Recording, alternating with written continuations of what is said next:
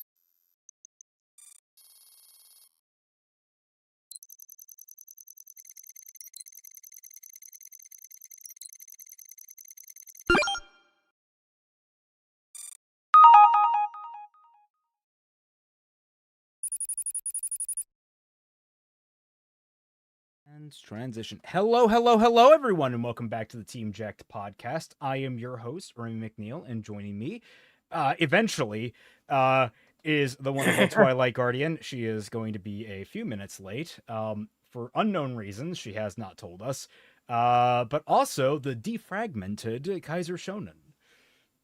And another good one. Another what's the word? Favorable one this week. Also, 10 gifted memberships from Robert Glendinning. As always, man, thank you so much. Congratulations y'all to enjoy everyone that everybody. got caught in that blast, except Dederex. Enjoy Except- all of the emotes you now have access to, as well as access to the Team Frostbite Discord server, the Tundra, where all of us are regularly active. Dederex still not on the list. I don't think he's ever gonna get hit, man. Hey, listen, I have faith. I have faith in him personally. Yeah. It'll take some time. Sorry, the store people took their sweet time. Again, that's what's Twilight. That's Twilight's excuse. That's Twilight. She has given her excuse. There we go. Saber Spark. I used to watch him a lot when I was a kid. How long has he been around? He's been around for a while. Like he's been on YouTube. I think since his Brony days. I think that was back in at least around the 2010s. Okay. So yeah, is Periodic Pete coming? No. I don't know why. Is it because it's still using the freaking thumbnail from last episode? I think so. Is it? I stream settings edit. It should be correct. I'm gonna re-upload it again. Okay. There you go. It's updated. No, Pete is not on this stream. Unfortunately. Well, I mean, more so they're guests. We can't, we're us three are the main hosts. Yeah, we can't, this isn't their sweatshops, right? Yeah.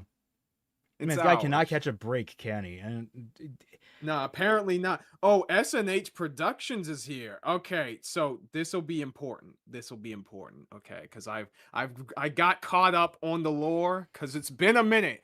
Because as many people in chat have said, somehow the Saber Spark allegations return.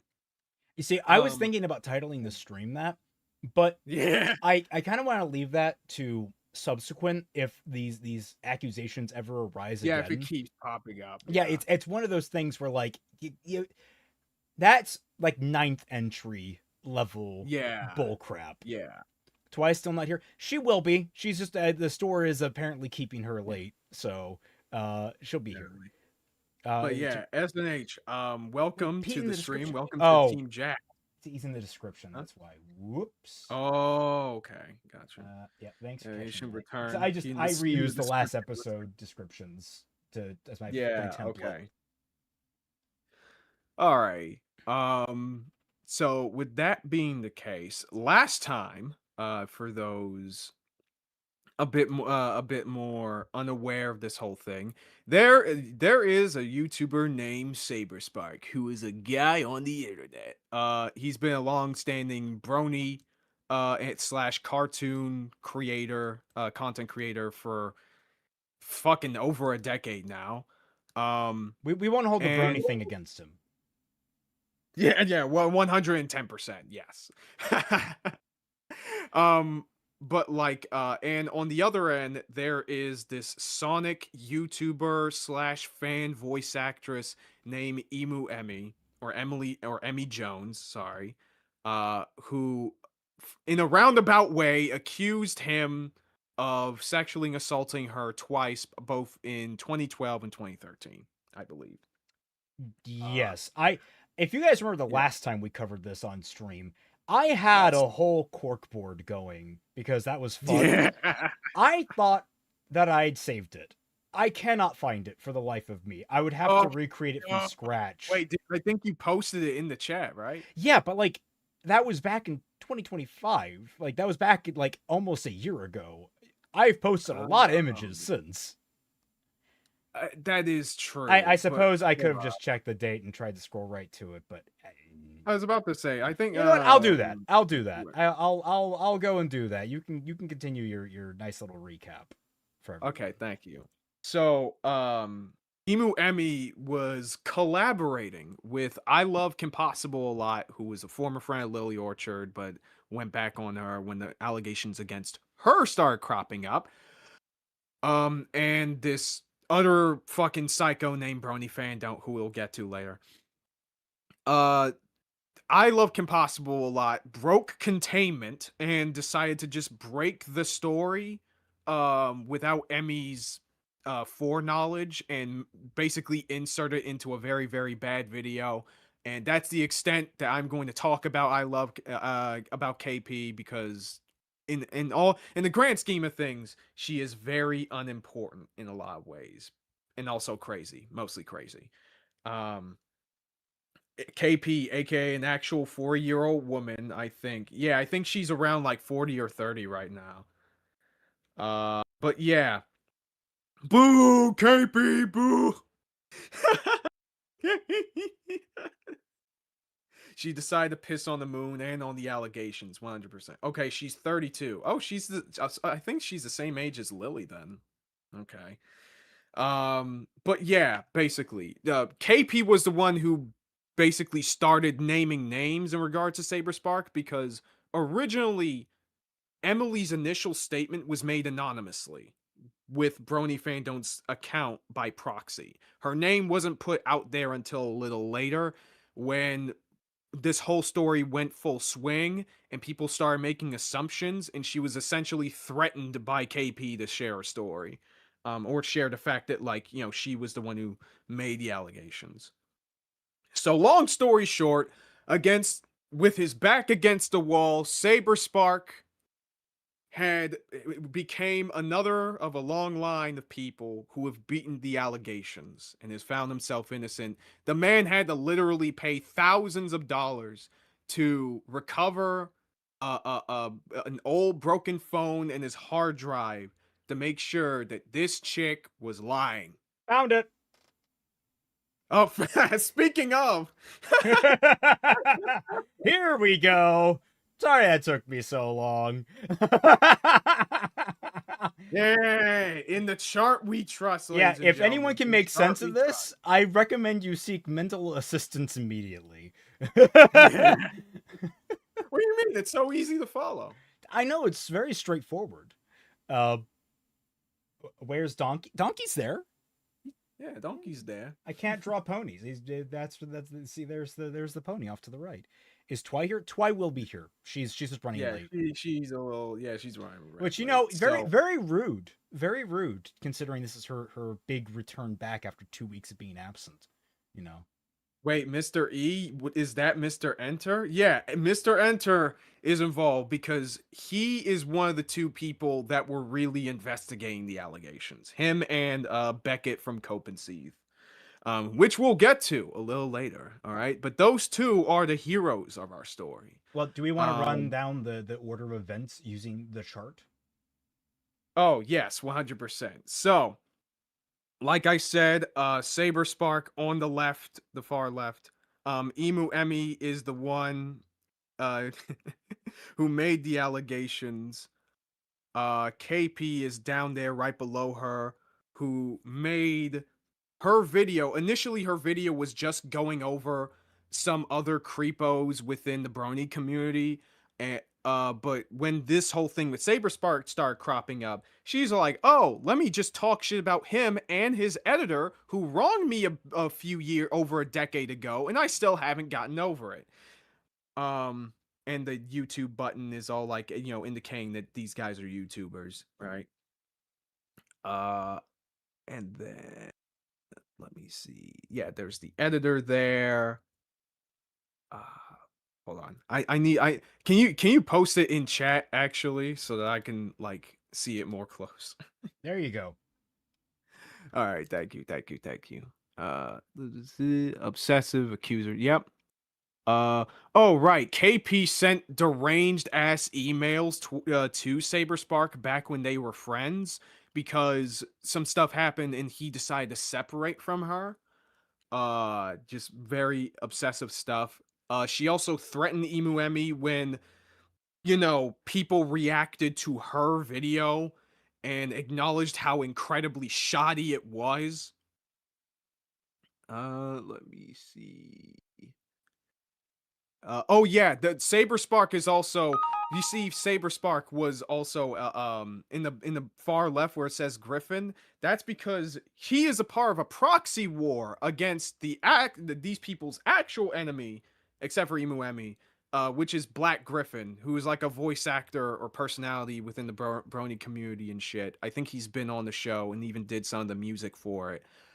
uh because he got together with a girl that was younger than him, somebody who was what's the word, an actress for the show since she was a teenager, but they got together when she was in her 20s. So people were under the impression that, like, oh my god, he's a groomer, all this other stuff, which is debatable when it comes to everything else, but it seems pretty conclusive that in that case specifically, no foul play was going on. We have an super Nagi, chat from Nagi. Izanagi. I thought Lady Emily somehow got involved with the Saber Spark situation, or am I mistaken?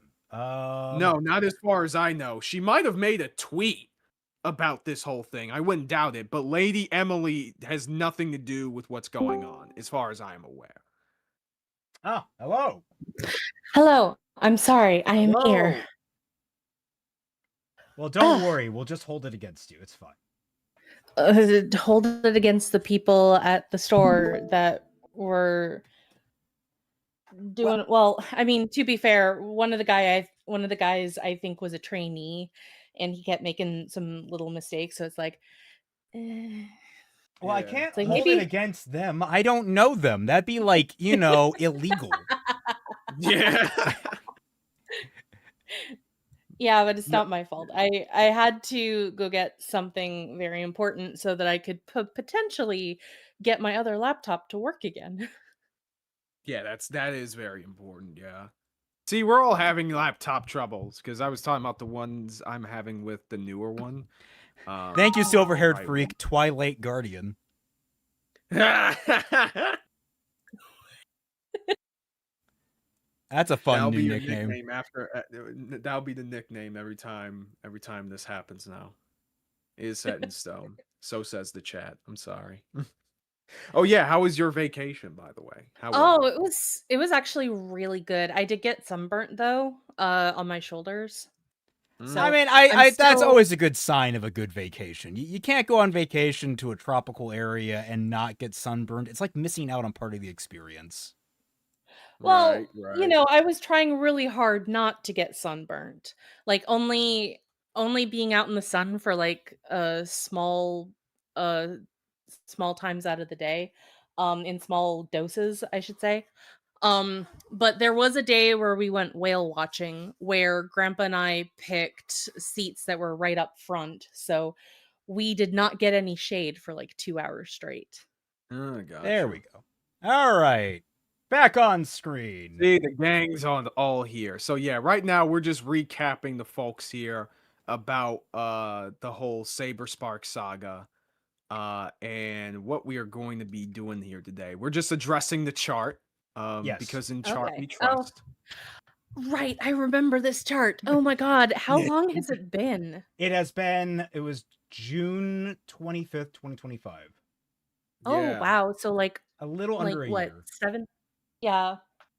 Last time on Saber Spark Z. Yeah, exactly. we had just gotten to talking about the Griffin dating what everyone calls a child when she's a 20-year-old woman. Right. Yeah, the Claire, who was an actress in My Little Pony when she was younger. And people tried to make a connection to see if, like, Griffin, if there was any foul play there. But I think broadly it's been agreed upon that, like, yeah, even though it's a bit unusual, nothing crazy happened. Someone's like, why are we back here? I thought we were done with this shit. We'll get there, but it has something to do with the fucking emu in the picture. Yeah, exactly. So I guess to jump ahead, Emu Emily returned. She returned with a final statement on the allegations. Not only that, but she also endorsed a friend of hers, a mod on her Discord, uh, who decided to make an 8-hour defense video. Oh my god. Holy crap! Yes. For the record, Yes. guys, I typically don't pay attention unless internet drama has like ballooned into my particular neck of the woods or just gets so crazily out of hand that it just naturally touches every corner of the internet. So I hear about these things from Kaiser and from Twy. Like, I'm just sitting here, it's like, oh yeah, this new drama came up, and it's like, cool. Yep. You guys want to cover that? I'm like, yeah, we want to cover that. I'm like, all right, cool. We'll cover that. I'm still Easy decision waiting week. for us to cover the drama that I wanted to cover like months ago. Oh, which one was that? Well, it's old news now, but it has to do with Milo Winter.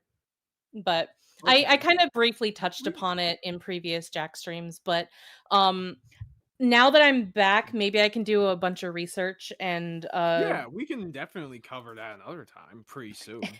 Yeah. We can Yeah. even do Yeah. that next week if you want. No.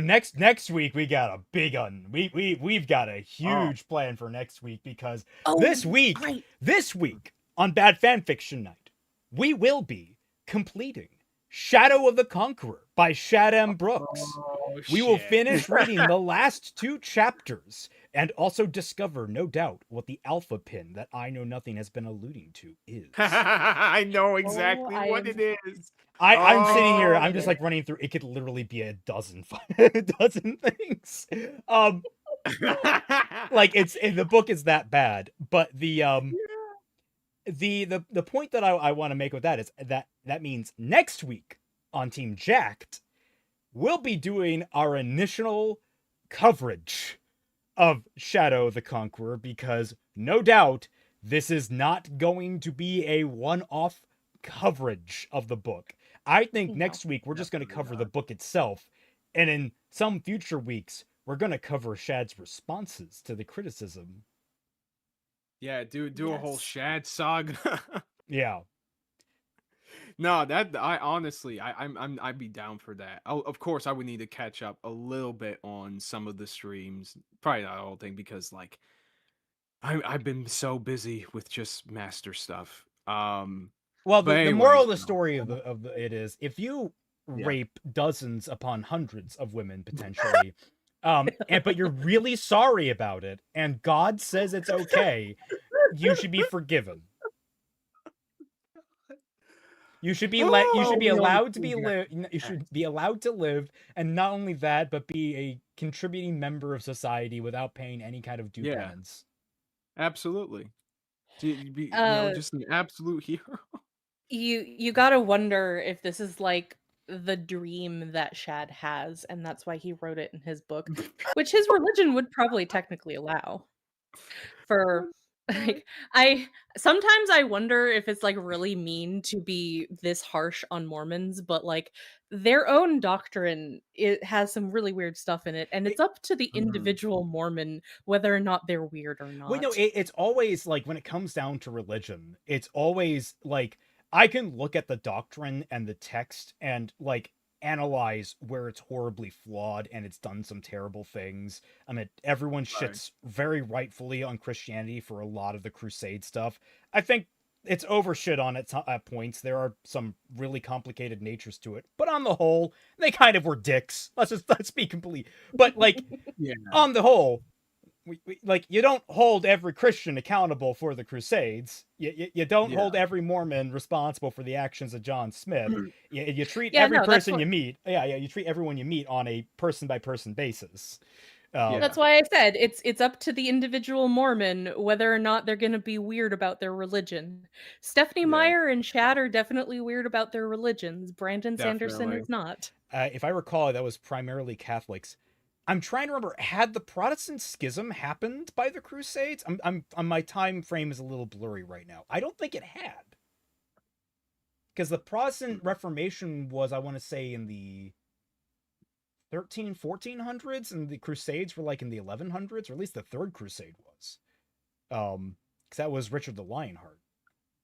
Pretty sure most of them predated the schism. Yeah. So it's like, it's mostly Catholics, and it's like, well, that was That was Christianity. That was just flat out That Christianity was just back everybody. then. That The was just Christians did it.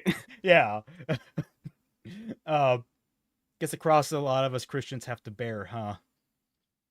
Yeah. Well, Also, you really a hit lot the of- nail on that one, buddy. It's a A lot of thorny the, situation to wear. a lot But of other yeah. issues as well. But yeah, I think I've discussed that a Yeah. lot. Before going a little bit further, I want us to acknowledge SNH Productions in chat, who I learned about just today while just combing through this drama. He is, from what I can understand, a former friend of Emu Emmy. Who Mm. they were part of, like, same Sonic community type stuff. But I think even before the allegations, and you can clarify in chat, dude, if you want to. He broke away even before the allegations came out about her, due to some, personal things that happened between them. In fact, I think they even knew each other IRL, because I think they used to go, they used to go to the same middle school. Is that right, dude? All right, now But yeah. knowing that she and you were in a Sonic community with her, and that she is a major figure in the Sonic community, can you tell us any of the weird shit she might be into? Because I know that, like Freddy Fazbear fandom, like furry fandom, it is a thin line between being a fan and being a complete degenerate, and I am just curious if she has crossed that line. Dude, I think we both know the answer to that, especially when, like, after her alleged first encounter with Ryan Drummond, one of the voices of Sonic's, voices of Sonic, not Sonic's, she typed in on Twitter, yeah, and yes, he used the voice. So I feel like that should tell you all you need to know. You're too slow. Can you imagine just being in the middle of sex and you hear that? SNH Productions, correct, yes. Okay, got you. That's no good. That's no oh my God, dude. Where's my chili dog? Oh my God. Let's make a chili dog. Oh God, I could do this all day. Oh my God. Let's not do that. Actually, let's there's forget this something- happened. Yeah. There is a little something that I want to discuss now that I'm back. Oh yeah, sure. Because there was an image that was sent to me when I was away Oh, that has to do with something that we discussed in a previous stream. Oh right. We should probably touch on this really quickly. Here, send it into main chat. Yeah, in DMs or just in the Jack chat? Jack chat. Okay. While you do that, Lost Coyote of Ma, Emmy got to live out Spax 3's dream. If you know, you know. I don't know, and I'm not sure if I want to know. Spax sounds like a weird type of like athletic pants. Okay. Kind of like spats. Yeah, that's my brain went to. Yeah. So you guys may notice this is me and Twy talked about this in private, but like now that she showed, like, we can talk about this. A while back we covered someone that mentioned that Toga groped Ochako during their final confrontation. And we thought it was weird because all we had were the scans of the final print versions of the actual manga, which as you may know, when a manga gets into its final volume form, there are a lot of corrections and such that are made. Apparently, this panel had been modified after that.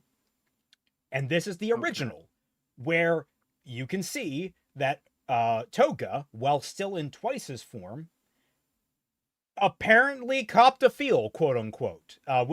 We can elaborate on that here shortly, but it is far more understandable now where some people were coming from saying that Toga was feeling up Ochako in the middle of this life or death fight.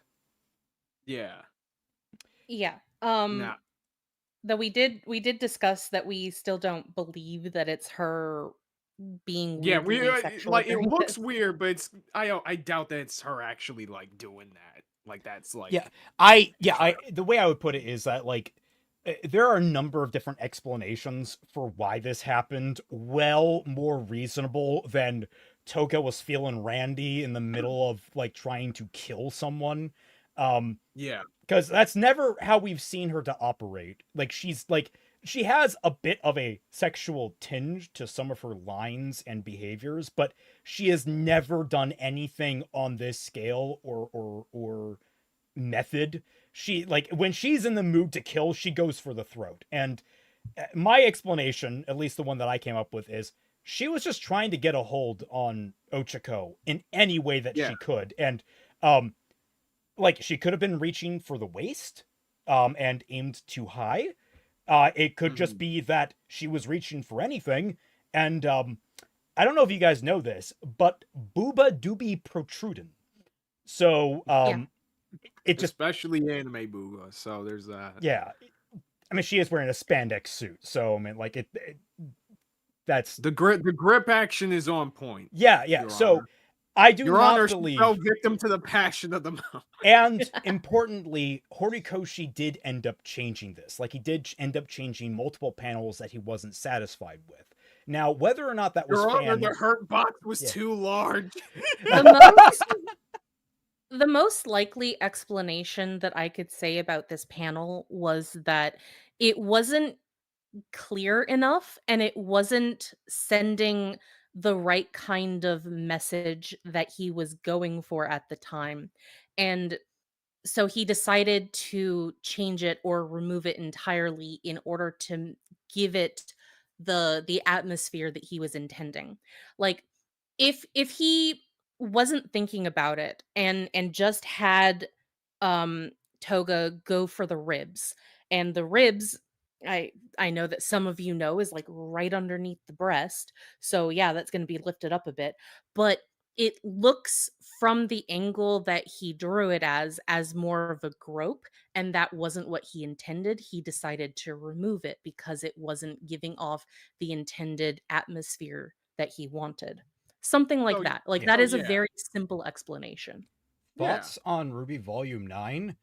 Um, we have Well, covered you're a bit that behind on ad that. nauseum on this channel. Like, Yeah. If one you of our want, I guess. earliest streams, like literally, Mhm. we were covering Bumblebee's growth as a relationship in literally the inception of the Team Jacked podcast. Go all the way back, and we don't just talk about Bumblebee, but we also talk about Volume Right. 9.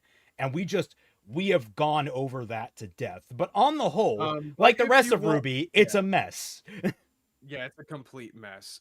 At the very least, to me at least, it's like top 3 worst volumes, top 4 probably. I have a slightly different opinion from the boys. I actually found it less insufferable than most of the other volumes in RWBY, simply because even though that it fumbled the ball like really, really, really hard, it at least attempted to do something very, very interesting with the characters, and something that I had been wanting them to do with RWBY in particular for a very long time. It just it just didn't make it in the end. Oh no, I don't say it like it's like every single volume of RWBY in that every single It one just has a one-ups unique itself, kinda. problem. Every single Yeah. one is unique in how bad it is, but I do Mhm. appreciate a lot of the good things in all the different volumes. I like a lot of the ideas, and volume 9 is no different. I'm right there with you in terms of I like Yeah. what it was trying to do. Yeah. Um Yeah, the attempt was surely made. Also, Spax is an infamous Sonic lolcow who fucking hates Jason Griffith to a cartoonish degree. Okay, got you. got it. Lolcow. Oh, hey Gotcha. Billy Donuts, how's it Nebula. going? Hey, Billy Billy. Donuts, let's go!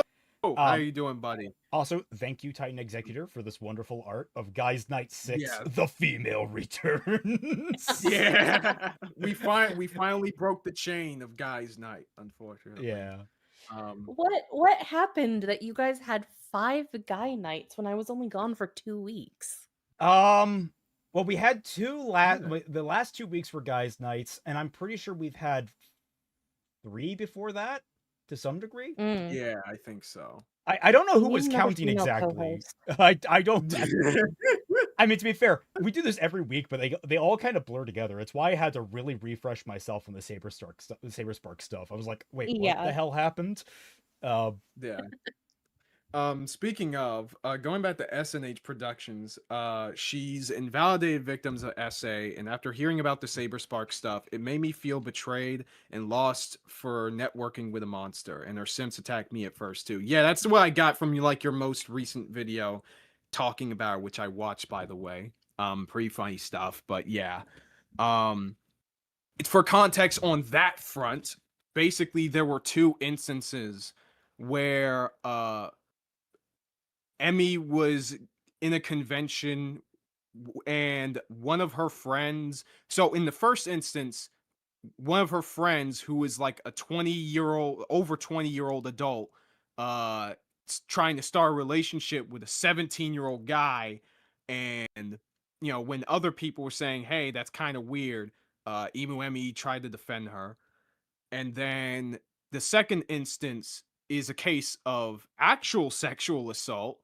Not to say that previous thing wasn't, but the second case is like full on sexual assault, where Unambiguous is the word you're looking for. yeah, unambiguous. There we go. An unambiguous instance of like sexual assault happened between a very prominent, I think, voice actor within the Sonic community, basically SA, like another one of Emmy's friends, and Emmy defended the guy and even started a fucking project with him, or went forward with a project with him, because I believe they were doing like a whole Sonic project together. I have a And thing that's here how they about kind of. there was a creator named Brony, or like that was short for their name, and Oh yeah, Brony fan don't, right. they So had a like this Minecraft guy, attempt because of Emmy.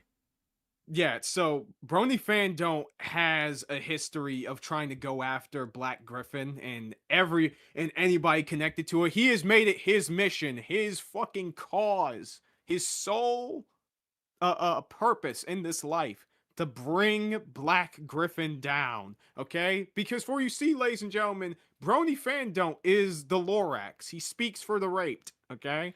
That's basically how he proclaims himself. How this guy talks about himself and what he does for victims. I'm sorry, bro. I refuse to take this guy seriously. That is, Yeah, I no, refuse. I totally agree, but like, no, I'm not. I'm just like, that phrasing was so fucking out of pocket. You always use that phrase, but for some reason, just that combination of words, I never expected to hear in sequence. Like, wait, what is? It's like the Lorax works at like one of those women's shelters. It's just like So he's like Mama Max. He's worse than Mama Max. oh, Yes. oh god. He got for 2 pounds. Parties kind of blurred together. Typical guys' night. Yeah, Yeah. basically. Mhm. But yeah, the dude is insane. And when people were rightfully giving him backlash over, him not being exactly upfront about all of this, and defending and backing the wrong horse, he essentially had a suicide attempt on Twitch. Thankfully, Minecraft. a police officer, and I'm in Minecraft. Thankfully, a police officer was in the area and managed to calm him down. But he is very much active to this day, which brings us to today. Because Emu Emmy made a final statement on the allegations. I was gonna say, before we reach the yeah. final statement, what was the ultimate like resting place of this drama before today, or before this drop? Basically prior to this drama, most people accepted that, like, yeah, Saber Spark was clearly wronged here, especially after he released, the text messages and everything. KP was rightfully lambasted. Brony got basically bullied off Twitter and was spurring out in what's the word, Blue Sky. Um and yeah, basically it seemed like things were pretty conclusive. And then just suddenly she just came back. And again, she not only brought back this final statement, but also has this whipping boy named Coop who made an 8-hour video defending her. All right. Yeah, she posted that in the within the comments of her tweet, where she also released this Google Docie. So we're going to be reading this one. It's a very short one, about 3 pages. You want to take this each of Twi, do you have this linked open? Maybe. Yeah, I do. Okay. Should we Okay. take it one paragraph at a time? I'll go first, then Kai, or who wants to go first, and then we'll just cycle through. Twi, you can go first. Okay, sure. And then Yeah. me or you guys are after that. You can take the next one, and I'll be the third. Okay. Okay, so hey everyone, I took time away over the last several months to focus on my personal life and wellness because it needed my attention. I wanted to start by thanking those who have shown me the kindness and love over the last several months. Your compassion has helped me in ways that I can't even begin to describe. I do not take it lightly. Thank you so much. That being said, today I want to talk to the community regarding concerns that have spread mostly on Twitter, as well as my experience with Saber Spark. People who support me deserve answers, and my absence has unfortunately only reinforced narratives about this idea that I wish to cause problems while attempting to avoid accountability by running away. I didn't log off to run away. I logged off to prioritize my physical health because it had been neglected for too long because of issues with eating. I drowned it out with social media, and the events of summer 2025 made it so I could not do that any longer, and I chose my health. Right. Mhm. Also, That's just funny coincidental. Funny thing is, primarily from what I understand, Emu Emmy tends to, like, when she's voice acting online, she tends to have a Tails voice or play Tails. So play. Oh, I'm just okay, imagining while you're doing that Sonic. Yeah, I was trying to do Sonic, but I don't know if I can. I don't know if I can do I can try and do Tails. I think I can Yeah. improve Tails. Yeah, you can do it on your next go around. Yeah. I want to start by talking about what happened last year involving my personal experience and the way my story about Saber Spark became public. I shared my personal experiences with people privately to vent my frustrations. When sharing these details with people privately, I had no intention of truly ever coming fully forward. Not sure whether or not that is completely true. I mean, KP, I'm pretty sure, made it clear that they were going to break the story. And that's why, like, she and Brony Fandom were collaborating, but whatever. My story was shared anonymously, and when people began theorizing that the story belonged to me, those involved in making content about the allegations gave me an ultimatum, KP, between allowing large channels to speculate it being my story while sharing a bunch of misinformation found from websites like Kiwi Farms, or to come forward and give myself the chance to share why these rumors on Kiwi Farms were not true. During this ultimatum from people who said they believed me, I was told if I really loved my family, I would lay low, and I was terrified. We interrupt that sob story to bring you Daigato art. Oh. Nice. Directed by Edgar Wright, apparently. Team Oh my Jacked. God. Based on the Mega Man X8 cover. Oh, dope. Yeah, Ooh. I recognize the Zero pose especially. That's Wait. awesome. Is Mega Man X the one like that had all 3 protagonists and it was like? Well, no, the X7 did that first. That was the bad one. X8 is Okay, the good all right. I just what was the phrase? You're gonna burn. You're gonna burn. one. Burn to the ground. As it burn burns to the ground. Oh, dude. Coming to theaters soon. Oh god, dude. Okay. But But- yeah, your turn, Twi. Yeah, no, I was gonna Okay. say like it's shared anonymously. No, I'm pretty sure you were upfront with it, wasn't she? Well, at first it was anonymous. The initial few paragraph statement was released by Brony Fandom, but they didn't share that it came from her yet. They did say that it was Saber Spark, though. Okay. That like Saber Spark was, the perpetrator here. Mm. But KP was the one who like made the story even more public, and then one thing led to another, and Emu Emmy confessed that she was involved. Right. You want to All take right. both these paragraphs since the next one's so short? Sure.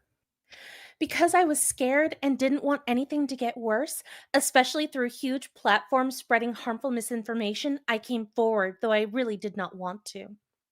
Eventually, it spiraled more out of control, and I was being pulled in multiple directions, and I kept trying to please everyone who got involved who said that they wanted to help.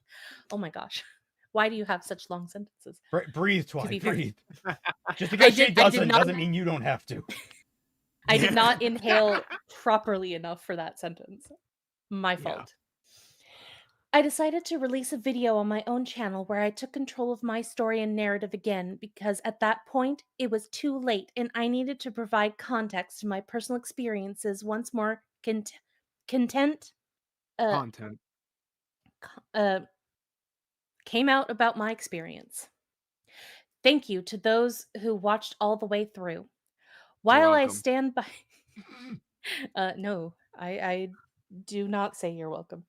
While I stand by the fact that what I went through is real and made an impact on me, I also understand that the way everything played out publicly was messy, painful, and not helpful for anyone involved. Going the wrong way there. Also, by the way, I love how she says, "I decided to release my video on my channel to tell my story on my own terms. By the way, here's this guy on his channel to tell my story for me." Mm-hmm. If I had the chance to do things differently this year, I would. Not because I'm invalidating my own experience, but because none of this really needed to be anyone's business but my own. I should have relied on my personal support systems instead of talking to others about who I didn't know well. About it. Wait, what? I should have relied on my personal support system instead of talking to others about it who I didn't know well. I feel like you need some commas here, lass. Yeah. Yeah. Why do you think I tripped up a bit? Yeah. Also, brief tangent. Did you know someone commented from Australia that said that Shad's terrible grammar might actually be a fault of the Australian education system around the time he grew up? Oh, really? Yeah, apparently they were told a just feel it out system for commas. Oh, what Americans are doing kind of right now. I see. Well, and he just never learned proper grammar, which is weird because like my lesson on like comma where there is a breath, or it's more like a pause in like it feels more natural when you write with proper grammar. I don't know how. Anyway, it's yeah. weird. How can Shad you go needs to through an learn. entire book about it? And so, well, unfortunately, as far as I know, Imuemi is definitely not Australian, so she has even less of an excuse. Yes. Anyway. And because too, I don't want Saber Spark to have to answer to what I now feel was misjudgment. He genuinely believes I consented because I have a tendency to try and smooth things over, people please, and avoid the uncomfortability of confronting people over difficult things. That was obvious when I reread our conversations, and it embarrasses me to see. That is not his fault. Somehow forgot about that. Yeah, during the events, I was 18, fresh out of high school. We became friends only a month after I graduated, when I had been a fan of his since he made his Ballad of the Brony when I was 17. You were still old enough to know better. Also, that 17 seems to be like an interesting addition there. Like, yeah, you were a fan of his before you turned 18. That's all you really needed to say. But you only contacted him when you were 18, so the 17 seems superfluous. Yes. Well, remember, if you do remember, which you probably don't, but when we were going over all of the Discord stuff, it was I think it was Lily's sister, whom the name escapes me at the was Courtney? moment. Courtney, yes. It was Courtney Courtney's who involved suggested in this. Forgot that about she state that she was 17 and all of these underages to make it seem more like she is a victim than she actually that is. is true. Yeah, Yep. because like I'm just thinking, if I were in court, this is immediate irrelevance objection. Like, Your Honor, what Yeah, does this have to but do with fucking anything? yeah, by the way, which makes it this whole story about, oh, I never intended to break out with this story. Then why did you agree to make the public statement with Brony Fandom then? Especially the way Yeah. that you did. Yes. New allegations dropped. More so, someone trying to recontextualize the allegations prior to save their ass. Yeah. I was extremely inexperienced and have played a role in how I tried to handle what happened. I tried handling what happened. Our messages conversations are not something I remember well from 13 years ago, and had I remembered, it would have reflected in my decision making and overall view of how I was treated after having some time. Truth be told, my hurt and discomfort overrode his intentions, and it really is the only thing that I carried with me for so long.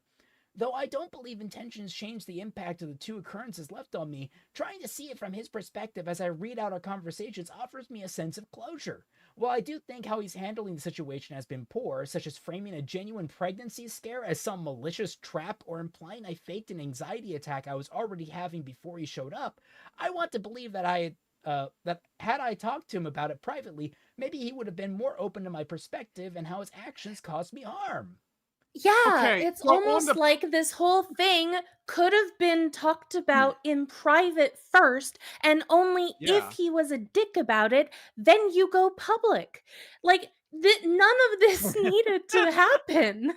No, and it's even worse because right here she lied. So Saber Spark didn't say that, like, okay, the pregnancy scare thing was a malicious trap.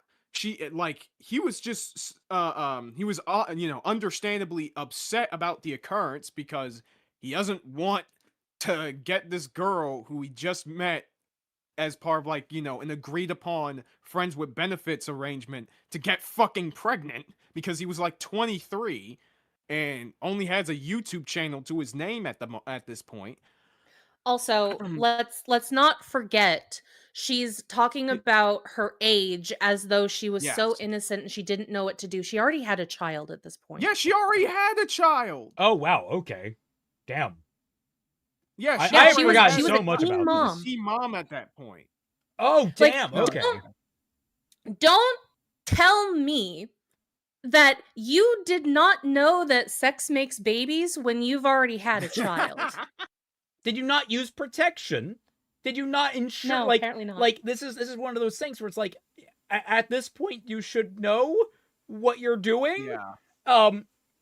I get that many people don't, but I don't know if you have a consensual sexual encounter and wind up pregnant, and you took no precautions to prevent that from happening. That Especially is on since- you. Especially Is she from since Texas? during the many times that Saber Spark was saying, "Okay, can you take a test? Can you take a test? Can you take a test?" She was continually avoiding it. Yes. Oh, I forgot And that. it was only until the very end where, hey, I gotta go back home from this trip and everything. I just want us to get this over with, to get a peace of mind that they actually did it, and thank God she wasn't pregnant. Yeah, I see. So If you're ducking getting the test when you tell someone you're pregnant, okay, first of all, why the fuck do you think you're are you like? Let us presume that she genuinely believed that she was pregnant. Let us take best case scenario. She wasn't lying about this at all. She wasn't being malicious. Right. So you are what, getting sick in the morning? Maybe you're late on your period. Like typical signs that you're pregnant. I like something like that. You are now scared that you are pregnant. What is the first thing that you do? The first thing I would do would immediately get a pregnancy test. Immediately. And if the person that I had slept with that could be the only person, which, and by the way, we don't know, she may have slept with someone else around this time. I'm not making an accusation, but like, we don't know. We have no knowledge of that as far as I'm aware.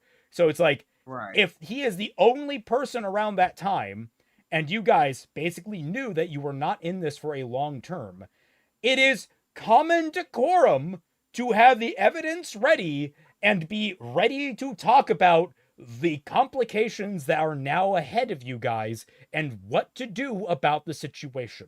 Like, Yeah. like I understand that finding out you're pregnant is a very alarming thing if you are not prepared for it. But at some point the shock wears off, like within Yeah. like a week maybe. Like that's Oh, speaking of her being a teen mom, wasn't she like also very public about that going on like Dr. Phil? Yeah, she was on Dr. Phil, yeah. Yeah. So this should not be new for her at all. oh No, not god, even close. like Jesus, it just gets worse now. He's like, you're reminding me of all these things. Like, wow, this is, It just gets worse. yeah, I The don't believe you. allegations in I there. like I'm Yeah. sorry. Like I have, like I don't strictly speaking have evidence of Yeah. you lying in this circumstance, but the But situation so many around things it. have to go wrong for this to just not be intentional. Like so many of this, Yeah. you know? Like Like, that's everything the about this, craziest part everything we about it. know about you, your history, and like all these different elements means I believe that you knew that you should have had protection. Either you chose not to use it, or you basically outright lied about it failing, or I guess you presumed that it failed, in which case you might have noticed that. Like both of you might have Yeah. noticed that. It just everything about this just indicates to me that you're either incredibly disregarding of caution, or you are you're manipulative. Yeah, and which brings me to the whole, oh man, you know, framed an anxiety attack, implying I faked an anxiety attack. Like he was saying that coupled with the other weird things that were going on during that convention, it made him scared, understandably, that something was happening. And as you said, you didn't properly communicate to him. So how the fuck is he supposed to react to all this? Yeah. Anyway, frankly, my story did not need to be shared to anyone apart from my friends and my therapist. You realize that now? Anyway, I'm holding myself accountable, X to doubt, and will grow from this, double X, but I will not take responsibility over the notion that I wanted clout when I never even wanted my name attached to any of this, or the notion that my experiences were fabricated. Then why did you make a public statement? Why did you tell Brony in the first place and allow Brony to make a fucking video using the information you gave him? Well, KP. KP, sorry. Well, KP. actually, like her KP and her Courtney and Brony were giving her tips on like how to type up her initial statement that Brony fan don't post it. What? But like, oh, was it? And then the video happened. Yeah, KP. What was made the initial video. drop? What was the initial drop of the allegations? The Brony fan don't account had the initial drop, and then KP made her video where she inserted that information in there. Okay, so basically, Brony knew and released a video with these allegations, anonymous. KP. Yeah. Wait, KP? What? Yeah, Brony fam didn't release a video. He just, gave like Brony had the basically a information, passed it to KP, KP made the video. Yes. Okay. Did Emu Emmy know that KP was going to make a video with this information? I tried to figure out if they did have plans for that or not. Because there I'm are two still directions to trying take figure that this. out. If she knew, Yeah. why the fuck did she not stop it if she felt like it should have been handled privately in the first place? Right. Secondly, if she didn't know, why the fuck is she blaming anyone else but KP and Brony? Right. Like, there should be way more hate towards them, which makes me feel like she knew and she allowed it to happen, meaning that she wanted it to go public. You know, I don't know this woman, but just based off of all of the history that she has going on Dr. Phil, publicly talking about her relationship with the Sonic voice actor, making this Right. public, I just think that she's a bit of an attention whore. Oh no, I Quite a absolutely. bit. How old was she when she went on Dr. Phil? 16. 16. Yeah, that can fuck with a person's head. Yeah. I mean, we have the Huck Tua girl getting her own movie, and it's like that my girl is God. fucked for the rest of her I life. forgot about that. Yeah. Like I don't even know what that is. she was describing how she gave someone a blowjob. Oh. yeah. You give them a good old Huck Tua where you spit on their genitals. Spit on Mm. that thing. Yeah, like that was the whole thing about it, and I never liked that meme. I thought it was disgusting. I don't think anyone's. I didn't need to know that, but yeah, it was never Hey, you funny asked. in the first place. Well, no, I didn't. She I didn't expressed that she ask. didn't know, and the thing is, Okay. it is better to have this cursed knowledge to protect yourself in the future than it is to be caught unawares. I suppose. But I mean, it's not like I should be acting as though this is like destroying whatever soul I don't have, but because like I've been on the internet for most of my life. But I don't think anyone liked that meme. No, guys, we need to acknowledge that a large number of people liked that meme. Like that they shared that was fucking everywhere for people, weeks. I guess. Primarily younger people, probably. Yeah. Like we gotta acknowledge that the younger generations are always into stupid shit, ourselves included. Like we were into some stupid shit as well. Right. They weren't people. A large number of people. Is that ages? She also got a crypto coin. Oh. like the stupid shit that we got into when we were kids, or at least my group of friends, were like, yeah, they were stupid, but they were ultimately harmless and they weren't all that sexual. Oh, you meant the Hawk Tua girl. Okay. I only discovered that Yeah. meme through R34. Oh. You know, I'm actually not too surprised, but like I can't imagine any of the porn involving that being pleasant. Yeah. They were single-celled organisms. Oh my god. They The were amoebas. dog. They were amoebas, yeah. Oh. Holy shit. But yeah, no, But yeah, everything about Emu, this emu is just yeah. it comes off so disingenuous, and like this Yeah. there's apology isn't helping. Especially going back to the previous paragraph, right? I'm sorry, I know I have to finish this one. But going back, look at the verbiage when describing what she alleges happened with Saber Spark. I don't want Saber Spark to have to answer to now. He genuinely believes I consented. Or let me see. Though I don't believe intentions change the impact the two occurrences left on me. Now, these things on their own are not like horrendous, because at least it's some way acknowledging that, yeah, however those encounters went, those are still things that, impacted her mentally and how she viewed relationships and shit like that.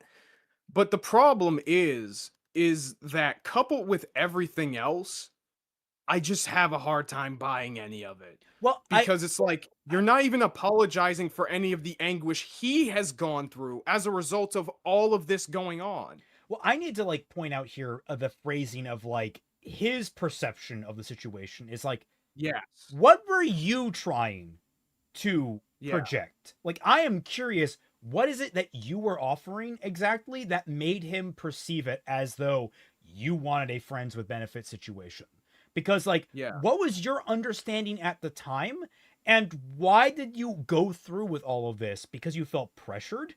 Or maybe is it because you wanted it too, and you agreed to it, and you had buyer's remorse, or you wanted internet clout? There are several different explanations, and none of them you've provided to us. Like, if you talked about, like, because at this point, this would be absolution for him. It's like I sent him all these different texts, and upon reflection, after all this debacle, I can recognize that I fucked up. I fucked up. I take responsibility for the things I said and the things I did. And while I am still very much discomforted about what he and I did together, I can totally understand why it came off as if I had given consent, and I cannot blame him for the actions he took. Like there are several layers to this. It's like, are you Yeah. absolving him, or are you trying to weasel out of responsibility for the miscommunication that you caused? That's what I'm kind of what has me kind of cagey here. Like, is she trying to acknowledge that, like, hey, this was just a weird sexual encounter that I didn't feel comfortable with, or are you trying to weasel your way out of saying, rightfully saying that, hey, I apologize for nearly ruining your fucking life. Yeah, like that's the issue I have with this. right. Anyway, let me see. Respond over notion that I wanted clout and never even wanted my name attached to any of this, or the notion that my experiences were fabricated. Giving into these notions for forgiveness would only prove to myself that I haven't learned anything. I have been that person for so long, and what I have gone through has finally given me the courage to not be that anymore. Yep, nothing gives you courage like nearly ruining a man's life. You know, the irony of this, and this is going to be What? a continuing theme on our streams, because we're going to be talking about Dalen soon. Oh. This sounds exactly like the woe is me bullshit that Dalen says to himself over and over and over a fucking again. I'm holding myself accountable and will grow from this, but I will not take responsibility over the notion that I wanted clout. Like, I will be accountable. I will grow from this, but I'm not responsible that I wanted clout. I never wanted my name attached to this, except I basically allowed my name to be attached to this. I made it happen. These notions of forgiveness would only prove to myself that I haven't learned anything. It's like, I can't forgive myself because I haven't learned anything. I've been that person for so long, and I finally have the courage to not be that person. And it's like, this is beat for beat. Like, if we were to hand her Dalen, she'd hate him, but she's not recognizing that she would not recognize this is her in a mirror. Yeah. She is Dalen. Oh God. Bye, Josh Dahl. Have a good night. Gall, have a good night, dude. Also, Isa, to clarify, from Saber's testimony, Emmy gave no indication that she didn't consent to anything that happened. In these instances. And like, the thing of the matter is, if she felt like, and I understand that if you go through I trying to play devil's advocate, is if you go through what ultimately winds up being a tumultuous event, you don't want to sit down and talk with the person that caused the event.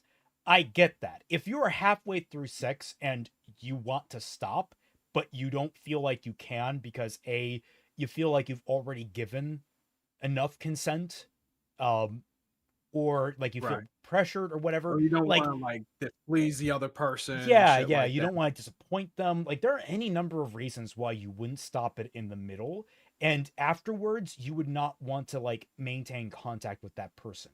I get it.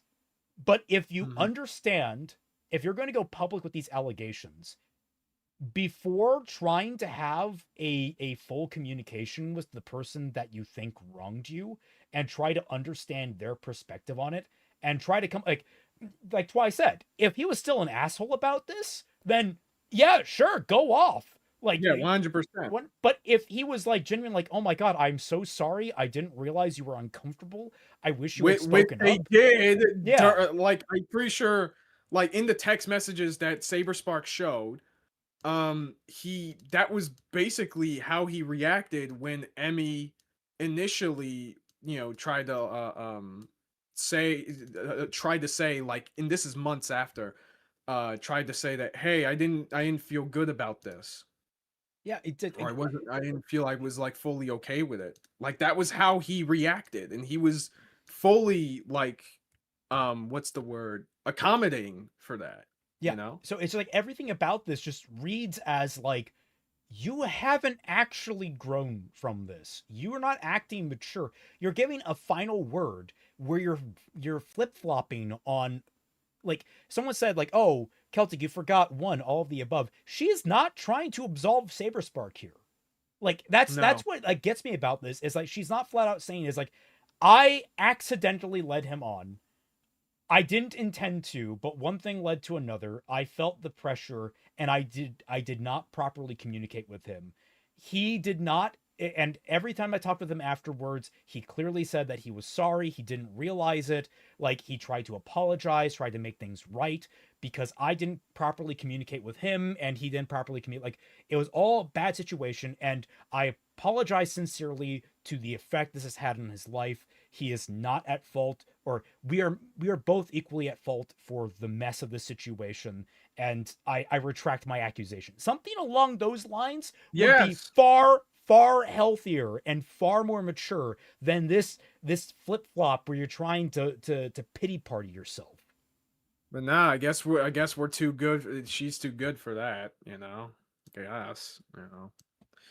All right, I think it's Crazy. next. Anyway, you all right? Well, just in time because Twi has this chunker of a freaking paragraph. I Oh don't know. boy. It's fine if you don't want to read the whole thing. No, I'm fine with it.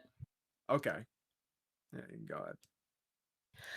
I want to be someone with a platform that exercises behaviors that inspire others, not someone who struggles to maintain boundaries through overshadowing or not standing up for Oversharing. basic Yeah. respect. I don't want to be someone who feels the need to bring attention to every single negative thing said about me through responding or finding myself getting involved in situations that shouldn't get my personal time. That being said, now is probably one of the most important times where I do need to respond, though I'm still trying to navigate the best way to do this while staying firm in my need for a private life. My lack of boundaries with not only the others but also myself has landed me in a lot of conflict. A lot. Honestly, probably all of them. In quite literally every single conflict I found myself in, both public and private, I have learned better ways that I could have handled them if I had stood more firm in my boundaries with myself and others. So you haven't grown or learned from any of your mistakes. Because Ever. you are now, Wonderful. guess what you're doing right now? You are once Wonderful. again involving the public Yes. beyond your boundaries with this statement. Yes. God help us. Not only to improve the outcome for me, but likely the outcome of the other person involved. Good boundaries, I am learning, especially now, means that you care about your relationships, which I do, but upholding boundaries is something I am working on.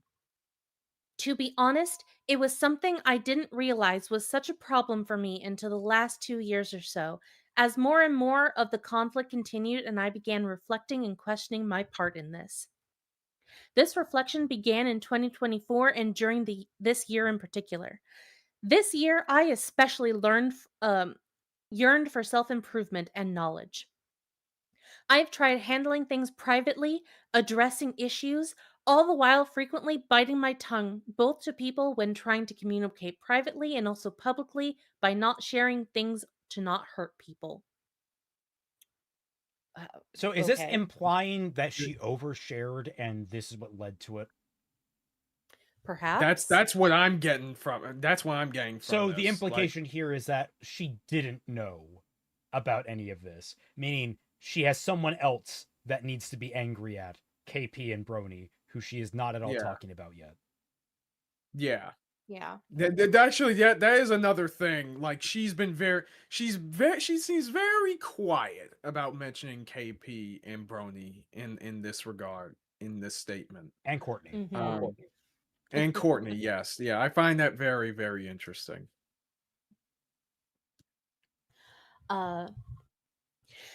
There is an intention to do right by others and to do my best, but I have fallen short because of not being able to be uncomfortable confronting others as well as make tough choices. Not being able to be uncomfortable. There's an intention to do the right thing by others.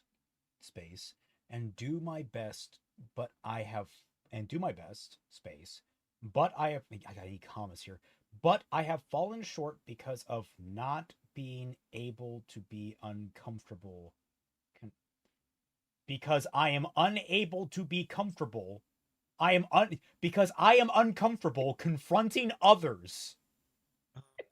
Because yeah, I'm that double breaking this negative, down. man. Like I could just like I'm sorry. I'm sorry if I had more time I would have written you a shorter letter. Because I am uncomfortable confronting others as well as making tough choices. Jesus Christ, just cut out a lot of that word salad. Yeah. God is dead and we killed him, Kaiser, 100%. And at times I have stood up for myself in the past. I typically always needed someone to directly help me. Well, maybe if you learn to do it for yourself and be an actual adult, you wouldn't be in this I was situation. about to say, when you learn, I know that you're a teen mom and you don't have to like learn everything, all at once, because that's a crazy situation. But you would think after years of stewing over this whole thing, that you have an idea of how to address it properly. Well, I typically always needed someone to directly help me. Wait a minute. You're a teen mom. Like, yeah. If anything, being a teenage parent, well, yes, you certainly need a stronger support system for that than a typical adult parent. It still forces you to grow up really fucking fast. Yeah. Yes. No, I 100%. fear for her child. Holy shit. Yeah, people were Yeah. saying that in chat this whole time. It's like, oh my god, that kid. People were saying that on Twitter. I saw those comments. Oh man. Yeah, Was she me too. getting Yeah, cooked? people have been very vicious in the comments. Many of them more than necessary. Okay, like I would like in terms of the ones that like go beyond the pale. We obviously disavow them here. Take response. Yeah. Yeah, she needs some mouth washing. That's what she needs right now. Take responsibility. And the times I have stood up for myself in the past, I typically always needed someone to directly help me. Right.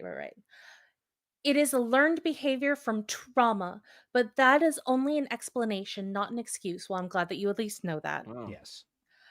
I am currently in the process. Yeah, like we'll praise her if she understands this, but she has to like actually understand this. Yeah. We need follow through. Yeah.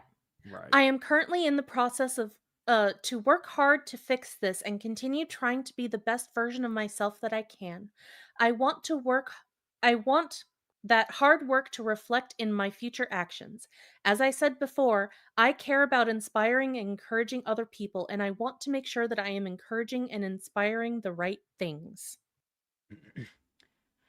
As for the several other topics I'm aware of that have sparked from this, and the ones that have resurfaced from years ago, I will be sharing a video from a dear friend of mine who created an essay going over as many of them as humanly possible. Not everyone jumping in on hot topics shares things in good faith with the intention of holding me accountable, but I tried to provide him as much as I could for things that could really not be go ignored.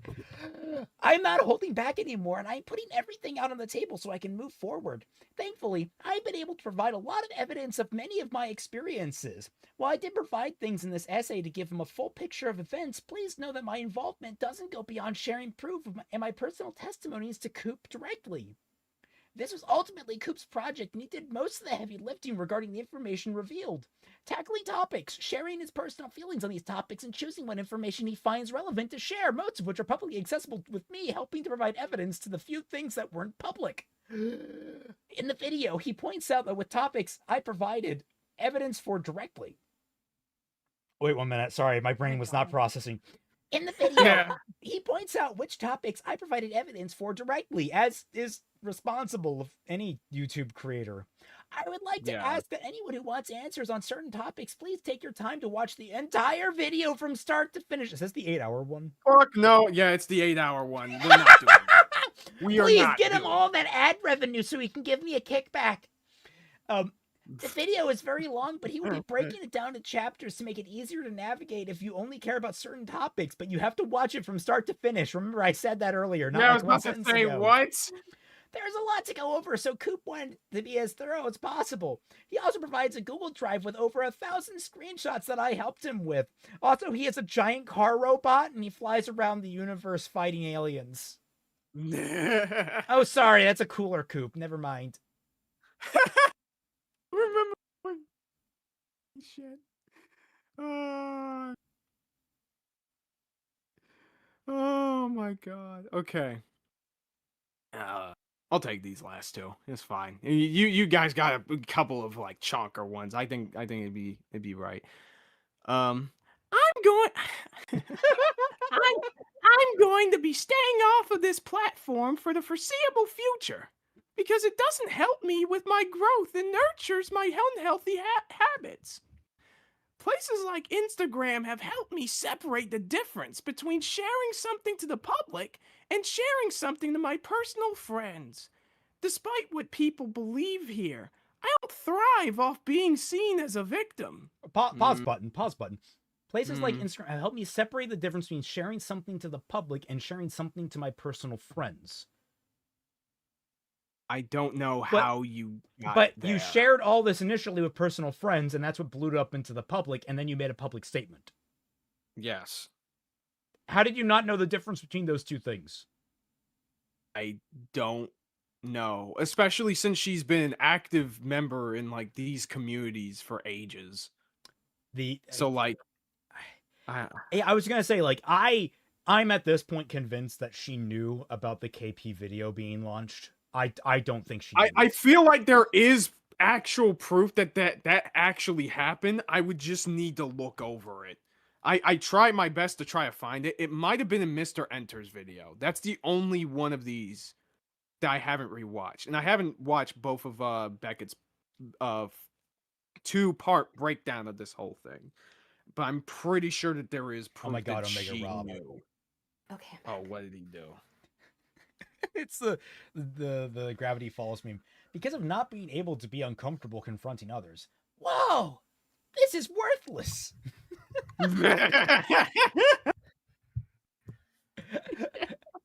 Oh God. Despite what people believe here, I don't thrive off of being seen as a victim. No one should ever want to gain the notoriety from bad experiences, Sonic.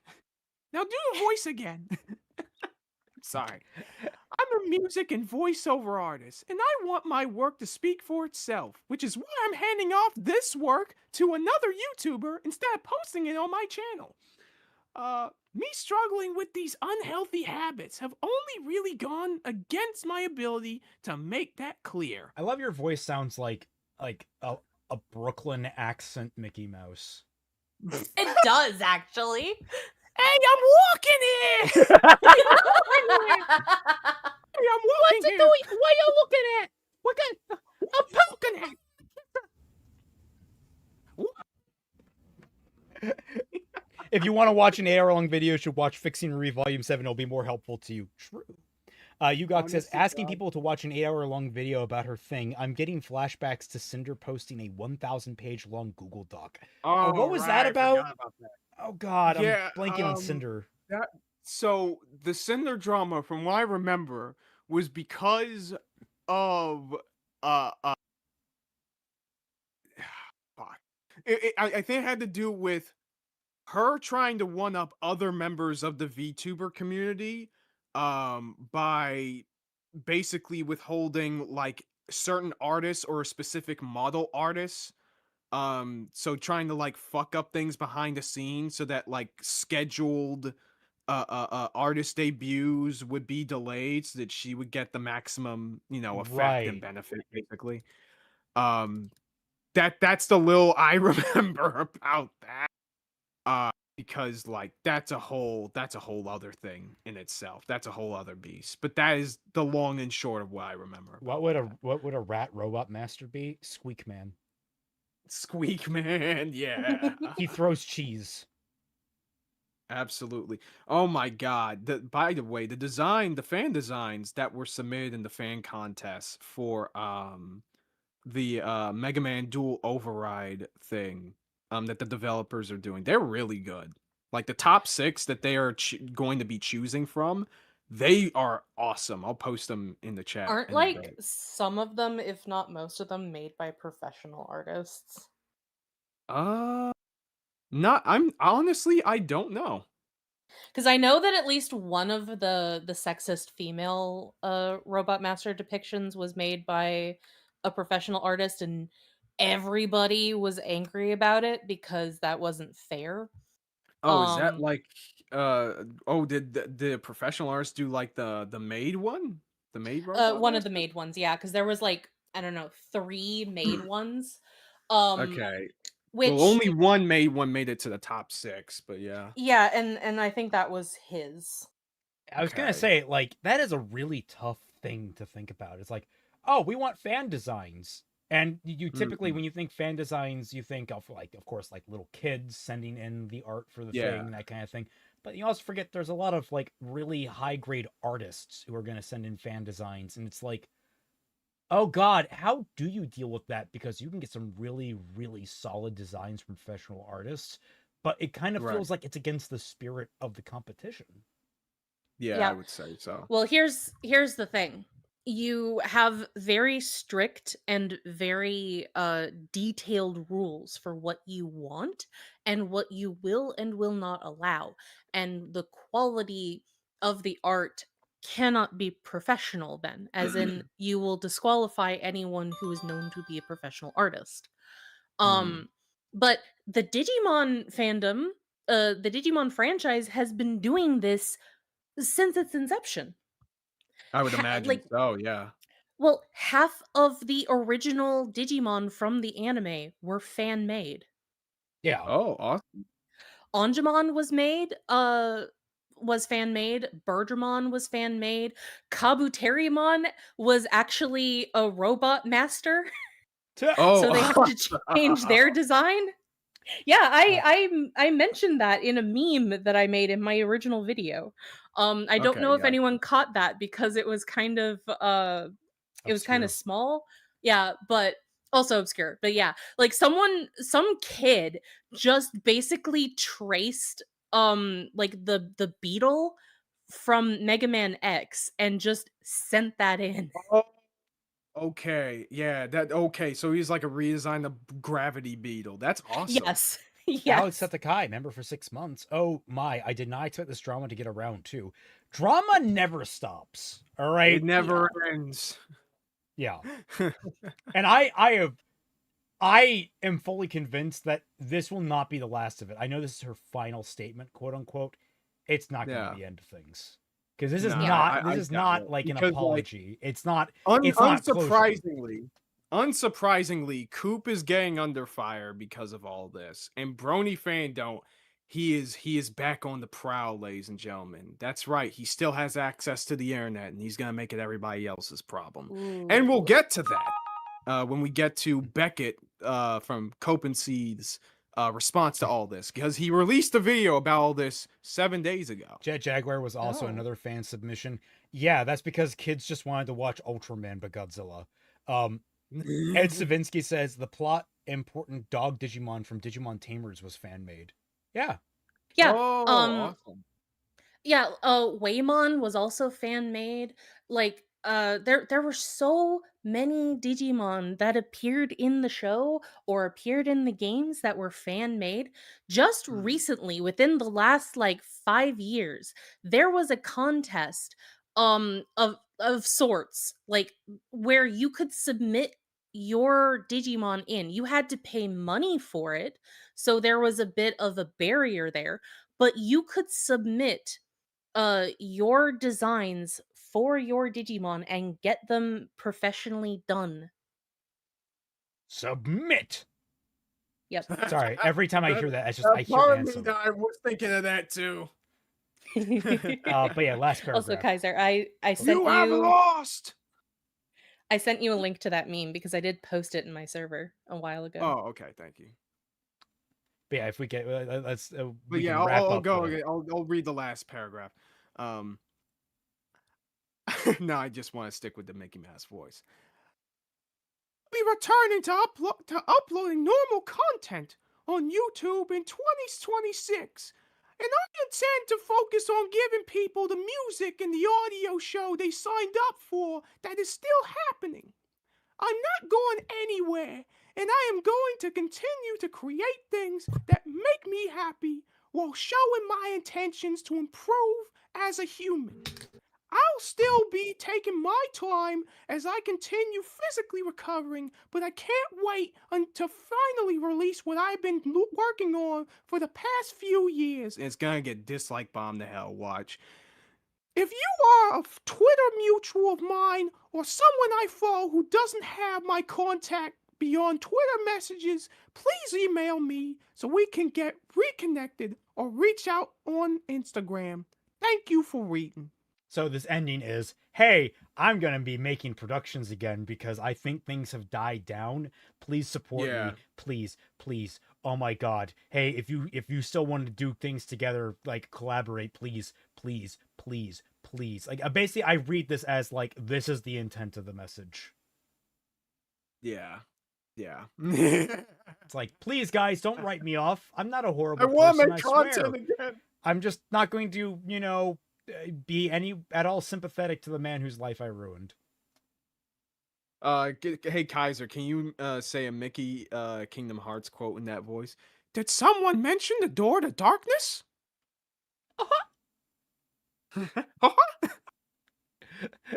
Oh, Kinky Man. They'll pay for this.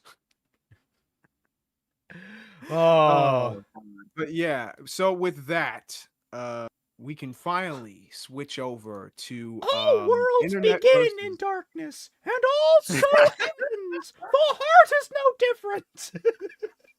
My reaction just while reading this, yeah. My just in the back of my mind, that quote was just coming in. But yeah, we can look at just a little bit of internet versus coverage of this whole thing.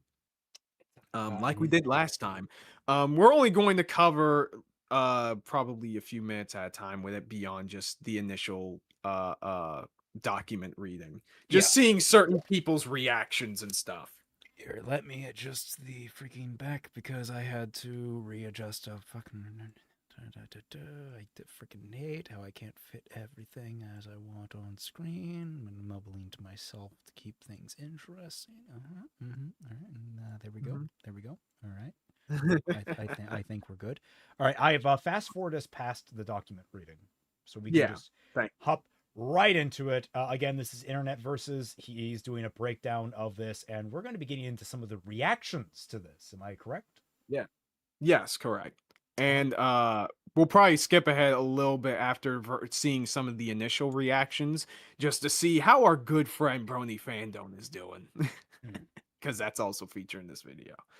So we can get reconnected or reach out on Instagram. Thank you for reading. And then she attaches the Google Drive link. Jojo quote tweeted Emmy's post of Cooper's video with the caption, "Holy shit, I made it in the video, Lamau, no way." See, even Cooper thinks my edits are funny. Oh, and of course his BFF, Emmy, attaching this clip from Cooper's video. A lot of people were making their usual jabs and jokes, most of which were mocking Emmy for getting the video taken down and whatnot. But even I'll admit, some of these quote tweets were pretty funny. Oh, last year you made an Emmy Jones vid. Oh, yeah? Yeah, but they got him. What does that mean? I liked him, too. What do you mean they got him? He's do Sonic Toys reviews. Good guy. Is that okay, Tony? Yeah. Did I sit? Oh my god. After he posted that video. And in case you guys were curious, Emmy also found some of these funny, too. And Grin, the artist, replied, Wait, whose video was this that got taken down? So that was from Coop's video. The guy trying to defend Emu Emmy. Oh, those memes?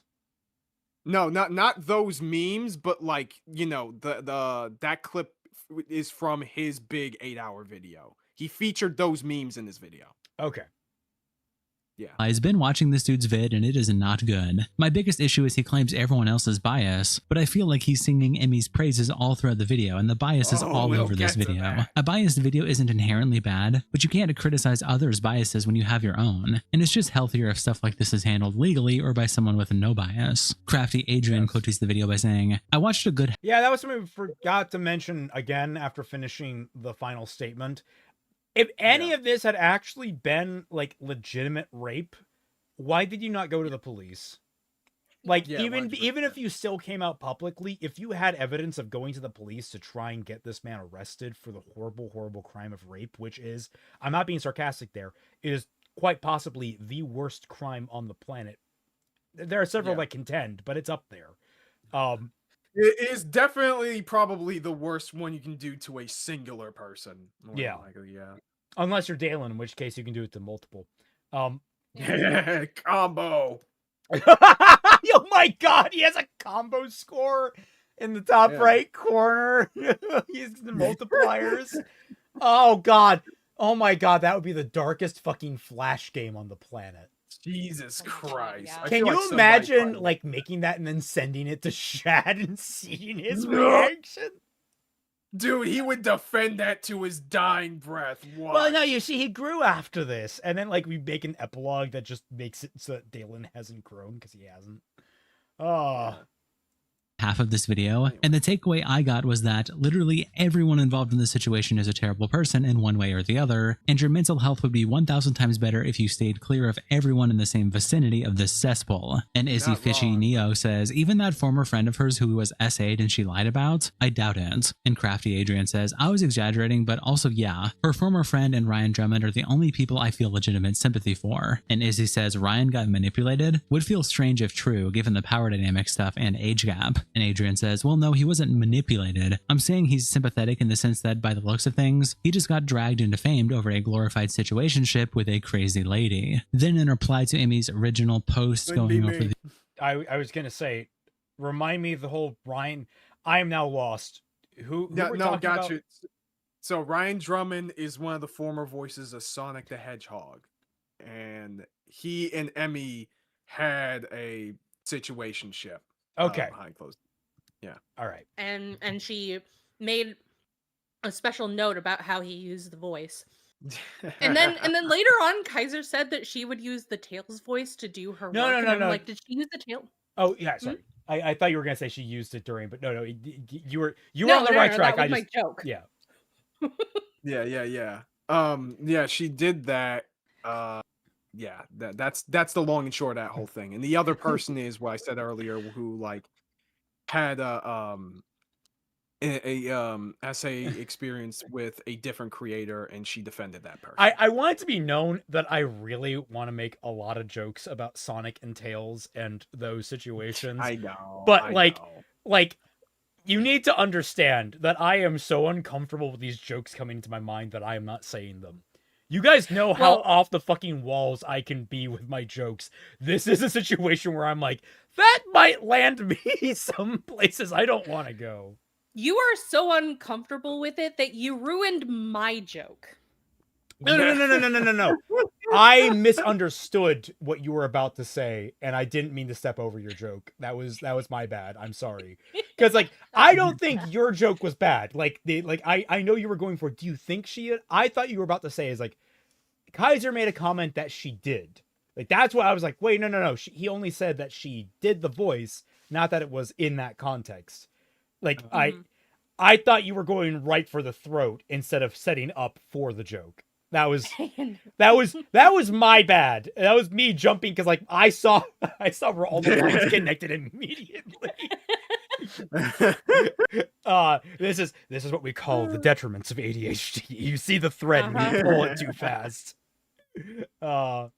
The final statement, Neo Noisebomb replies by saying, go away, Emmy. You silenced Speed Supersonic after he called you out. You defended a pedo/groomer. You disregarded an SA victim's story and their concerns. You lied/falsely accused Saber Spark of committing heinous acts. Leave. Nobody wants you here. Buzzy.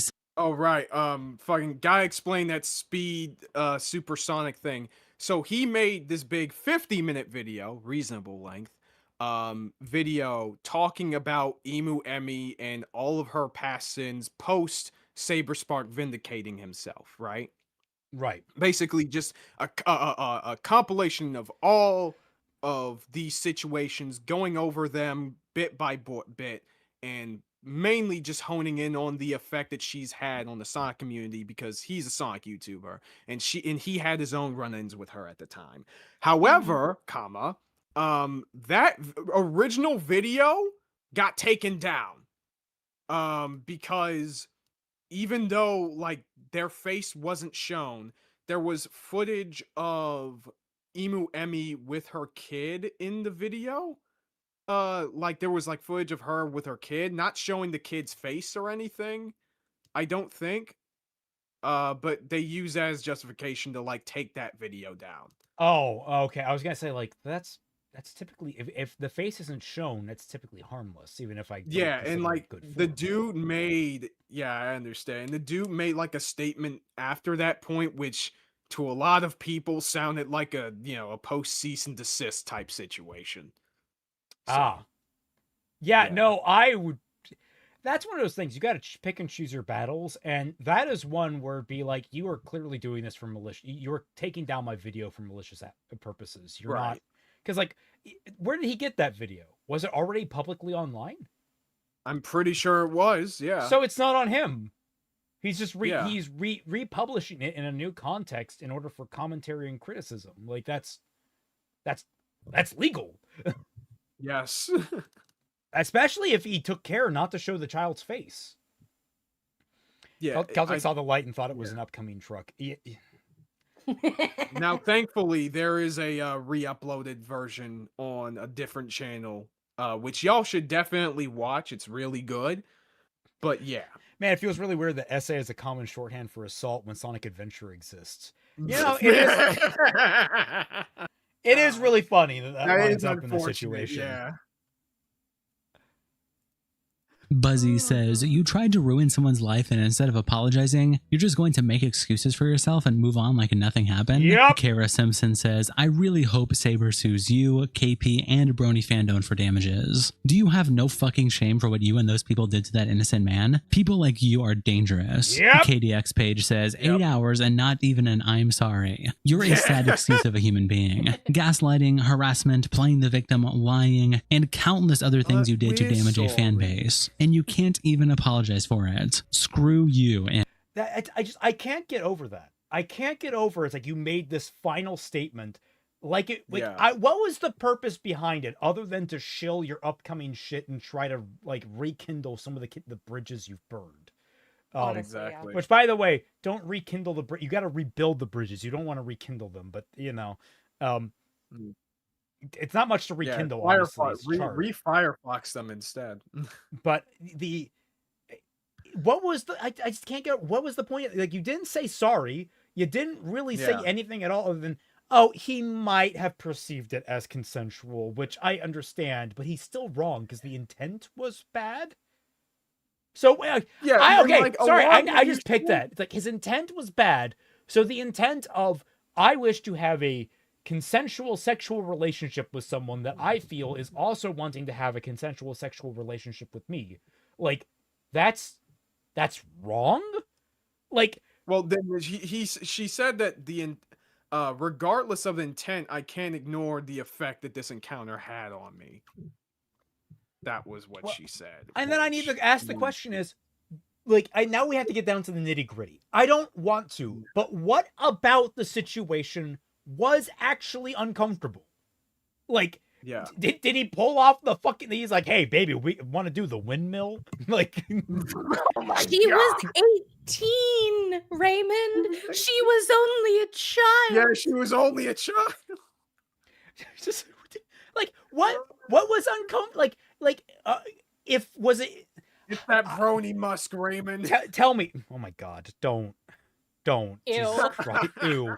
I'm just imagining third day confunk now. The to be clear, that's how bronies smell all the time.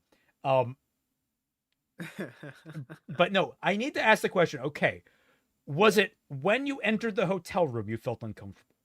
Was it when you started taking off your clothes that you felt uncomfortable? Was it when you performed a non-invasive, a non-insertive sexual act? Was it after an insertive sexual act? Was it the amount of repetition of sexual acts?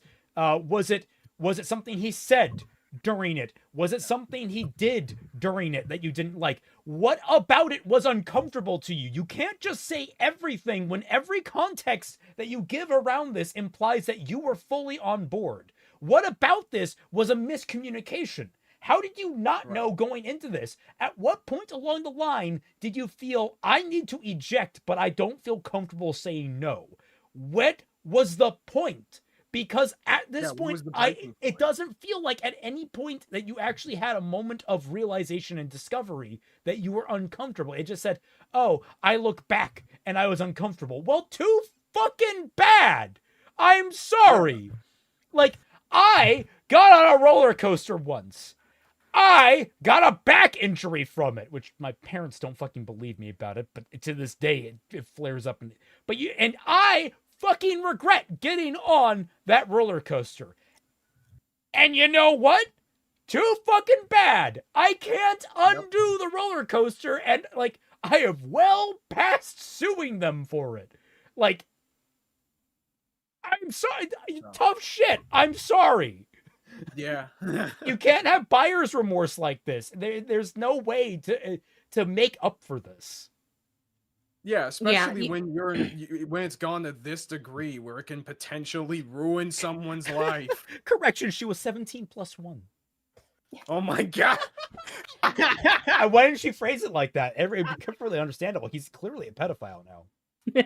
Oh yeah, totally. I do want to like reiterate.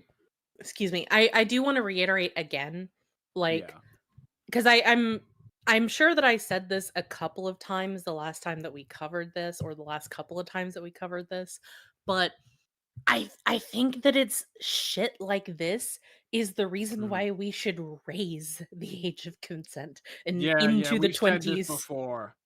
Like, I feel like, okay, there are some things in relation to like on the online world and online culture that I feel shouldn't change too much about the real world, just because I feel that a degree of meaningful separation would keep people from potentially becoming unhinged in the future.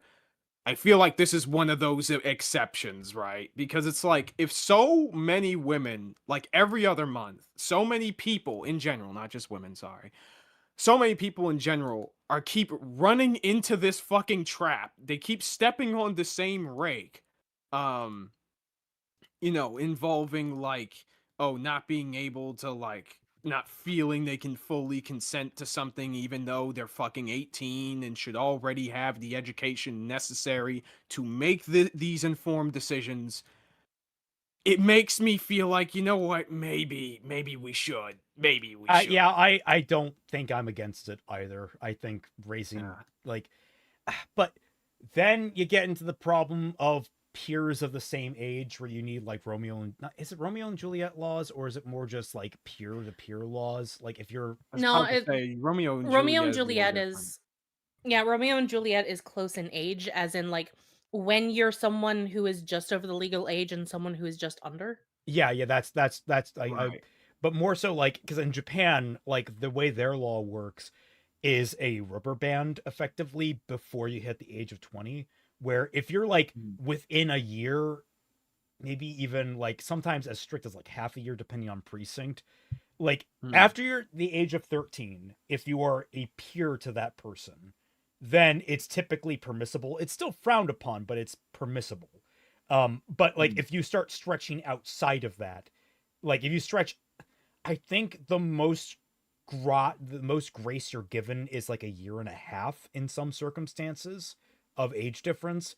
But if you're beyond that, it's pretty much considered illegal. And in Canada, it's like roughly 4 or 5 years.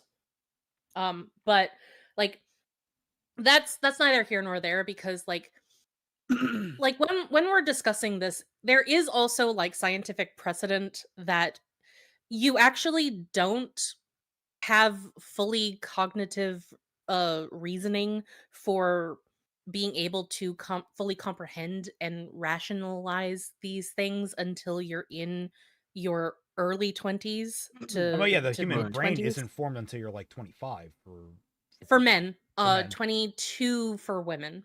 Right. Yeah. But like getting it closer to the age where your brain fully develops and you become a full-fledged adult, I think would probably benefit everybody, because it would give teenagers time to be in the adult world and to have more adult experiences without having to get into these situations, but also it would it would it would make like unrelated, completely unrelated, but well, not Okay. really, but you know what I mean. um it would make the people who want to lower the age of consent really, really mad. Oh, that too. That's just fun. Yeah, Um, Yeah, yeah. Overhyping. I just turned 22. My brain is now fully developed. Why am I still dumb as hell? Overhyping. I'm so Oh. sorry to tell you this, but Oh no. if you can't find the correlation, Uh, well, that might explain some things. I'm sorry. Yeah. Sometimes fully developed is still dumb as hell. Yeah, I want to say it'd be harder to argue to raise it to 20s than to just improve sex ed when 18 is already relatively high, but I've seen the pushbacks against sex ed. oh And yeah, there's yeah, no, I fully agree with that. But like, Yeah. even when you have sex ed, like my school did, and Canada has Yeah. really good sex ed, um, there are still times when kids make mistakes. When you go into a relationship thinking at the time that you are mature enough because you are now 18, and now that you're older, like in your like 25 or older than that or whatever, you look back on that experience and cringe because no, dumbass, you weren't. Speaking Yeah. speaking from personal experience, no, you're not. Trust me, you fuck up a lot. Hmm. Right. Like to this day, you still fuck up. Like let's think, even when you're an adult, you will make mistakes. You will fuck up.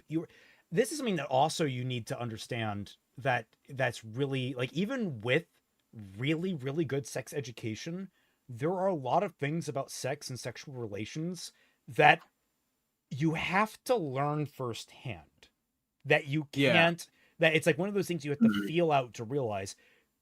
Consent, quiet consent especially, is one of those things that gets It really is a difficult. very, very controversial thing about these interactions, and that's that's an aspect of this that probably is like the most debated over like aspects of the topic of like, oh, what is like implied consent and is that even possible, you know? Yeah. Ugok says, I get what you guys mean, but I've heard too many men bring up age of consent being 16 or around there, and they're in the 30s or late 20s, too old to count. Now, that's also like, Yeah. well, wait a minute, like, It's a- about it's a age of way consent to being do that. 16 or being lowered to 16, because like, I mean, like, I've brought it up before because people always think, oh, age of consent is universally 18 across the board, and I'm sitting here like, it's 16 where I live. Like, that's It's 16 in Canada. yeah, people Well, forget. I should Oh, yeah. I should specify it's 16 in Canada, up to the limit of 5 years, but you also cannot be in a position of authority over that 16-year-old. Right. That's a pretty good rule. I don't know if there's any qualifiers down here, but I haven't looked too deeply into it. I just know about it. But I was gonna say, like, people always complain about RWBY. Hey, who was asking about RWBY? We're talking about it again. Put a quarter in the jar. In RWBY, everyone talks about, you can't sexualize these characters. Ooh, ooh, ooh. It's like, they're 17. Where this was produced was Texas. In Texas, the age of consent is 17. These characters are legally adults by the area of their creation. I mean, for the record, I'm very laissez-faire. I don't give a fuck what you draw. You I'm very much like, if you want to draw some of the most deranged shit with underage characters, I'm not going to stop you. I'm not going to patron you, but I'm not going to stop you. It is illegal in Canada. Yes, I was just about to say, don't do it if you're in Canada, though. Please. You are not allowed really? to What? depict minors under 18 in sexual contexts in art or in writing in any capacity. This is why Shadman Lily. can't enter the country. But no, like, the point of the fact is, like, I mean, I always apply to, like, it's fictional, it's fictional characters. I don't fuck as long as no one's getting harmed. That's always been my tact. If no one's getting harmed, there's not a problem. Do whatever the fuck you want, just don't hurt real people. But like it getting to the point of like different places do have different ages of consent. No one wants to tackle that. I wonder what the age of consent is in like India. Like I don't know that. It might be something. Oh, that's not what I wanted to press. That is a good question though. Why did that not pull up? Frickin' age of consent in We interrupt the programming of Team Jacked with the age of consent. Yeah, It's 18. it is. That okay? Huh. Knowing what I this might just be me being racist, but knowing what I know of Indian culture, that seems a little weird to me. I'm surprised by that. I'm not disappointed, but I am surprised. Yeah, that's the best mean- way the phrase that I'd say. Like It might. Oh, because you I- think it's very possible that culturally, it's lower or it could be higher. Like that's always the thing you need to take. The laws are not strictly speaking the culture. yeah. So it was raised from 10 to 18 in like the quite a while ago. And Okay. according to this one article, the Supreme Court of India is being pressured to lower it from 18 to 16. This was last year though. When Well, was there it you go. 10? Like 1860 okay. until 2012. Wait, it was 20 up to 2012? No, let me see here. Age of India has varied widely over a period of time from 10 years in 1860 to 16 years for females in 2012. Specifically for women? Yes, specifically for women. A lot of age of consent stuff is very specifically differentiates between women and men or girls and boys, usually making it so that it's lower for girls and higher for boys. So you can be a younger age as a girl, but your requirement will be higher if you're a boy. Okay. Okay. It's kind of icky like that. Yeah. Well, there you go. Learn something new every day. Yeah. Anyway, back Wait, to Don't- I'm don't sorry. say that you don't- Wait 1 minute. What? I have a fucking twisted thought about this because like logically that makes Oh no my sense. Like in just terms of like why not everyone on the same level? But does that mean a 16-year-old girl could theoretically commit statutory rape against a 17-year-old boy? Oh my god. Like would I that don't technically know, be how it but- works? Like, look, we all know that these rules are made for like 40-year-old men to perv on the 16-year-old girls legally without going to jail. Right. Yeah. How did we get here? What do you mean? How did we get? We're talking about sexual assault allegations. Yeah. Like this actually isn't all that far departed from what we're discussing, especially It because is she a keeps trying to pretty bring fair up the whole question, 17-year-old thing. Yeah, the and freshly 18 shit. Yeah. The reason why we're discussing this in particular is because I said I still advocate for raising the age of consent to a higher level because we get Right. shit like this. Because people who are 18 can still be in that childish mindset and not have the ability to fully comprehend what kind of shit that they get up to. Now, I will say that does you're right, but this is also presuming that Emu Emmy didn't know what she was doing. Oh yeah, no, I'm just saying that like It would make it more if- difficult for her to actually use this as an excuse. Yes, exactly. It's like it's like, oh, I was 18. Oh, well, everyone's like, oh, well, you're 18. You're not developed yet. You didn't know what you were doing. Oh, poor baby. I was 23. Yeah. Oh, Yeah. Yeah. okay then. Yeah. I don't know. Old enough to know better. Yes. Yeah. Old enough to know better. And I think you would have a lot less. Well, no, people would still call you a child because that's just how the internet works. People love to infantilize victims. Infantilize people, yeah, especially victims of these sorts of cases, which is why people, like so many people, gotten away with so many different things. You know, everybody wants to be the good guy, and at the end of the day, a lot of people knows what it's like to be the bad man, to be the sad man behind blue eyes. Blue eyes. I love that song. It's great. I'm gonna get a drink, use the restroom. You guys can carry on with the video. I will be listening. Sure. all right, sweet.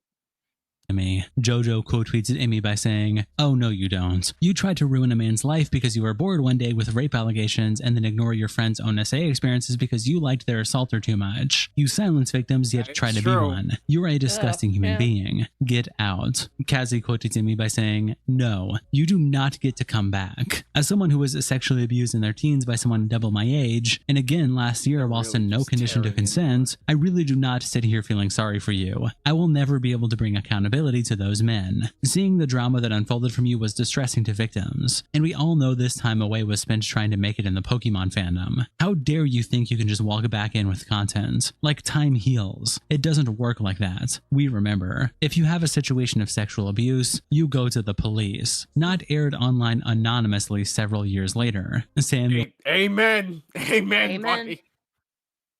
tweets out a screenshot of Emmy's thread and captions it by saying, "Just one more response, one more statement, one more document from Emmy, and all the Saber Spark stuff and everything else will all..."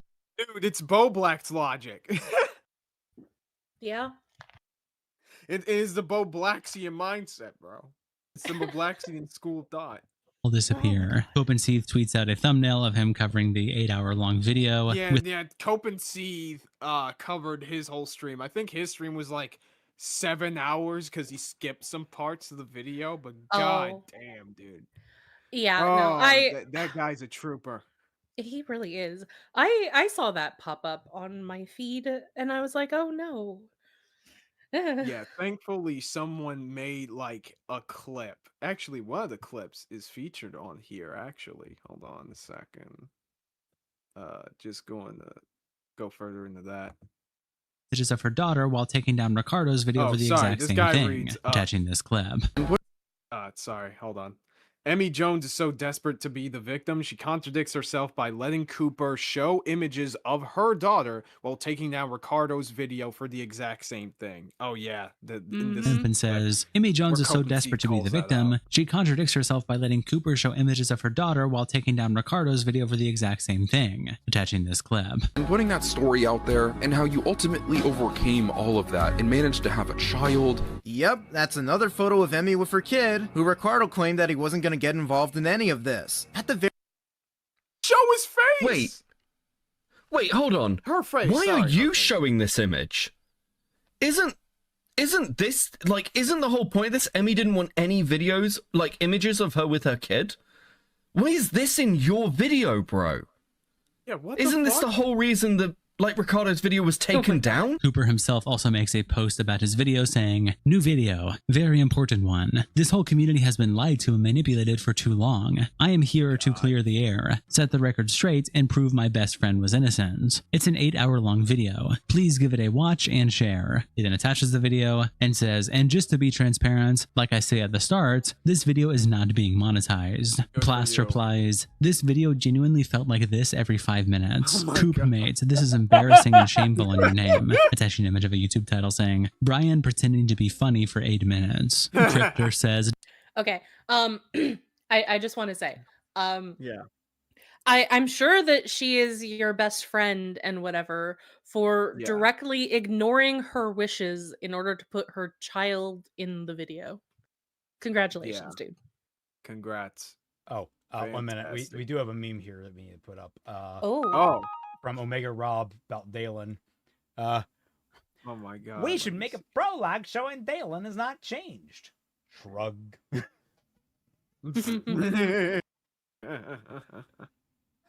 Also, Chiburisa for $10 says some people just want all the authority of an adult, but none of the responsibility of one. Absolutely. And here's the thing. I think all of us fucking understand why that's so appealing. Like, it's quite literally, if you can just say, you should listen to me absolutely at all times. I'm in charge. I'm the, God, there was a stand-up comedian. He's a YouTuber that I've seen, but he was talking about how, like, he was playing football with a couple of guys, and he's like, so I went on the field with these kids, and it's like, wait, so let me get this straight. They were, how old were you? I was a freshman. You were 17? Yeah. And the people you were joining were all like older students. Yeah, they were like 18, 19. So you came onto the field, yeah? And you assigned yourself to be the adult. Well, I mean, apparently that's like a trauma response for someone who had to grow up too fast. It's like you see everyone around you as like younger. But it's like, that's excusable a little bit. This ain't. We all know what it's like because we're all afraid of like the responsibilities. Fuck it. When I make any of my projects and they fail, that kills me. When I have to command people around and like wrangle my artist to do something, it kills me.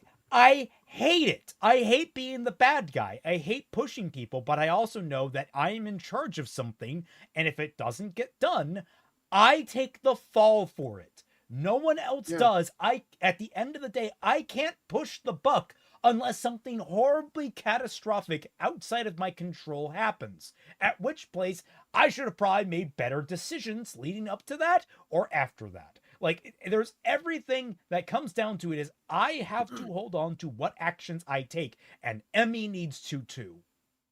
Yeah. Yep. Yeah, 100%.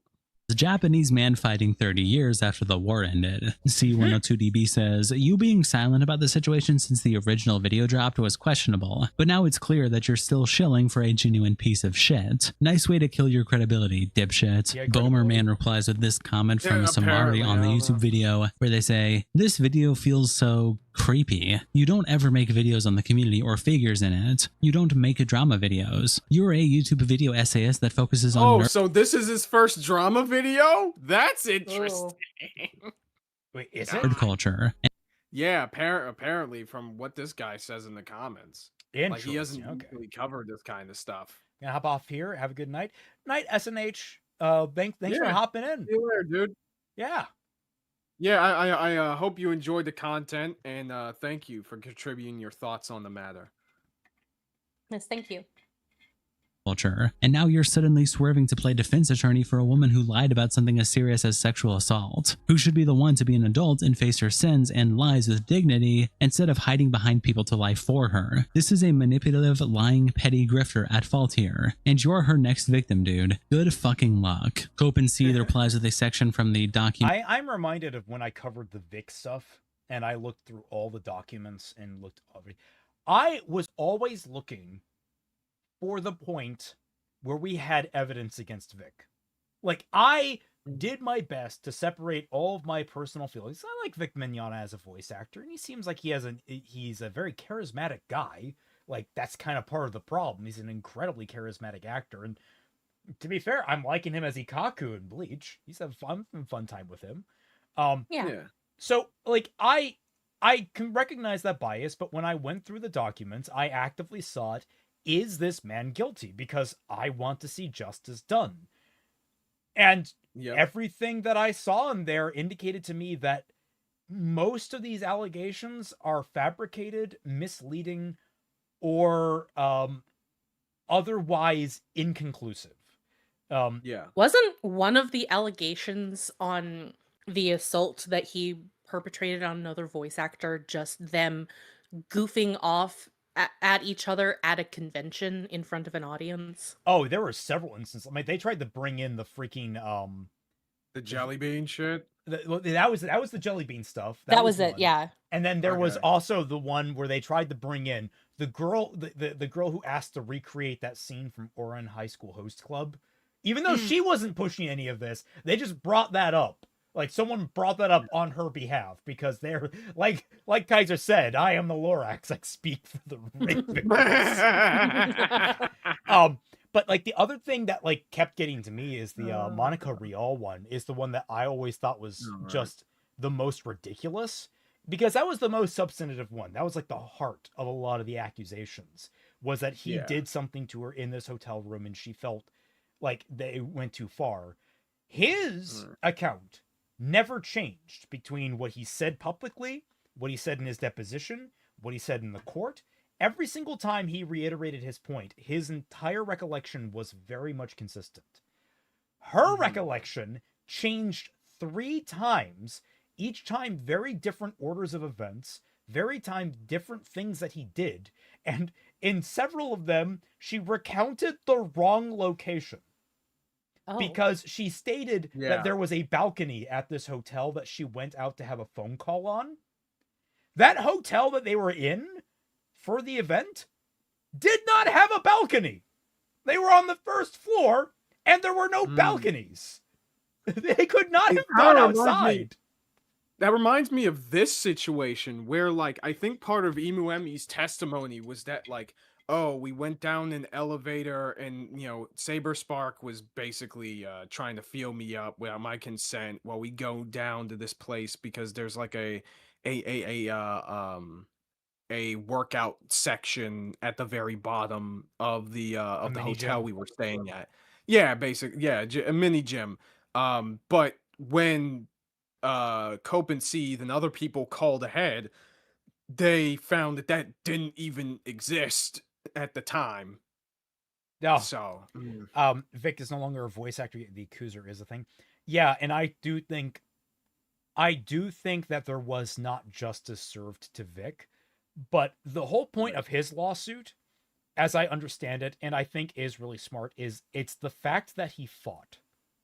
A lot of these people who get, like, especially in the entertainment industry, when they're accused and they may be innocent and they try to, like, release something soft, like a soft apology, it just ruins their career outright.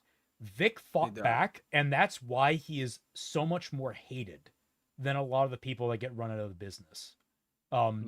He actively sued them, and he maintained a strong faction of his reputation and fan base. To the point that so many fans, like, when he got he got invited to a convention during the lawsuit. There was a whole hubbub that he was removed from the convention, and then he got added back on after fan backlash, but they decided to put him on a different floor for his signatures. Basically, they just put him in the main hall was downstairs, and then his booth was up on a different floor, completely divorced from everyone else. And they had a line going out the door up the escalator. I remember that. It was like one of the, like, he was the biggest draw for the entire convention. That is how stable his reputation is. Even if he's out of the game because they just keep him out of the game, he's obviously not getting callbacks. All of his bridges in the place have been burned. He's survived. He's doing well for himself. He's like making music now, I think.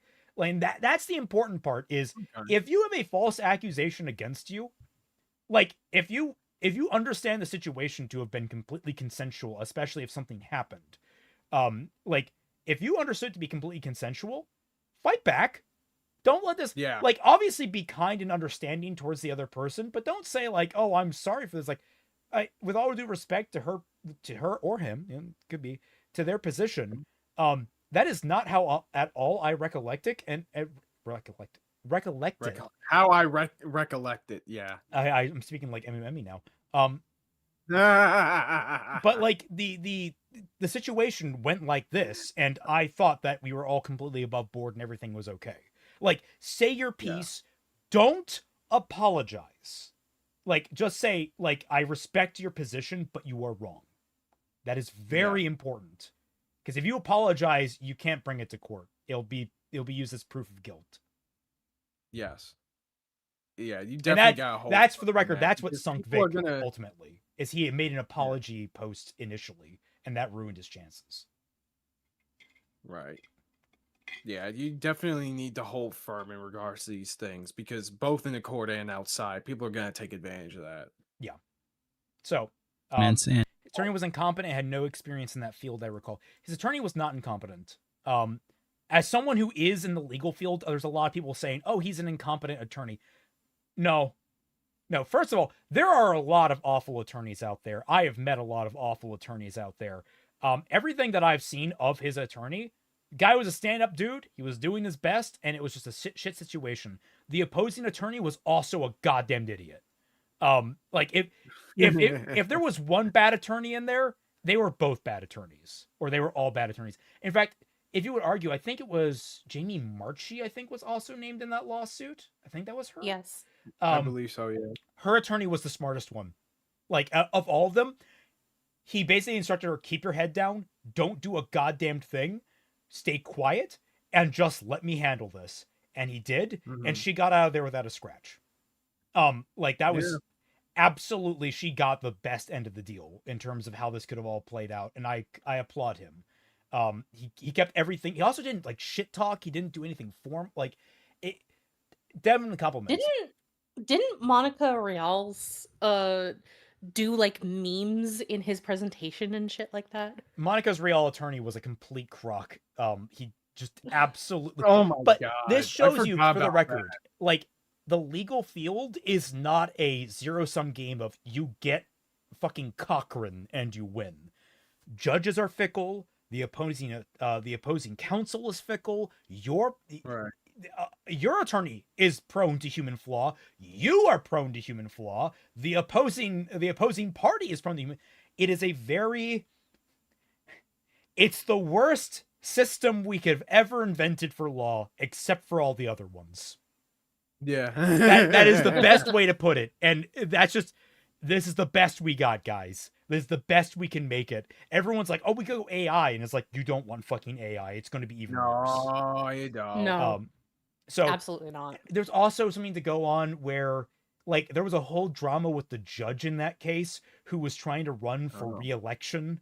Or he was trying to run for election to the Supreme Court, I want to say, or of the, not Supreme Court, the appeals court. And he lost in the middle of this, and it may have actually been because of how he was handling the case. So he may have had a negative predisposition. Like, there's enough shit that went on in that case. It's so fascinating if you want to peel back through it. But my God, I do not think, like, it was at the fault of Ty Beard. Right. And Ty Beard also ignited when he fucked up. Like, that was another thing that was important. He did fuck up, but he was always modest about it. Espinata, I have done jury duty and it was eye-opening. Yep. Mm-hmm. Anyway, on to something that should have been a court case.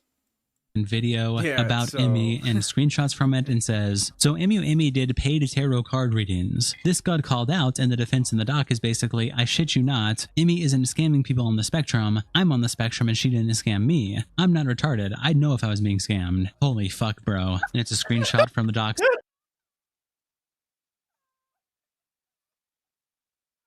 Oh my God. I'm white. I am the Lorax. I speak for the autists.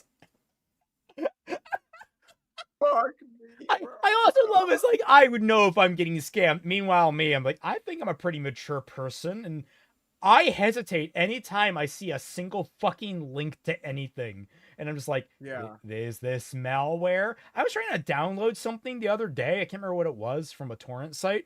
And I just kept getting this thing, and I'm like, my entire system is flagging it as a virus, and it's probably a virus. But what if it's just a flaw, and it's picking up the wrong thing, and it's actually the thing that I meant to download? I ultimately didn't fall for it. I deleted it and got someone else to find me a better link. There is a website that checks what exactly it is and how many antiviruses flag it or false flag it. I know that much. There are a lot of programs that I have that get flagged as malware that I have to like manually go in and say no, I approve this. It's technically who the fuck wants AI to be running the courts? A man was already falsely identified as a trespasser at a casino. His life was near ruined because he was arrested. There was a woman that was identified via AI face tracking as a perpetrator.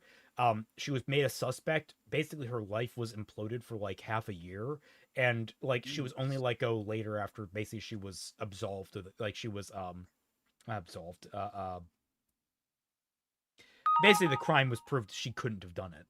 She had an alibi. Then also Hikaru. I've played Battle Network. You don't want AI judge your case, and you don't want AI. Yeah, definitely not. I will say, my dad and his firm, like a lot of the systems they use to access prior cases. Which, if you guys don't know how law works, when you're making your final argument after all evidence has been presented, you present similar cases to your own and argue why their reasoning was accurate or inaccurate in relation to yours to try and sway the judge. The idea being that it's set, there's a precedent, and you're trying to argue why the precedent applies or doesn't. Yes. A lot of lawyers now, and a lot of the systems that lawyers use, are using AI now to collate data, which seems to be working pretty well for a lot of people. In fact, in mock trial, because both him and one of our other coaches work at the law firm, they ran a lot of the case law we use we used for this year's case through their AI program to summarize it so you understood. The important thing is you still do your due diligence and you look over the court case. The idea of using AI to collate data like that is to get a very quick, rough summary that allows you to know what to look for in that particular case. And that's the responsibility on everyone, is that when you use AI to collate data, you got to do your due diligence and follow up on it. Yeah, you don't be lazy it's about like, it. Yeah. It's like using Wikipedia. You don't use Wikipedia as the source. You find the information you're looking for on Wikipedia, and then you click the little footnote to go to the source that it actually comes from to find the actual research. Honestly, I wouldn't even trust AI to find what is important in some of these things, so I would end up reading it all over anyway. So it's like, it just feels like extra work. In a lot of circumstances, I could see that being the case. I think there's like smaller circumstances where, but you're right. Like even that is still playing with fire if you're going to rely on it even that much. Well, yeah, because like it can be so easy for an AI to miss something that is actually very important that a human would catch, because humans understand certain nuances. I just love that, like, in this year's case, I caught something really cool in one of the case laws, and I'm like, oh my god, this really, really changes the case. And then after I was really deep in using it as part of my themes for like my example closing to give to the kids, the students, I hate calling them kids, but they're students. Later on, we discovered, oh yeah, no, that point is already established. Like the court has already recognized the entire point you're trying to make and acknowledges actually in your favor. And I'm like, oh, so I didn't need to like make several paragraphs of argument. No, you didn't. God damn it. Well, at least you figure it out on your own merits, and there's some satisfaction I'm sure you had from that. Oh yeah, no, absolutely. It's when you start picking apart like a legal case, it's a real good like mental puzzle. This year was really tough, actually. Anyway. Saying, may I clarify that her pricing was $10 for one card and $25 for a 3-card reading, God! as seen in the screenshot provided by the thread. And it's holy shit! I thought like $10 for like one reading is like, that's the fortune teller at the Renaissance Fair price. Like that's understandable for like a cheap gimmick that like some people actually believe in, like my sister did for a while. Look, we were teenagers, it's fine. Okay. Like but like, oh my god, just for one card? Fucker! Yeah, bro. You can buy an entire deck for that. Flip your own goddamn cards. You can buy. I used to date someone that was really into tarot. There's a great site that actually goes through a lot of the different tarot information, and there's actually some that like go into like combining tarot with astrology. If you want to learn about that stuff, it's all out there. I don't recommend you believe in it, but like it's some cool stuff. like I mean, for like yeah, but you can get all that shit for free. yeah. I know that stuff simply because I like adding it to character stuff, and also like if you're into anime or other media like books or TV shows that feature tarot, like Vision of Escaflowne, having that kind of Or knowledge JoJo. just I don't know anything about JoJo except for part 4, but like having that kind of knowledge for will give you a deeper understanding about what's going on in the show. Silent Hill 3, all the characters are represented by one of the tarot cards, and the artists and designers go into there's a lot of detail they talked about in terms of why they chose what they did and how it all applies. Naturally, the main character is the fool, but that's, you know, just kind of typical.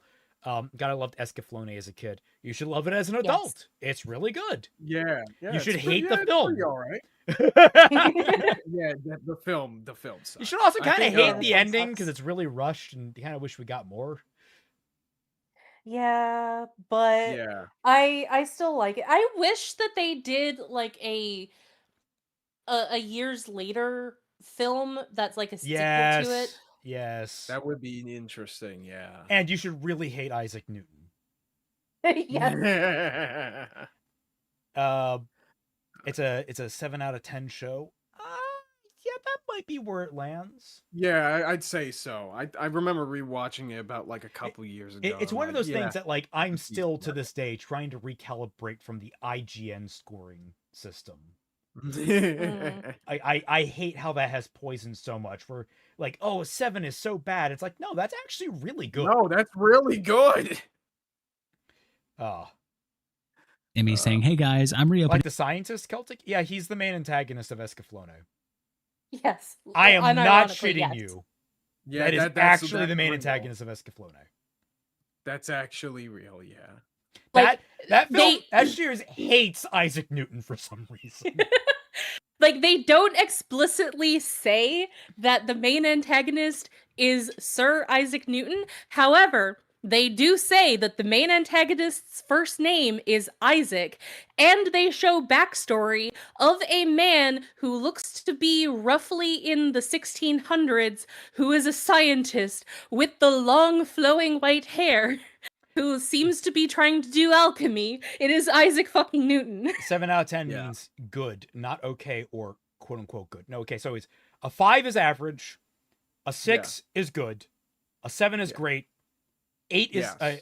8 is excellent, 9 is phenomenal, 10 is perfect. Which, you know, you're never going to get an actual 10, but people can soft 10 it. Like that happens. Right. Like that's kind of the progression you want. You can finagle the language. Look, I've been in like arguments or discussions with I know about this. I get so fucking frustrated when people are like, well, you can never get a 10 out of 10 because nothing is perfect. It's like, no, perfect is an 11 out of 10.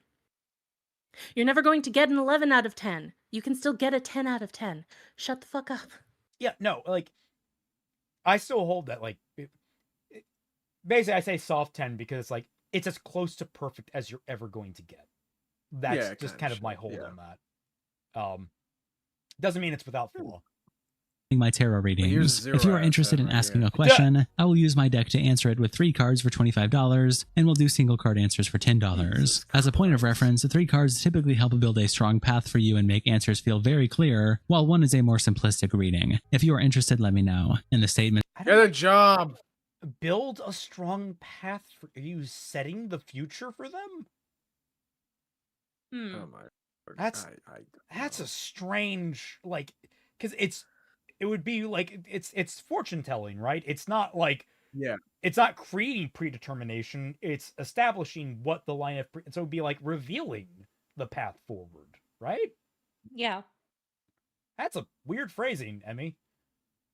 saying another point brought up by the ex-member is Emmy's tarot reading practices, which they have so deemed as fake, accusing her of being financially predatory because of this. To start, I am disgusted that this person mentioned people in the community on the spectrum, implying that they are easily manipulated. I myself am on the spectrum, and I am able to think and form opinions of my own. I am not completely incompetent and am able to make my own decisions about where I spend my money. Other people as well. Right. The tarot readings are a passion of hers, and have been followed through, as I myself can attest with evidence and screenshots, as well as having proof of several others who also received readings from her. I am willing to provide this personal information as I feel it gives context to the situation, especially the claims about it being fake. And Sugar replies, hold on, are you implying all readings are a scam? Because most people are aware when they buy occult practices that they know what they expect. I dislike Emmy too, but I don't see the point in demonizing divinators and fortune tellers. It's an ancient art. Lord, like okay, we need to clarify here.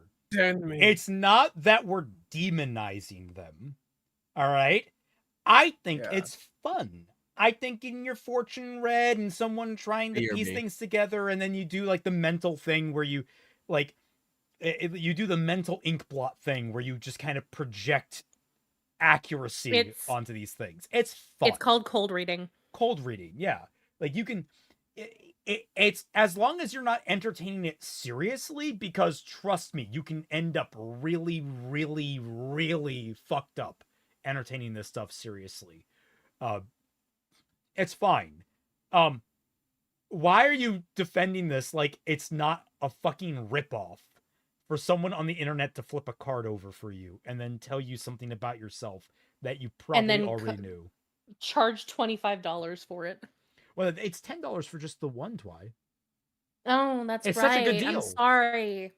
Yeah. Mm-hmm. I love it's like basically you get the flip 3 and you get a $5 gift discount. Fucking, I'm not gonna demonize it. I'm gonna laugh at it. Yeah, no, that's fair. I'm gonna have a bake sale, and anyone who wants like actual baked goods for me has to give me $50 on my coffee, Ko-fi, and then you can get a cookie, a single cookie for $50. Isn't that a steal? What I love is that is far more substantive than anything that Emmy provided. Because like is true, Emmy is, I have a deck of cards that I probably bought for $5, or maybe I shelled out for like a $50 deck because I want to be fancy and look fancy, and I'm gonna flip a card for you, and then I'm gonna tell you some bullshit, and you're gonna believe me, and you're gonna hand me $10. Meanwhile, you're like, I baked some cookies. It might have taken me $50 of ingredients, so I'm going to charge $50 per cookie. It's like, okay, that's excessive, but I got a cookie. I can eat it. Oh, it's calories. Daigato, they're going to be mini cookies, so they're going to be like mini choco chip. Yes, yes, mini Chips Ahoy. That's what I'm thinking of. They're going to be the size of $1. Oh, that's big. Make it the size of a fucking dime. yeah, I suppose. Joke's on you, I already have cookies. Yeah, but you don't have my cookies, Fi. I'm just like, yeah, we saw them alongside the bath water. Yeah, no, that's right. These cookies, we used the bath water to make these cookies. Silverhaired Freak, $50 for a cookie. Man, shipping and handling rates are getting insane these days. No, you're paying those too. Yeah, that's before shipping and handling, my guy. Yeah. Also, I was gonna say, it's Crumble, right? Crumble has like the exorbitantly expensive, but also like fucking calorie dense cookies that like if you eat one, you've eaten your calories for like 2 days. Oh Jesus. I exaggerate, but it's huge. I don't know anything about Cookie Crumble other than like Amberlyn Reed used to buy a lot of them. That checks out. Yeah, it does. Let me see. Crumble cookie calories. What are they? I need to know now. Full-size Crumble cookies typically contain between 600 and 850 plus calories per cookie. There are some that go up as high as like 1,000. Okay, so that's like a robust dinner. I was going to say that is half of a fucking blooming onion from Outback Steakhouse, and on a freaking not hors d'oeuvre, an appetizer meant for a table of 6. Izanagi, personally, crumble cookies look awful and bloated with stuff to me. Like, it can make a simpler but tastier cookies if I wanted.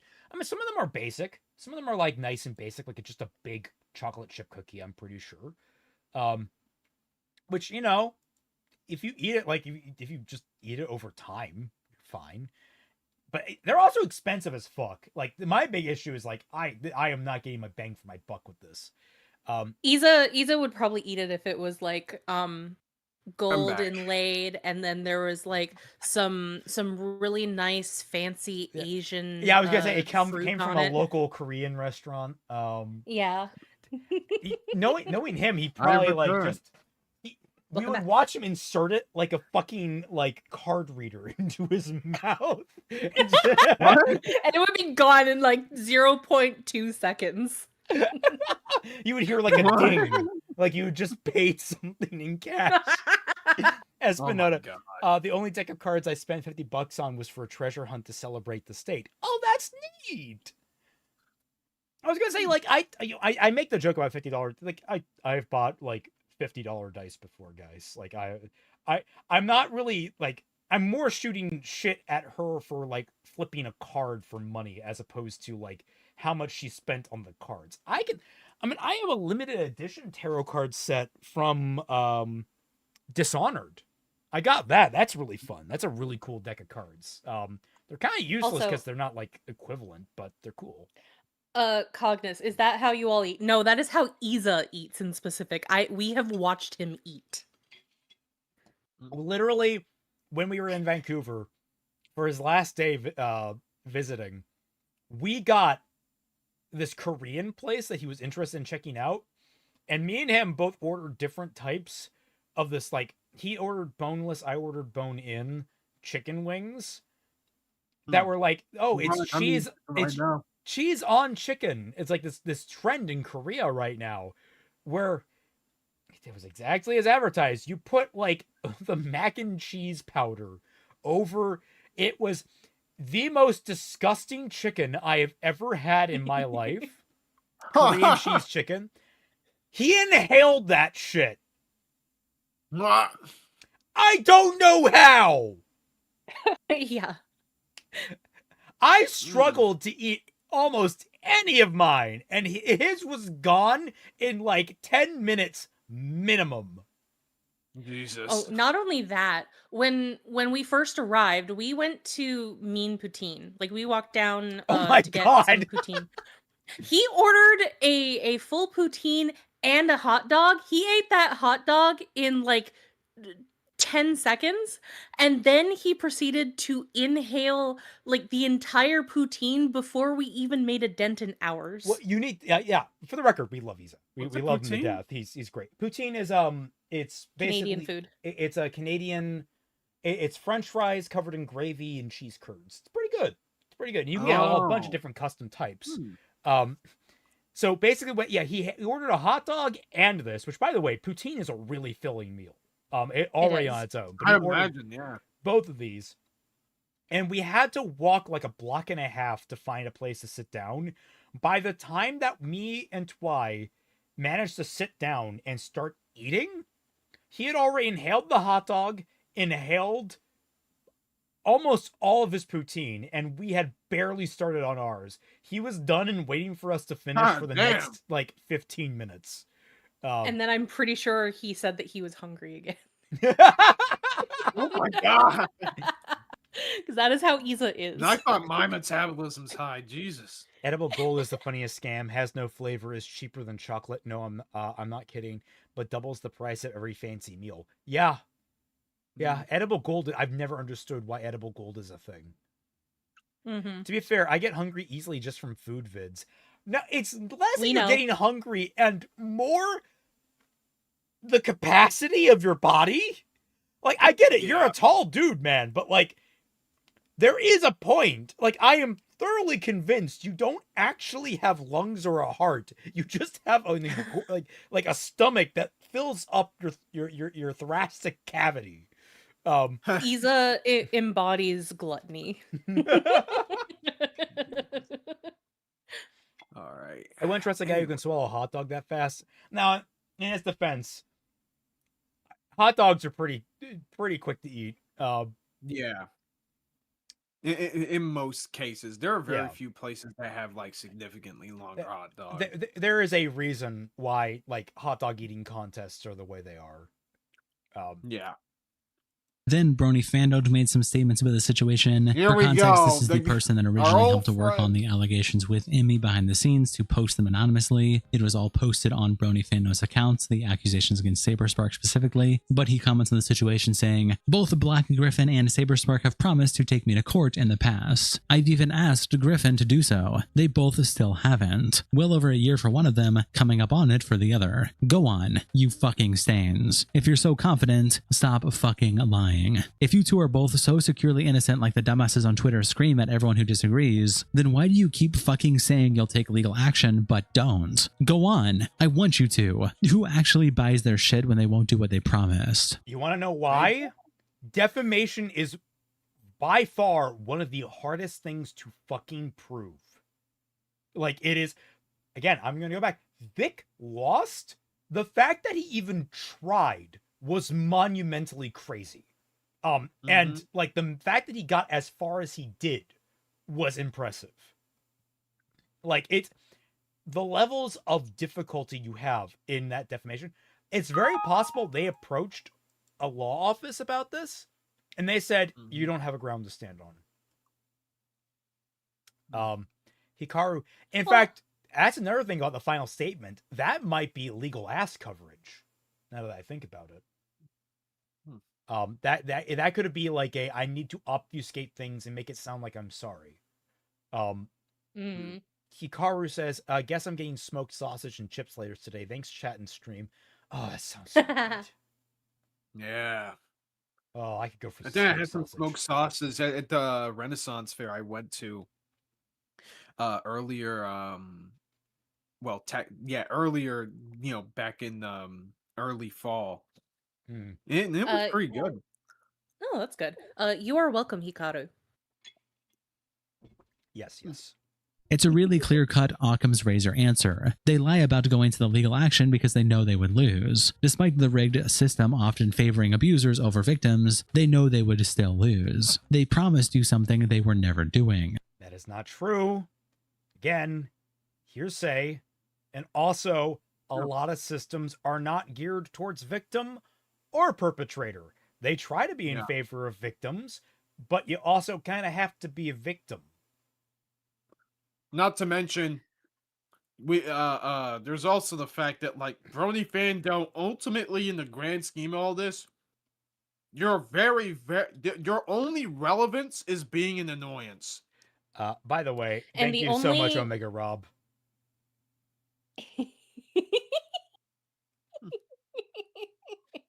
Oh, hold on. Let me see. Hold on.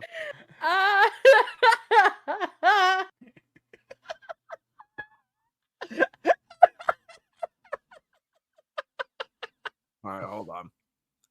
Sugar, chocolate chips, all the other stuff. Used by what? Oh, were you away when we were talking about selling the cookies? I think he was. Agumon TI, or T1, all this talk about inhaling has reminded me of that one video of the African gray parrot saying suck. Oh my god. Oh, this one's animated. I don't know if I can copy and paste it. Oh. Open link.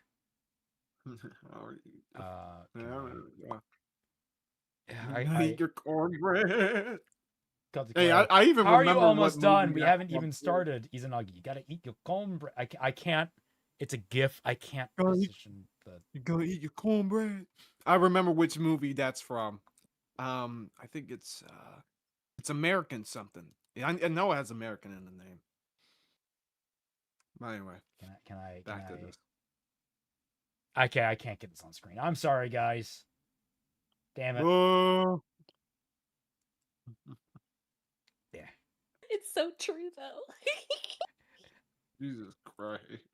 Gabriel Brown, Stephen Carver, take me to court, or admit you're not going to. And when they don't, like they already haven't been, you all need to wake the fuck up and realize just how evil you've all been, how disgusting and repulsive you are inside. An excuse for fucking everything. Suddenly, it doesn't matter what they said they were going to publicly, or that one of them threatened to Oh, you made the photo version. Excellent. Here we go. I can post this now.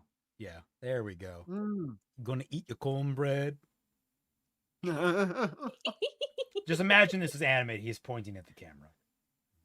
American Pie? No, not that one, CBF. Yeah, Lao Convoy jump scare. Yeah. Well, he Yeah, was kind of in on this as well, but he was on the opposite side. He was defending Saber Spark. Suddenly it doesn't matter. Well, okay, here's the thing. Brony I don't know if they would have a case against him. It's one of those other things about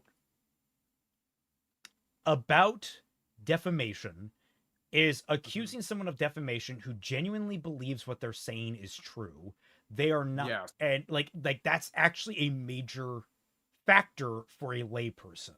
There's actually, and that's how a lot of people can get away with abuses, because all you have to do is just say, "Well, I do genuinely believe it," as they cross their fingers behind their backs. Yep. I mean, for all we know, maybe Bernie does actually believe this. Maybe he took what's her face at her word, Emu at her word. Emu. But which, to be honest, given all of his actions, he is honest to God that deranged to believe all of this. Mm-hmm.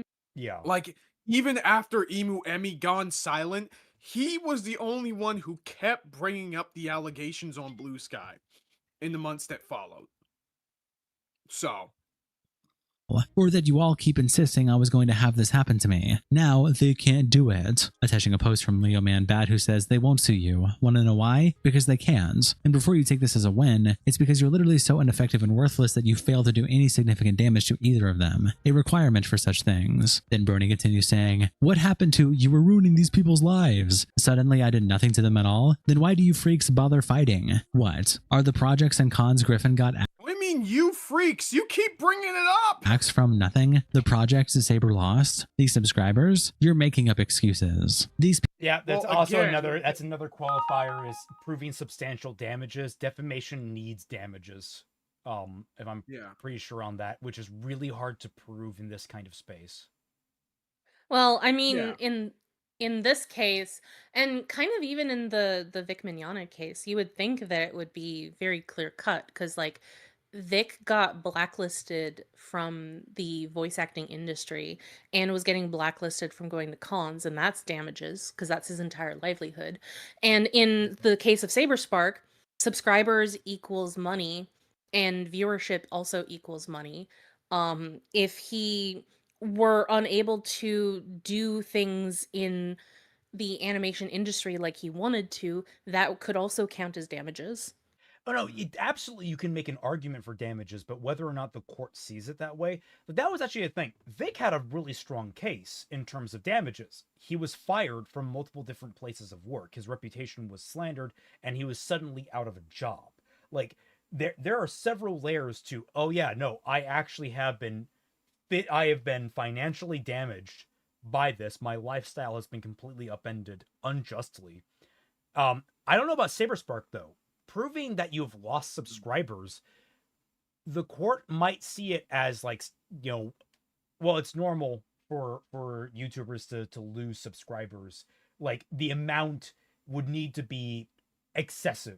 I don't know how many he lost. Like it's one of those like, that's another layer of what you would have to prove in court. And you would also need to prove that like Brony, and you would even need to prove that Brony fan don't significantly contribute to that. You gotta connect the two, Because because at that point, the argument would be more made that like, oh, Emmy made that, did that damage, not Brony. The way that I could see it is like, you also have the problem of whether the judge even knows how YouTube would work. Yep. So you would have to have the extra job of educating the judge on how the YouTube system worked in order to prove the damages that are done. That was because judges are older people. They probably don't do YouTube, and even if they do, they probably don't know how the system works very well. That was So. another thing with the Vic court case, is that the judge didn't know what a fucking anime was. Didn't know what he knew what a voice actor was just because of the words, but he didn't understand the community around it. He didn't understand the internet. Like, I'm pretty sure he kept trying to tell people, hey, stop having people email me and such. And it's like, we literally have no control over these people. Like, we literally cannot. We can tell them to stop doing things all we want, but we cannot control them. That's not how the internet works. And this judge, I think the judge tried to actually tried to put a restraining order or something on the fandom. What? Like, I can't remember. There was some wacky shit in that court case, man. It really at was that point, insane. At that point, I would see if I could ask for a different judge. I think they might have, and I think it was denied because to ask a judge to recuse themselves from a case, the judge themselves has to be willing to do that. It's really it's really, really rare for one to be thrown off the case, right, by external factors. Was the judge a boomer? I think he might have been alive during World War II. I think he might have been pre-boomer. Fuck.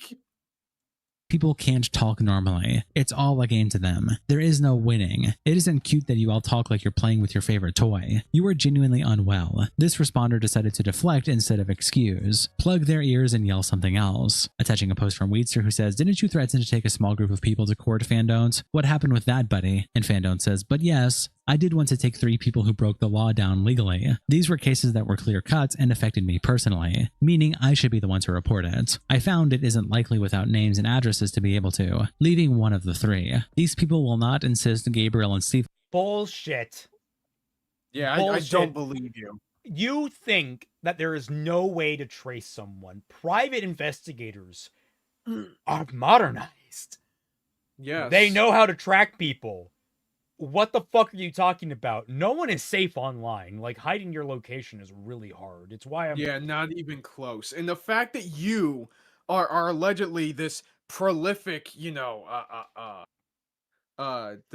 speaker of all like assault victims, and you understand how these interactions work and how to work through all of this stuff, and yet you can't even figure out, okay, maybe there are some ways I can find someone's information anonymously. It's like, bro, what? The Fifth Amendment also applies to the question, "Was your favorite anime?"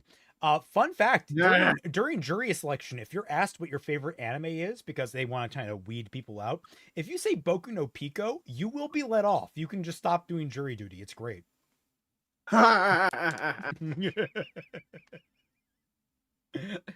Metamorphosis is also a good answer, but they will be confused since that's only a manga. And take me to court. They will keep making excuses and deflecting because they know that they're spreading bullshit. They'd rather hurt innocent people than be unable to excuse their genuinely evil behavior anymore. Then over on Blue Sky, Brony Fando continued to comment on the situation.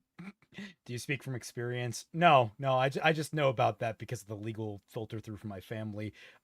What is Boku no Pico? It's Boku no Pico, and it's a lovely story. I can't finish that with a straight fit. It's porn. It's Shota porn. That's what it is. Oh, you got for $5. Just Google it, buddy. It'll be fine. No. No, do not. Don't. It's the most universal anime recommendation.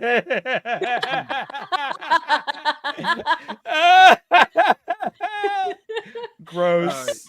You Gox for £5. This legal talk reminds me of Think Before You Sleep sweep for Tectone, hilariously reading court doc wrong while showing on screen what he read wrong. Oh, is that true? Damn. Oh, that's fun. Maybe someday in the future we'll cover an actual legal issue that I can flex on, but not today, and that would take a lot of effort because I don't want it to be boring. A lot of documents can be boring. Yeah, but anyways, though, I think we got enough of this video because the rest of this is just gonna be Brony Vando just clearly sparking out. So we can just jump on to Cope and C's video. Emmy Jones is strongest soldier. God, that's just crazy. Yeah, that thumbnail. How I much are really we thought gonna I was watch done of this? talking Because this about is 43 you, Emmy, but minutes. It is 43 minutes. We are not going to cover the whole thing. I haven't watched the whole of this, so I don't know how much of this is going to be like super important. But I say, watching halfway through is fine. One of these days we should cover like Boogie. That would be Oh fun. my god. Just like in general, or do you? Well, yeah, and just in general, like do a bit of a lolcow study on him. Yeah. I know that's lolcow popular, autopsy. and I think it would be fun. It's just with Boogie, there's a lot to cover. Pun intended. Kaiser, you might recognize him as wait, who are you talking about? That's a pri- So does that the- mean oh, that think before you sleep? does that mean that occasionally we would do like other lol cows like Footy Booty? Well, you want to and do Amberlyn Reed, don't you? Maybe, I guess. Like I've followed all of the shit that's gone down with her for like so many years now. But there's like Tofia Chu, there's yeah, there's a lot of them out there. Oh. Not a surprise coming from an alt-right grifter. It's not a big gonna lie. pasture on this farm. Who is you the see. alt-right grifter? Oh yeah. Oh, I think they're talking about think before you sleep. Ah, Yeah. I barely know all that much about him, so there is what it is. okay. Well, this but is yeah, ladies and this is gentlemen, Cope and Cope Seethe. and Seethe. Did we use him last time, or did we just talk about him? I think we mainly talked about him last time, because he was just covering the allegations and stuff. And I think we showed a bit of his parts where he showed the text that Saber Spark shared that vindicated him. So To be fair, Tectone's thing is a civil case that he lost, and for whatever reason, Think Before You Sleep made an awful sweeping defense vid for the guy. Again, about a lost civil case. I mean, like, just because you lost a civil case doesn't mean you're wrong. That's another thing people misunderstand about the law. Win or lose, it doesn't necessarily mean that you're a good person or a bad person. What I find, like, more and more, especially with the Vic case in my mind, over the years, it's if you hear a verdict and you're interested in like forming your opinion on something, look into it. People still think that Michael Jackson was guilty of some horrible shit, but if you actually look into the court cases, man was innocent. Like it's one of the I've been biggest hearing tragedies. some different things about that over the years. Yeah. Also, very recently, I think that I saw a video that was saying that Michael Jackson was actually protecting kids from Epstein. Yes. Oh, really? Well, yeah. Yeah, That's the Because first I heard about that. Michael has actually always been fairly like he's always been fairly sensitive about children being in the spotlight or children being in abusive situations because he was in an abusive Right. situation as a kid, and that's why he was so fucked up. Yeah. Is this So, like, guy I could Raymond's definitely see nobody that. or something? Oh Christ. What the fuck?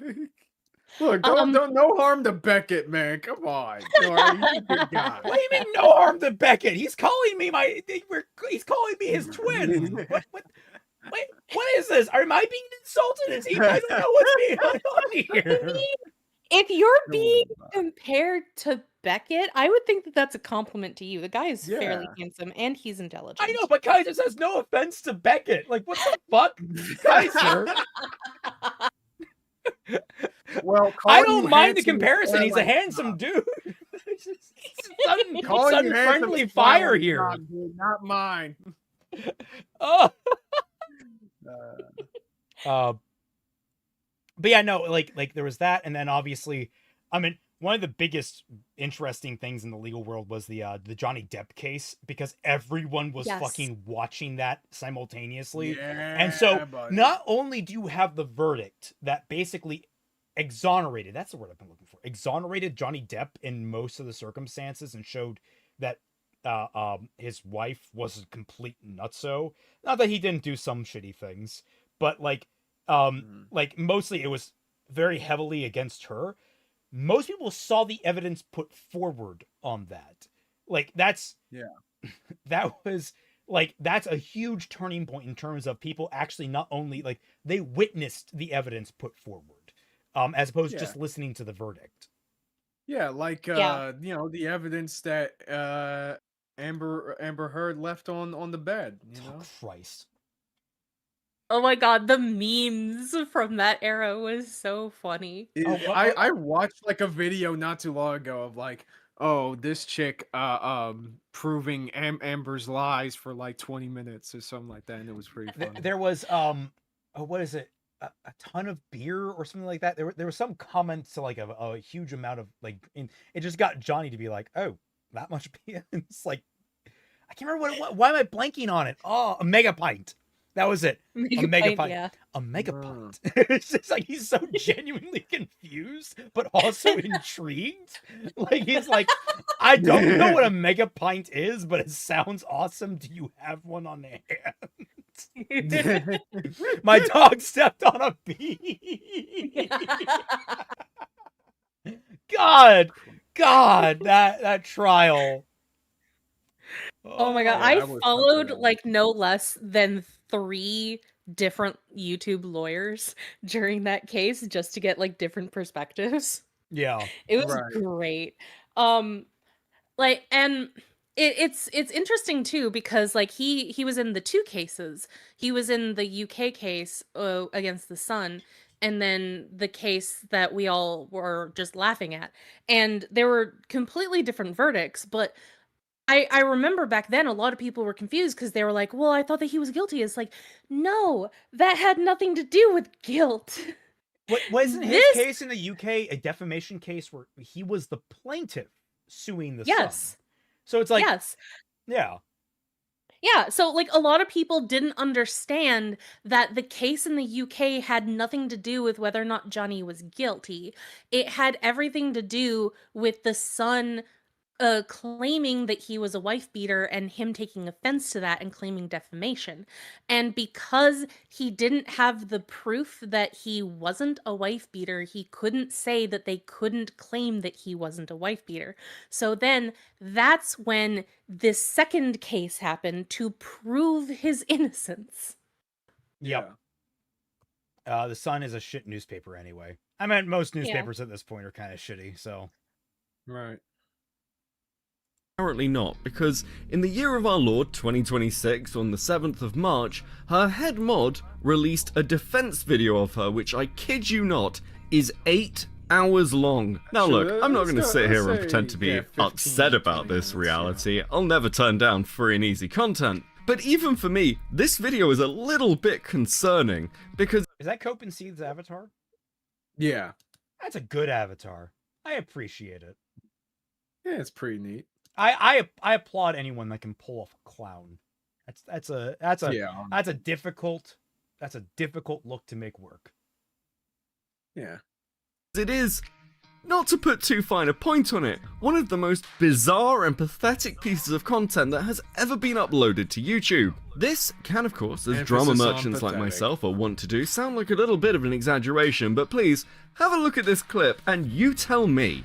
I just think it's really shitty that people are using my own feelings about Emmy from so long ago against me. Feelings that, unlike a lot of these losers, I've actually gotten a chance to talk with Emmy about on many opportunities during our now 8 to 9 years of friendship.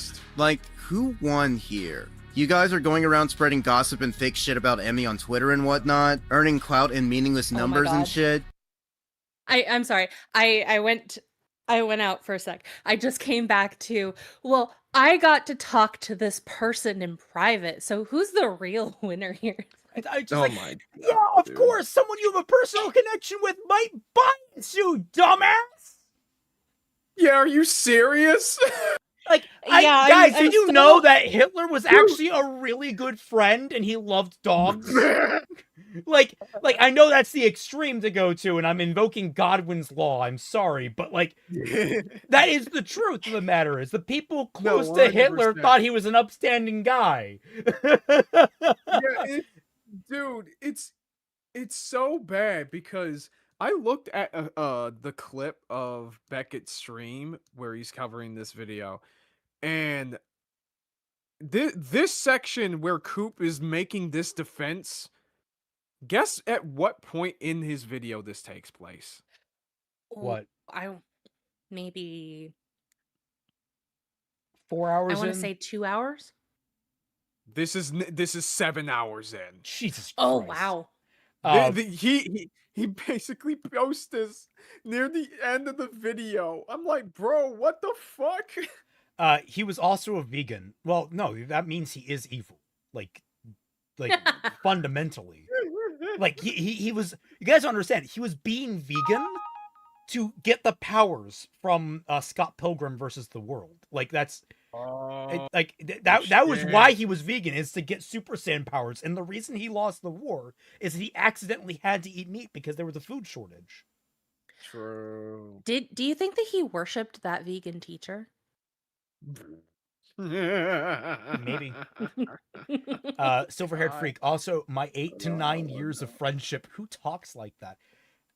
I mean, yeah, like yeah, that's a I little mean, weird. maybe he's, I mean, I guess it's just him trying to sound like very formal due to like the nature of this whole thing. But at the same time, like your entire thing is, I talked to her. We have a 7-year friendship together, and or whatever, and she's totally innocent, guys, because we talked to her, and it's like, are you trying? what? Like you're just throwing out that Like- you have a very clear cut bias here. You're not trying to say like you shouldn't be Yeah, using why it are as you- defense. You should be saying like, she told me this.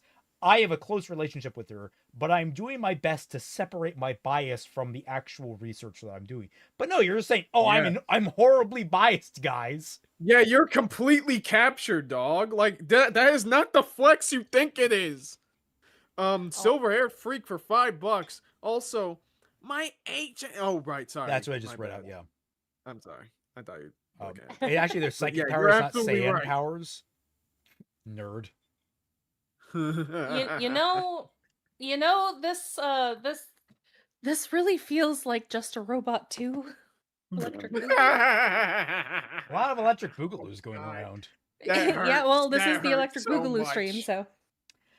But Oh, doesn't that it? hurts so Like much. he's defending somebody that is definitively in the wrong. Yeah. Remind me, Just a Robot, who, like, again, just all this starts to blur together at some point. Okay. So Okay. what happened was Just a Robot was defending Cinny Bear, who was having weird interactions with kids, including sending porn to them. Oh! Yeah. Mm-hmm. You know, calling, Yeah. to be fair, calling this Just a Robot 2 might be a little overkill. Maybe a little bit, but it still is a guy who is spending an inordinate amount of time defending somebody that is very clearly in the wrong and has been proven to be in the wrong. Pretty With sure he's evidence. just trying to sound cool because Emmy is a woman. I'm sorry, but he just sounds like Wow. no, he comes off exactly like the quote-unquote male feminist. Like he No, has that dude. yeah, vibe. but- During Beckett's stream, he literally made a joke about this guy looking like that one dude from Scott Pilgrim, one of the exes. Oh my god, what's his name? Fuck. Hold on. He's a simp. Yeah, no, that's exactly it. He's a simp. Well, that's exactly why I made my comparison to Just a Robot, because he was simping for Cinny Bear. Yeah. It's just Which is I still think it's overkill because like he's not defending a pedophile as far as we know. No, he's just defending a false rape accuser, yeah. Yeah, a false rape accuser. It's like the weird. It's like the weird It's the mirror opposite, reality actually. version. Yeah, mirror reality. I think it's Patel. Yeah, I think it's Matthew Patel. I think he compared it to him on his stream. Fuck, it's the guy with the freaking eyeliner and shit. Yeah, I like Jaden animation to an uncomfortable degree. yeah, he did. Probably. Yeah, Jaden he did. animation is cool. Didn't he have porn of her made? I don't want to talk about. That's okay. We can move on. Pause, No, yeah. I'm being dramatic. I'm being dramatic. I'm fine with it. It's just that like, that hurts because I used to like the guy so much. Yeah, same. I mean, I I do try to like tell people like that, especially with autistic people, they can say and do some like really out of pocket things because they don't understand, but like there is a point where you go too far. Yeah, So it's like 100%. uh Yeah, but this is yeah, no, definitely that too far. But yeah, it's a shame. I'm just gonna sit here and eat my ice cream because that's what I went off to get. This is too good. Emmy invited me and a few of her friends to go spend her birthday at Disneyland. So what I have for you today is a masterclass in simping for your Oh my god, so you're even more biased. Holy shit. She I went to Disneyland with her, guys. She can't be evil. Oh my god. Oh my god. Oh god, thank you so much, Omega Rob. This is great. Oh my God, what did he do? On April Oh, 4th, 7:30 p.m., you partook on a plate of chicken parmesan. Chicken isn't vegan?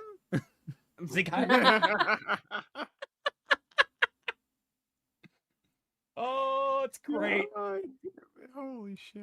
You guys are awesome. You guys are awesome. I don't tell y'all enough, but that's what you guys are. The evil rat is Thank here. There's an evil rat? Oh, that's right.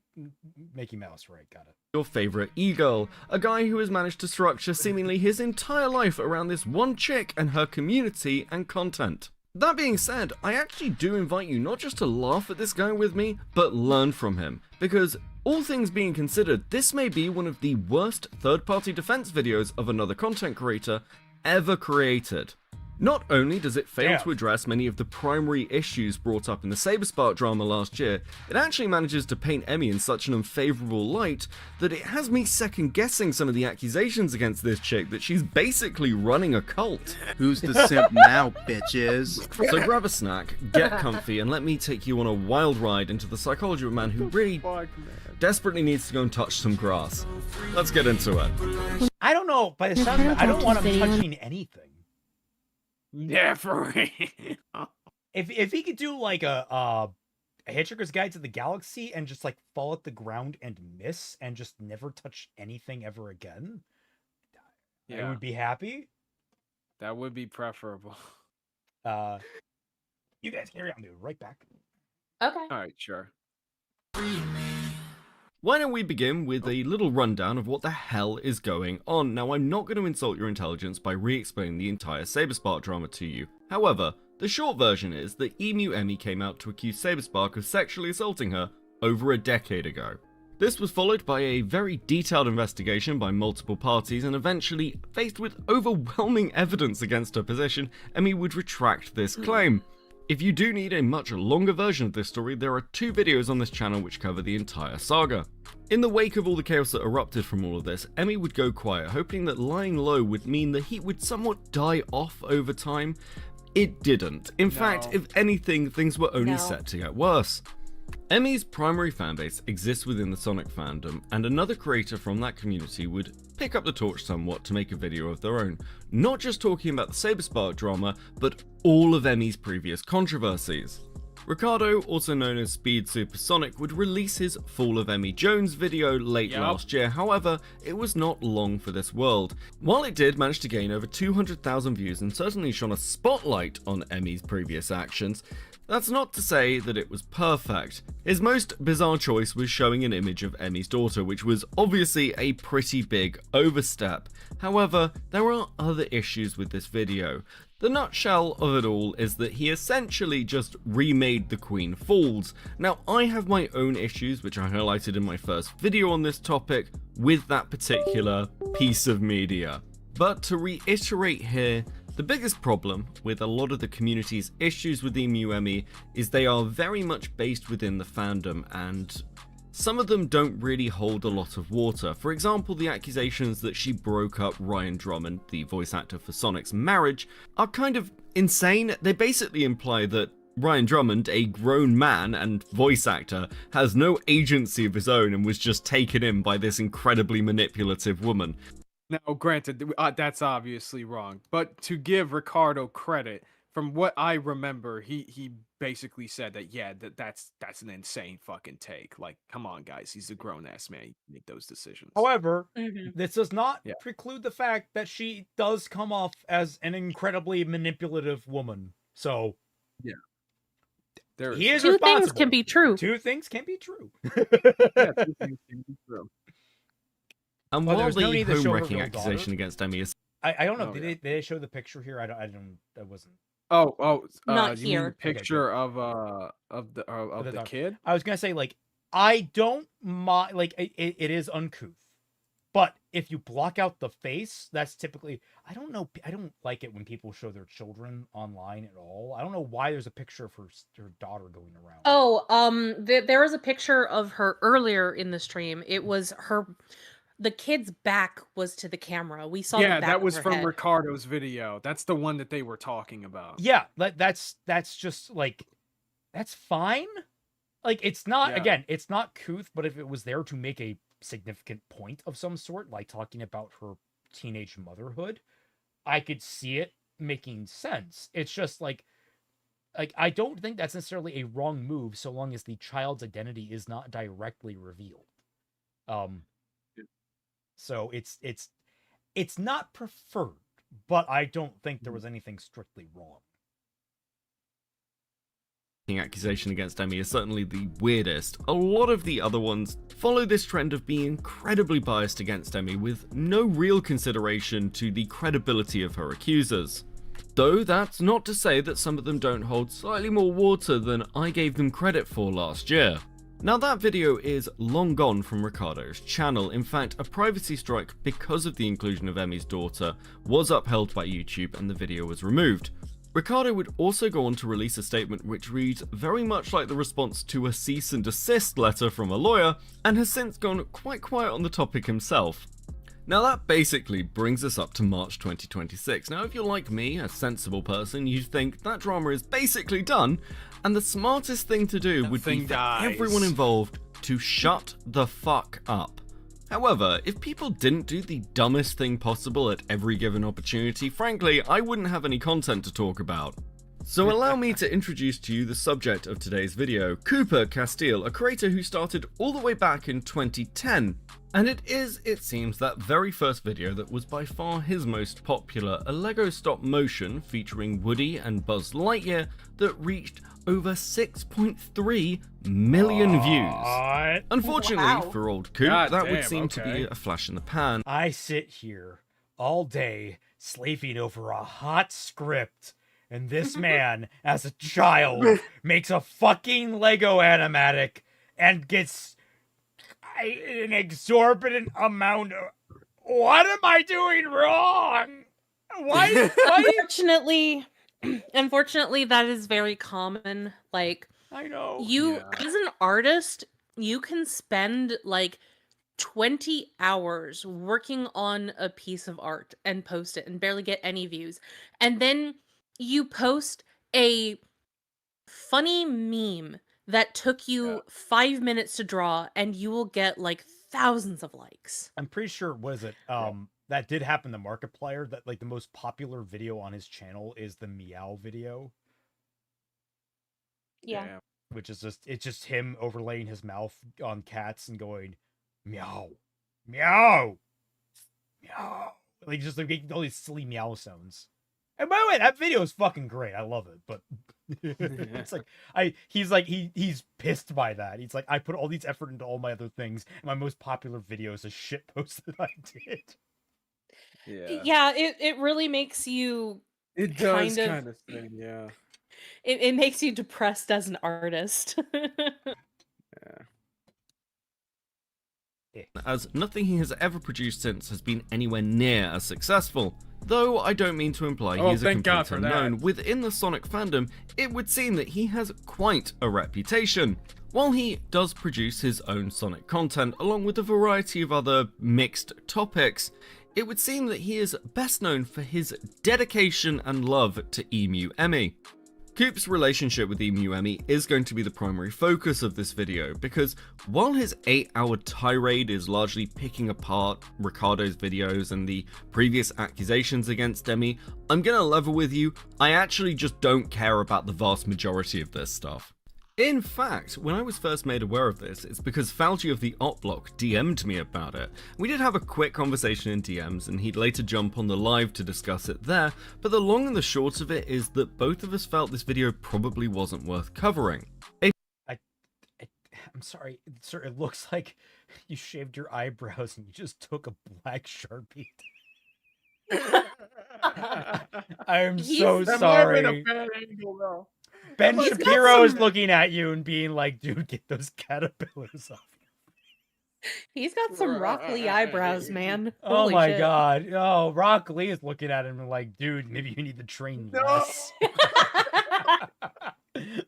Also, He's already Daigato, thank you so much for this. Celtic one day using his lawyer powers. Nerd! I love it. I love it to death. It's like the second or third version of me I have as Phoenix Wright, yeah. which is great. Dude, okay, there needs to be a Japanese version of this. What would be the... Igyari! Yeah. Be right back. Okay. A position I almost definitely would have maintained had I not gone to check out at least the first couple of minutes of the video. And then I saw Coop say this. I'm not a drama channel. I make lengthy game reviews and ban retrospectives that are probably way longer than they have any reason being. But considering this situation involves one of my closest best friends facing an onslaught of harassment for the past several months, so bad that she herself can't seem to address anything without people immediately denouncing her, so I've decided to step in. Maybe because she's shit at addressing things. She Yeah. literally keeps saying non-apologies. Sorry, not Yeah. sorry. Except she doesn't use the fucking word sorry. Like, the reason people keep jumping down her goddamn throat, like Saber Spark, the reason people keep jumping on her is because her words just keep stirring the fucking pot. They do nothing to Yeah. help anyone's case. It just pisses more people off. Pretty much. Raichu is silently judging it. His little Raichu in the back. I look at your Oh, workspace, man. You have 3 fucking drinks up here. You have an energy drink, you have a Dr. Pepper, and you have a Gatorade, dude. You don't... It's one of those empty... You need to throw away some shit. Like, I'm not Hey, one to God say, like, dang. I have, like, the cleanest desktop ever. Mine's a bit of a mess. I need to clean it up. But come on, man. You're recording for a video. Have some Yeah, some Jesus. decorum. No, man, I'm relatable, guys. This is Can't me let being fear relatable. take the lead. Look how brave I am by not letting fear. Yeah, yo. Again, to try clearing things up. Now look, Bet I it am makes for first one and hell of a foremost mix. a live Christ. streamer, so I am very much aware of the kind of parasocial relationships that can grow out of these regular community interactions. She needs a However, ukulele. Oh god. I think What? Yeah, she really needs to play a ukulele and sing the apology. Oh my god, no. Dude, that'd be the funniest shit. I think if any of my community members, or hell, any of my friends who are content creators, ever described me as their closest best friend ever in a defense video, I'd think I'd fucked up pretty severely somewhere along the line. And Yeah. interestingly enough, this isn't even the first time Coop has made a defense video on Emmy. While it's been removed now, it is still available on the Internet Archive, but this dude was white knighting her back in 2023, and their relationship seems to go back almost a decade. This is going to be a much different kind of video compared to ones I'd usually make. I'm not a drama channel. I don't intend on becoming a drama channel. So this very much is going to be the only kind of video I ever make like this. I'll also start out by saying this. Yes, I have a lot of bias going into this video since a few of the people involved are some of my closest best friends. But considering this situation involves one of my closest best friends facing an onslaught of harassment for the past several I'm months. sensing a trend here. What the fuck is going on with your screen here? Like, are you seeing these particles? What the fuck? Oh yeah, I am seeing this. Yeah. Is that a post-processing effect? Did you just not clean your fucking camera lens? Is your room really fucking dusty? What's going on there, man? Was it like this before? Hold on. In the previous shots. Hold on a second. I'm back. Hi, we're talking Had about how to- dusty his screen is. Oh, I'm trying to remember. if goodness he- gracious. Sorry, He's I had doing to it feed for- the dogs. Yeah, just play it here. That might this have just within been the a Sonic fandom, Beckett and another particle creator effect, from that maybe. community would No, pick up the torch somewhat to make a I'm video seeing of it their here as own. well. Not just talking about the Saber It's, Spark it's drama. very faint in this shot, but in the other shots, it's super weirdly strong. Yeah. Where were we? Oh, right. For around this point, yeah. Retrospectives that are probably way longer than they have any reason being. But considering the situation involves one of my closest best friends facing an onslaught of harassment for the past several months. So upon realizing what a total garbage fire this was likely to be, I was completely locked in, and let me tell you, not disappointed.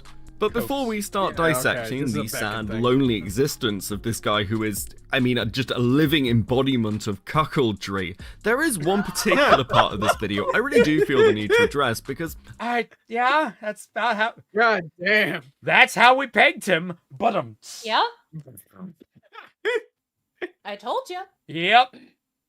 I'll be candid, it did manage to piss me off. Now, I don't want to dive into too much detail when talking about Coop's rebuttal to the Saber Spark situation in his video. There's a couple of reasons for this.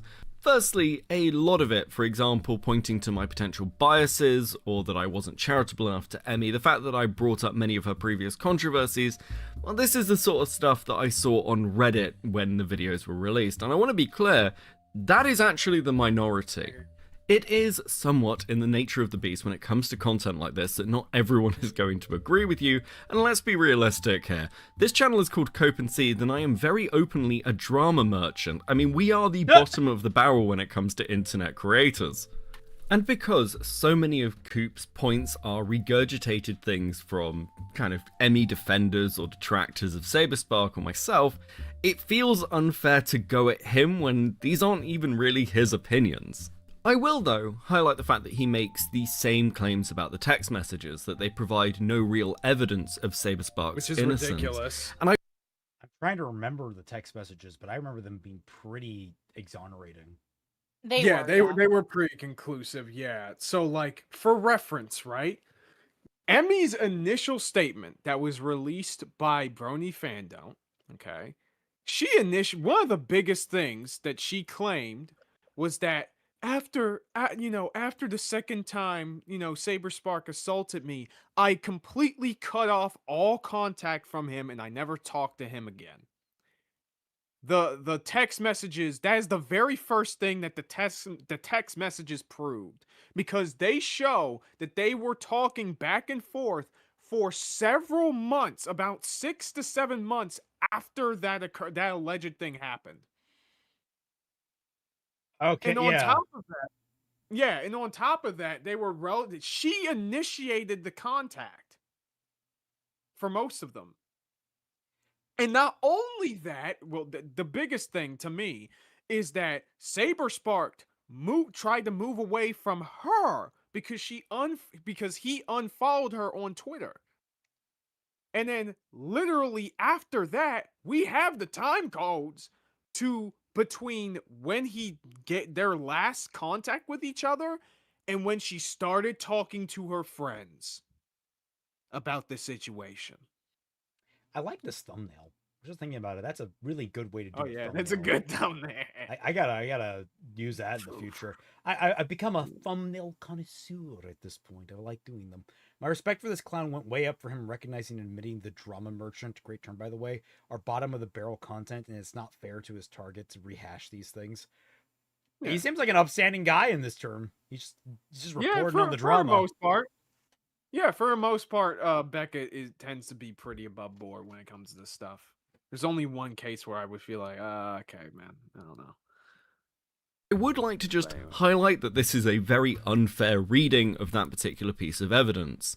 Not only do the text messages display a pretty close relationship with Saber Spark and Emmy, it's also quite inconvenient, and Coop knows this, that Emmy's concerns are very much tied into how Saber Spark is treating her as he is distancing himself, particularly over things like unfollowing her on Twitter. Yes. Not to mention the fact that these DMs provide a very clear picture of what their relationships look like after they stop seeing each other. Yep. Even Emmy agrees with this, by the way, because Emmy's statement that she gave to me for my second video hasn't changed. She still very much accepts that Saber is not at personal fault for how all this played out.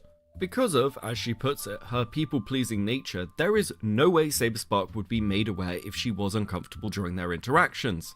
Coop glosses over and downplays the text messages and also completely ignores Emmy's own statements on the matter.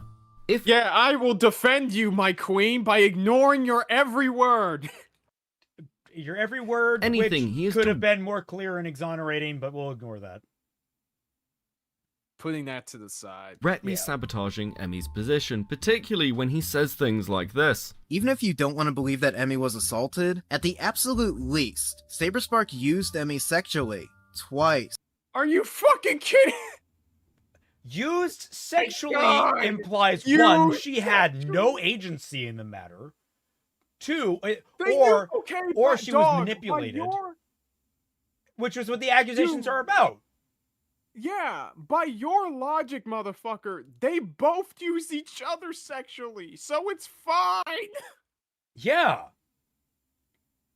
What the? I want him to elaborate. It's this weird mix of infantilizing Emmy and fanboying that really makes this video something to behold.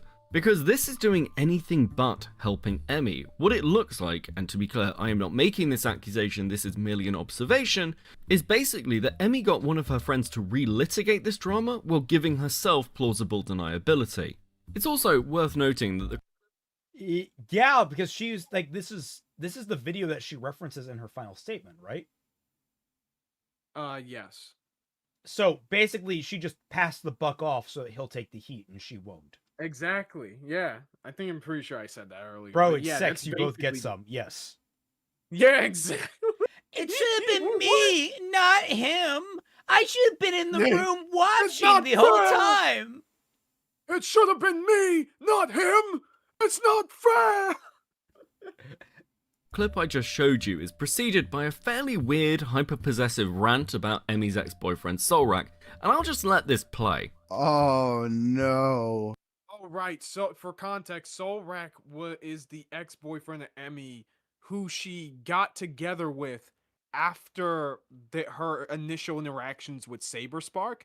And an interesting point about that is that she went to Saber Spark for relationship advice about the guy. Because she was like, yeah. you know, Fuck, you're Yeah. right. it was this guy. I mean, not the guy on screen, but Solrak.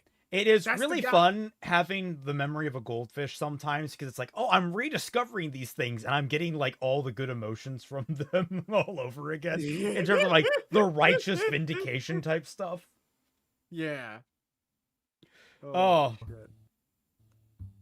I don't want to highlight this guy for too long, but man, Solrak, if you're watching, which I'm sure you are, you need to back off. Emmy has so much dirt on this guy, it's not even funny. It's insane. I've seen it, and she has chosen to withhold it. It's bad.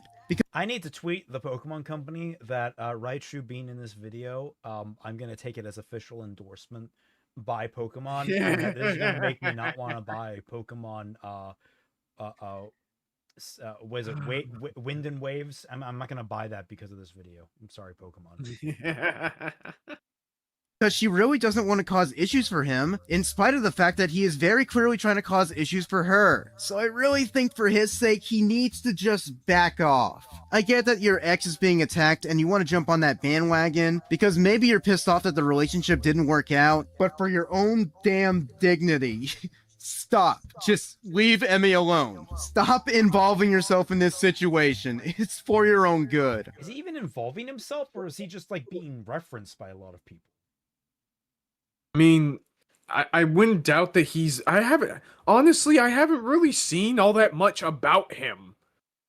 That's like, the thing. The evidence of like of her going to get relationship advice, like that's a thing. Yeah. That's a huge thing, yeah.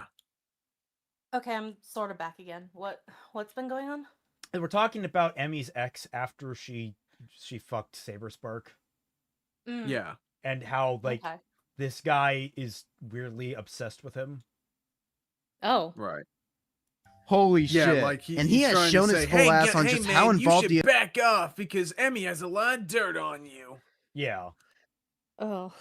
in this shit by reaching out to people who have published his DMs. Now, because I feel like this is an actual accusation about my coverage and also my ethics that I'd release somebody's DMs that I was interviewing without their permission, I'll just give a quick cleanup here, I guess. First off, Solrak did not approach me. I approached him. In fact, I went to great lengths to talk to Solrak. Predominantly because Emmy herself brought Solrak into this. She talked about him in her interview with Mr. Enter. And I would hope this goes without saying, but I am very keen to respect the on-the-record, off-the-record difference. Solrak and I had a fairly detailed DM conversation, but the only things that appeared in my video were messages that he himself gave me the green light for. And had Emmy not mentioned Solrak first in her interview, he would never have spoken to me. The reason this statement is a little bit annoying to hear is because the one person who should be hyper aware of my principles around this is Emu Emmy. Because after a multi-hour conversation with her, the only things that would appear in my video were either pre-prepared statements supplied by Emmy or sentiments from our call she had given me explicit permission to make public. And Coop seems to have a real thing about questioning other people's integrity, going so far as to make this comment when Ricardo spoke about his mother's abuse. As someone who is a victim of sexual assault and harassment, and having many women in my life who have experienced it, even my own mother, who if you watch my channel frequently, you know is my everything. Sorry, my reaction there was more so, why would you tell anyone about your mother's experience? Yeah, that's pretty. I have people in my life that have gone through that kind of stuff. I don't mention who it fucking is because it's private. What the fuck, dude? Yeah, you really don't want to do Yeah, no. If he wants to come forward about his own experiences, that's his choice. But did he get the okay from his mom to say this? Which I'm gonna be honest with you, comes across as kind of fucking mental. But the thing that really grinds my gears is that Coop spends the majority of his video criticizing Ricardo's ability to do research, while he himself not only is shit at researching, having seemingly not watched my first video on this topic, but he also massively clips me out of context to try and make a point because he is a dishonest little fucking weasel. And for my own satisfaction, we're going to pull this apart in detail because I really want you to experience how hard he has to try to get it to look like I'm questioning the allegations against Saber Spark. And it's not up to the rest of the internet to... Okay. I had a thought and then I lost it. Shit. God damn it, dude. Damn. Was it about the boyfriend? Is it about sharing your it's just like the whole dishonesty angle and like just trying to like manipulate. I don't know. The thread fell apart. Maybe I had like an inkling of an idea, but it didn't just make a connection. Ed Savinsky says, that's takes to your grave kind of secret. It is! Unless she explicitly said, yeah, you can use me as a reference, but like, can you imagine how awkward that conversation would be? Is like, hey mom, can I talk about your past sexual assault in this video I'm doing for online drama? Yeah. I would never do that, period. I just fucking wouldn't. If I was put in this situation. It's one of those situations where it's like, I will never speak of this again. Ever. Like, unless it ever becomes hyper relevant to an immediate, like, crazy situation where it's like vital information to expound upon. It's stuff I don't want to think about. What Celtic? You telling me that people on the internet lie about things? I'd never do that. That period, Jesus. Yeah, it's one of those like super close to verboten type situations. Yeah, no, there's no real point to it. Like there are ways of conveying that I understand these situations without putting yourself too much out there. I have people that I know that have gone through this. End of statement. Yeah. There we go. Because I really want you to experience how hard he has to try to get it to look like I'm questioning the allegations against Saber Spark. And it's not up to the rest of the internet to dictate this when it wasn't their experience, nor was anyone else there. Even Cope and Seif brought up that when looking at everything from Saber Spark and Emmy, he said it was still inconclusive about what took place. After having had a few hours to, I guess, reflect upon these further comments from Emily, I'm still not totally sure where I land. Strange how people aren't sharing that part of his video. Yeah, crazy that people aren't talking about that section of video. Just to help them, why don't we play the full thing? Place Saber Spark at that event. Earlier in this video, I have said that Emily has lied, or at the very least obfuscated, her wider relationship with Saber Spark. And while, to an extent, I stand by that comment, and I'm not removing it, obviously, this does provide a counter-narrative which I think is important to highlight. If Emily really has no memory of these wider events, that would paint a far more charitable picture of their omission. But this is, of course, a double-edged sword. If Emily can't remember these wider events, then trusting her to accurately recollect the exact nature of her relationship with Saber Spark while they were entangled becomes even more challenging. I'd hope you'd agree though, those that want to interpret the issues with Emily's testimony in that light can't really be blamed, considering the alternative of malice is far more distasteful. Having listened to her update. So basically he's saying, I'm not sure where I land, but it's a damned if you do, damned if you don't, no matter where it is. Yeah, it's either she's stupid or she's a liar. Yeah. Yeah. Like that's where that is literally where we are. Either dude. And all right, his entire comment here is about like, oh, he even lands like he ends flipping flopping on the entire thing. It's like, no, it's about a very specific set of information he's talking about here. It's not the entire situation in general. Yeah, either she's Maverick type A or Maverick type B. Like pick your poison, you know what I mean? Maybe she could be elusive Maverick type C. Shit. Oh, that's really dangerous. Oh no, wait, sorry, that's hepatitis. My bad. Oh. This statement, I would take this at the very least as a soft retraction. If not of the accusations in their totality, then at least Saber Spark's culpability in her opinion. This, more or less, and funnily enough, seems to line up with my earlier theory crafting on her testimony regarding her people-pleasing qualities. After having had a few hours... Yeah, just a thought on that now that I think about it. Is maybe a lot of what she's doing with like this final statement and stuff, do you think that's her giving in to the people pleasing? Like, obviously it comes across as if she's trying to like reignite her career and all that kind of stuff. But could it also be that she really cannot stand the negative perception that the world has of her, and she just needs to get in the last word to try and reclaim, like to basically please people and try to get back that reputation just like for her own self-vindication? I can see that. Honestly, I wouldn't doubt that at all. I feel like there are a lot of these elements are just born out of just how should I say this? Yeah, just a lot of ego going on. Because I understand that. Like, if I fucked up at all, I would totally want to try and people get on my side. But I also know that the way to do that, the quickest way out is through. If I've genuinely fucked up, I need to own up to it. And like the only way to repair your reputation is to try and be better from it. Like that's how it works. Very much. The only way I survived... I guess reflect upon these... Oh, sorry. The only way I survived my controversy like 10 years ago was to basically just allow people to hate me until they came to their own conclusion that no, they were actually being manipulated by this one person. And then they each came to me, at least the ones who gave enough of a shit and were actually honest about their manipulation of the situation, came forward to apologize to me. Yep.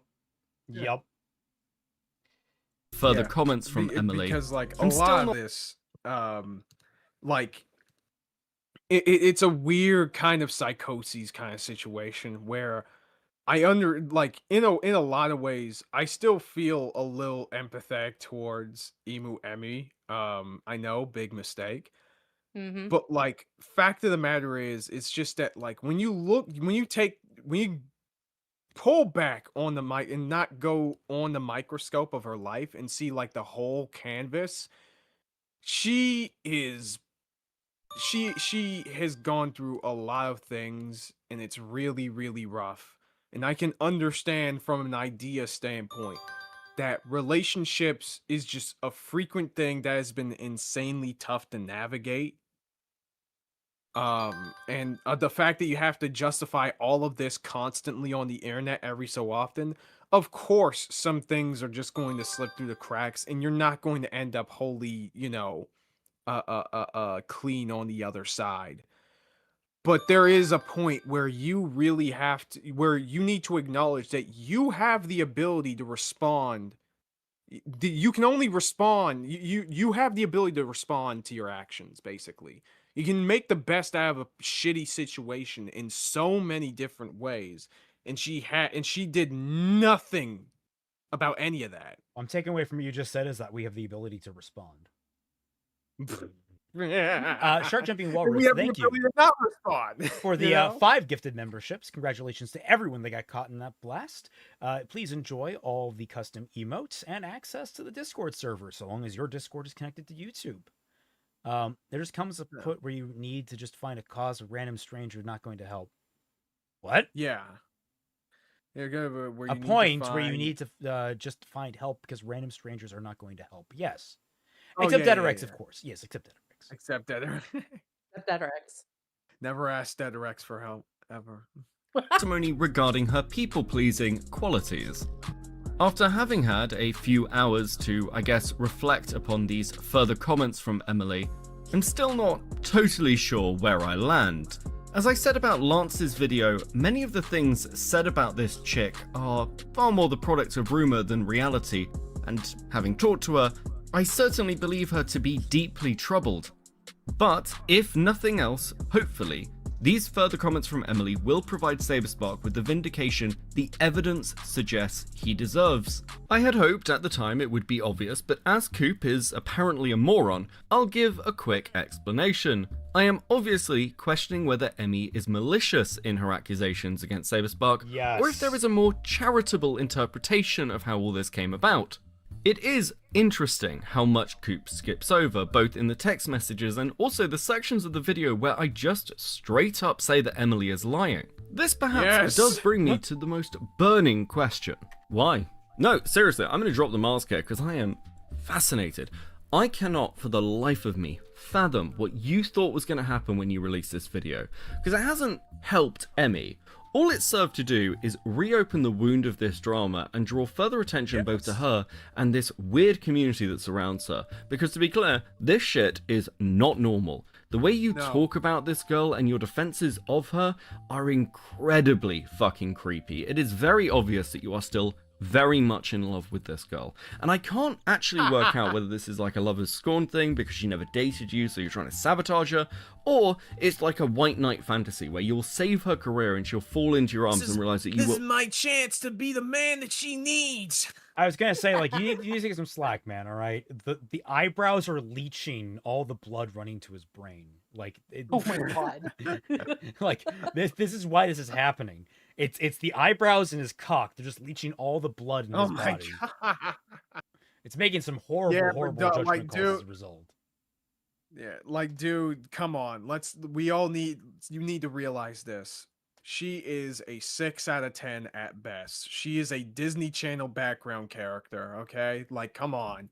You do better than this. You can do better than this. Yep. Always the... God damn it. Well, sorry. always the man she was meant to be with.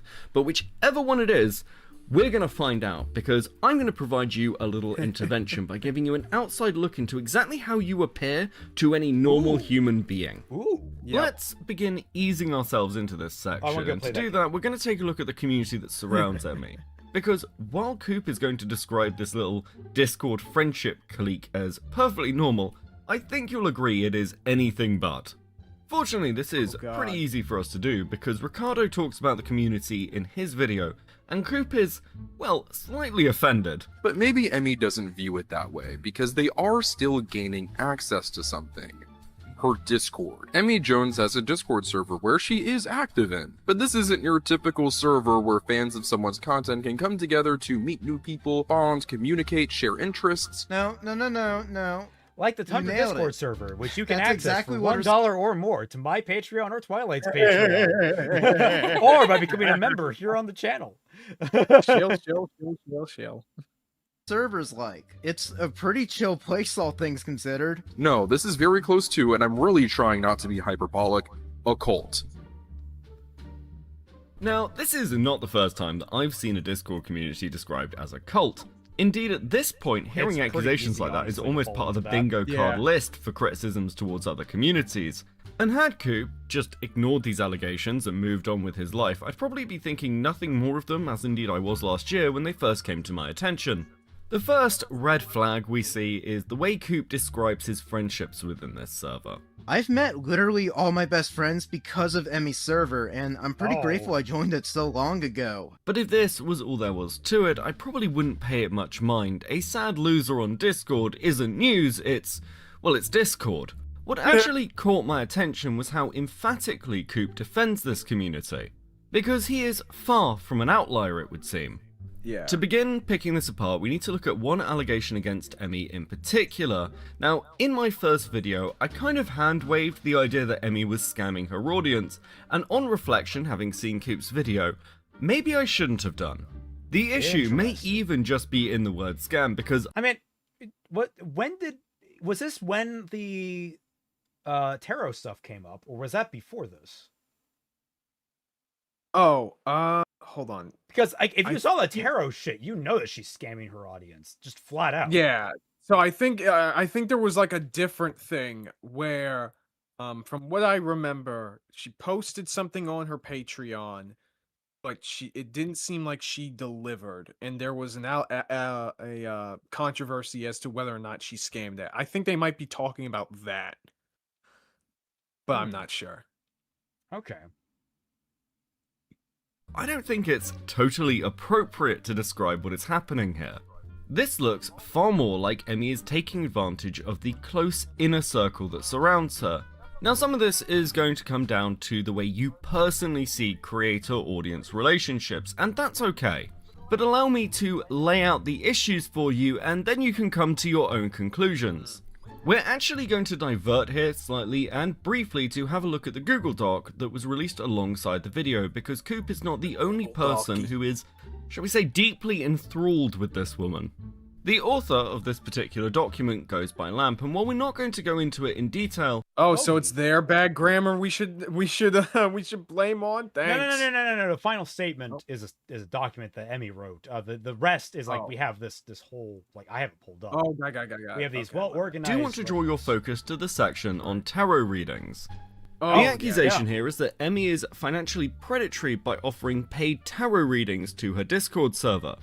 And while I personally wouldn't go that far, there are some very odd things here. To begin with, there are many testimonials from people who found these tarot readings deeply meaningful and helpful to them, and that is understandable if you're somebody who believes in this kind of thing. But with that being said, getting a tarot reading from your favorite content creator and then writing incredibly long diatribes about how spiritual and meaningful this was to you, well, at the very least, this isn't particularly helpful for the accusation. I have done 2 tarot card readings from Emmy. The first one was in a VC with her while I was on my way home from work that time. This was around the start of the new year. Emmy showed me the card being Wheel of Fortune and explained that the card meant what the card meant, and it resonated with me, with my current state from things that happened to me in my personal life back in 2024. I felt positive after that experience, after reading and better about myself. The second reading was a little bit after she announced it in the server. When I saw it in the pricing and what reading I could get, I was interested to give the full reading a go since the first one went so well. I paid for it because I wanted the reading. I asked about it, if I'd be able to get back a constant grind of my creations of animations. With everything she showed me and explained each card to me, it showed that the answer is yes. When I saw that, I loved how close to home it was for me. I talked about my experience making animations, the ups and downs, and Emmy said that she was happy the card reading was accurate. From that point forward, I felt good making animations. Still slow, but it's getting somewhere I wanted to go. Because you made it happen! You did the thing! You wanted to be better at it. You wanted to do more animation, so you did more animation. Yes. Pretty much. You grinded and you got rewarded. My God. Okay. So, fun anecdote. When I was dating that girl who was in the tarot, just out of curiosity, like she was going to do a reading, and well, not reading. Like it was just the deck that she came with had a calculation you could do to try and figure out what card best represents you. It's like the card that spiritually connects to you, and I thought it was just fun. Your persona social link, gotcha. Yeah, effectively. And I got the Chariot, which, if you guys know my personality, like, of all the tarot cards, that one actually probably makes the most sense. It's just ever churning, ever going. Twi probably really complains about me just keeping on going constantly in terms of, like, doing things. But it's like, okay, you know what? That's fine, but I want to draw a card. And I want to see which one. Like, I'll draw a card and say, this one represents me. I drew a card from a shuffled deck. It was the fucking Chariot. So I'm just like, all right, I guess I'm just the Chariot. Shie Satanaka. Here I am. That's just my fun anecdote. I believed in tarot for like a month. And then... Are you guys talking tarot again? Because it's coming up in the video. Yeah, it came up in this whole thing because like what's happening is that a bunch of people in Emmy's Discord server are giving testimonies about how great the readings were and how much they helped improve their lives and shit like that. You know? I got to ask, did you scream Persona? No, I actually think this was before I got into Persona. I'm not entirely. I can't remember. It's a blurry time in my life. But yeah. That Emmy is running some kind of cult. It also seems very apparent that Emmy's community is a bit unstable, to say the least. Many people talking about their anxiety and depression. Now, again, this is Discord, this should come as a surprise to nobody, and I'm really not trying to pick on anyone in her community when I say this. So please take this with the spirit in which it's intended. You guys have provided a lot of testimonial evidence to try and defend Emmy, but the reality is, gets into a Discord is not your personal therapy session. Even if they have a therapy channel or like a venting channel, it's okay to vent from time to time. But one, effectively treat Discord as pseudo public. That shit can be released at any point, which makes me fearful. But no, but then also on top of that, like, if you really need help, seek a professional. Please. Discord is one step down from BetterHelp, and you should know how dangerous BetterHelp is. All right. Yeah. I mean, when I was moderating a Mac server, we ended up I ended up making a second vent channel. One was an actual advice channel. It's like, oh, I'm experiencing this thing and I don't know what to do. Like, I'm kind of stuck in my life. I could use some help. And after a few fights that kind of broke out there because someone just wanted to vent and they didn't want any advice in particular, I created a vent server where it's like, you are not allowed to reply to anyone. You are allowed to maybe reply with an emoji or whatever, but like, this is not a thread to reply to anyone for. Just state your complaint of the day and just let it go. Kakarot, they leaked the Discord server. Oh, yeah. Which major arcana has Big the Cat? Clearly the Tower. Yeah, I would say so. Really not helping her, and much like Coop, you should probably take a step back and reevaluate. This is true for no one more than Lamp, funnily enough. I'm just going to read some of their statement to you, and then I'll give you a little bit of background information. To start, I am disgusted that this person mentioned people in the community on the spectrum, implying that they are easily manipulated. I myself am on the spectrum, and I am able to think and form opinions on my own. I am not completely incompetent, and am able to make my own decisions about where I spend my money. Other people as well. So it would certainly be fairly inconvenient for Lamp, and indeed for Emmy and this community, if there was pretty good evidence that Lamp was anything but competent about money.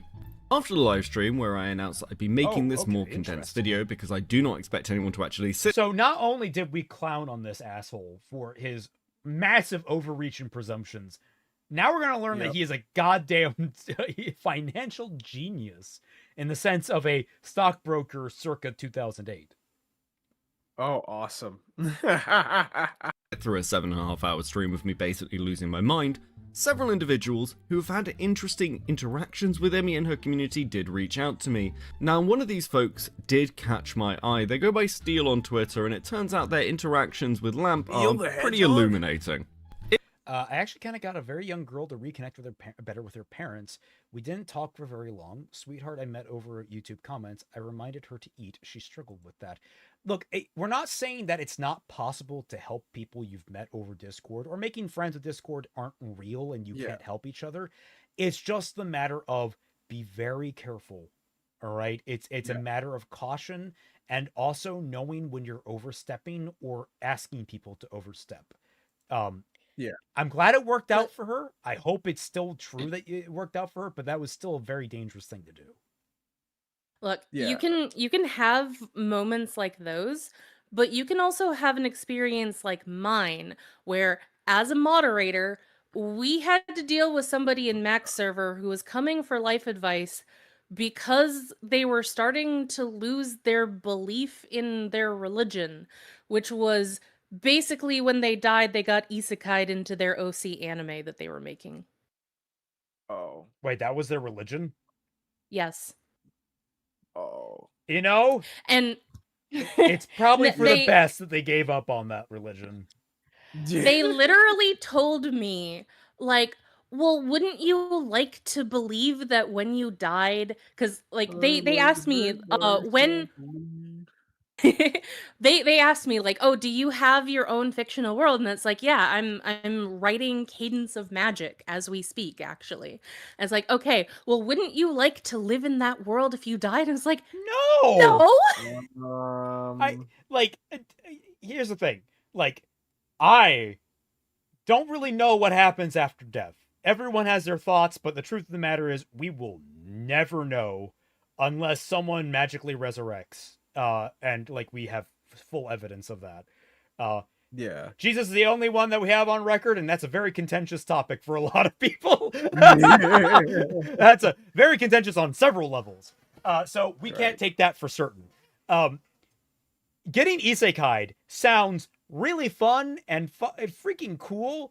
But on several levels, it could also fucking suck. If you got isekai'd into the Warhammer 40k universe, I would immediately opt out. Dude, that's instant death. Yeah, I would get isekai'd into the Game of Thrones world. See how long you last. Dog, you get isekai in the freaking Invincibles universe, dude, you're fucked. I mean, the DC or Marvel universe, just get the fuck out of there. Holy shit. Yeah, no. Like every other week of the world at risk. That's why I said, like, I don't want to get isekai'd into my novel's world. Do you know how dark and depressing it is? Like my story is literally about these witches who are trying to survive in a world that is actively trying to kill them and wipe witches and all magic from existence. I don't want to live in that world. Yeah, I was gonna say, like, freaking the Artificer in the world of Vault Finder, like, I wouldn't mind getting isekai'd there. I have, like, I'm not gonna deny, I have the weebish hope that after death, isekai is real, but I want to get isekai'd to a nice place. But, like, that's a hope. It's not a certainty. I don't believe that's gonna fucking happen. But, and at the same time, like, if it does happen, really hope it's somewhere nice. It's the reason I made the Artificer, like, his entire attempt is just to make a nice life for himself, not go on a life-changing adventure because that's fucking dangerous. It's already adventurous enough trying to set up a goddamn crafting shop. Pretty much. All right. It would seem that Steel commissioned Lamp to do a single piece of art for them priced at $190 sometime around late August, early September for delivery in October. Esminsky says, put Pet Cemetery scene where the dad talks to his daughter about death here. It just, simple line is, sometimes dead is better. As the end of September rolled around, it seems that Lamp hadn't even begun the agreed commission. This is sometimes understandable. Unfortunately, what had actually occurred was that Lamp had produced free fan art for Emmy at the same time, while also engaging in an art swap with another creator. Steel eventually just called it quits and asked for a refund. And that, dear viewer, is where the real issues began, because far from being competent or responsible with money, as Lamp claims in the document, they'd actually already spent it and were unable to provide a full refund. They did agree to a payment plan, but it seems that this also fell by the wayside, with Lamp returning $40 right off the bat, but then quickly forgetting. It wouldn't actually be until a friend of Steele's started dating Lamp and found out about the whole situation that they forced Lamp to just pay back the rest of the money, meaning the refund wasn't honoured until over 6 months later, and even then only with external pressure. Damn. Jesus Christ. So not only are you an idiot, not only do you talk on behalf of people you don't fucking know, not only are you financially unsound, but you're also a complete dick about it. Yeah. Izanagi, honestly, given how much anxiety I have, a nice cozy isekai world where I can make like trinkets and toys for kids sounds fun. Sounds nice. Yeah, no, that'd be nice. That would honestly be very well. If it's a fantasy world set in like the Middle Ages or Renaissance, first thing I'm inventing is the indoor toilet. We don't know whether or not you would get to choose what kind of world you get. Oh, isekai absolutely. into. I'm saying even best case there's scenario, also if you that, go like a cozy fantasy world, it's like typically those are medieval. It's like, yeah, I'm inventing Or toilets. Pokemon. Probably Pokemon's a good one. Pokemon would be a good one. Yeah. Hopefully you don't wind up in the Typhlosion story. Hikaru says, it just dawned on me reincarnation is isekai. No. Because isekai is another world. Reincarnation is the same world. No. Well, you can be 'Cause- reincarnated into another world. Yes. In Isekai, though. You can have spicy isekai, which is like it's technically another world because you are like if you get isekai'd 500 years into the future, that is True. effectively another world. That is actually an interesting thing we could entirely spin Or off like into. in is the like, past. at what basically, with point the is argument time for travel Inuyasha. considered isekai? Inuyasha People made the is argument for considered an Inuyasha, isekai. Yeah, true. So there is that. This instance isn't the only allegation against Lamp being fairly unreliable, with another piece commissioned around the same time apparently taking almost a year to deliver, and another case where Coop himself also didn't receive work for apparently over a year. I'm sure he'd be happy to confirm or deny this. Is Doctor Though Who I do want to isekai? be clear, Doctor Who's these are fucking everything. unsubstantiated allegations, and I have not been provided any hard evidence for them. Though perhaps, in the case of Lamp, most interestingly is further evidence for this cult-like behaviour around Emmy. It would seem that Steele left the server during the Saber Spark drama, and Lamp's then partner was dragged into some kind of Inquisition call. Again, this is unsubstantiated, but I'm happy to take the testimony at face value in this case. A fucking Inquisition call? Jesus Christ. Oh, so like kind of like the Senate shit that fucking Lio used to do. The what shit? Oh, you don't know about the you don't know Senate. about right. So like Lio Convoy had the Senate where he takes people that are like having allegations against them and just bullies them in a Discord chat for like an hour. Why is it called the Senate? I think it's like him and some of his mods just bullying them. They fucking Palpatine out here. Yeah, I don't really remember why he said he called it the Senate, but I think that it had something to do with a joke. But whatever. Particularly because of this apparent message from Lamp to their then partner. Izanagi says, "Oh God, the art commentary community is a whole other ballpark." We'll dip our toes in that another day, probably. Well, just not right now. Where they said that they could no longer trust them. There are a few other elements here we need to consider when talking about Emmy's relationship with her community, and if we return to Coop's video, we find this story about a Switch purchase. That wasn't just server members, that was all close friends of Emmy who decided to surprise her with a Switch 2. What, a group of friends can't come together and buy their friend a gift? Is that wrong? Is that evil? Now, on the face of it, I don't think this is a massive deal. Coop describes this as her close friendship group, which as a way to describe your Discord fan club is pretty weird at the very least. But what really comes across, especially when we get to the section of Valentine's Day cards, is how one-sided this relationship with Emmy apparently is. In February of 2024, Emmy would release a series of Valentine's Day cards, each priced at $15. Now, there were only 50 of these. Oh yeah, he so they did were- mention this in his original video talking about this stuff. Yeah, there was this whole thing about like sending Paid Valentine's Day Valentine? cards and shit. What? Okay, sorry. Is it that you pay for a Valentine card and you like basically are paying for effectively art to send to someone else, or are you paying it for a Valentine from her? From what I remember, it was a Valentine from her. Cringe. Yeah. Also, I sent the isekai alignment chart. Oh, did you? Yeah, I'm on the right Awesome. channels.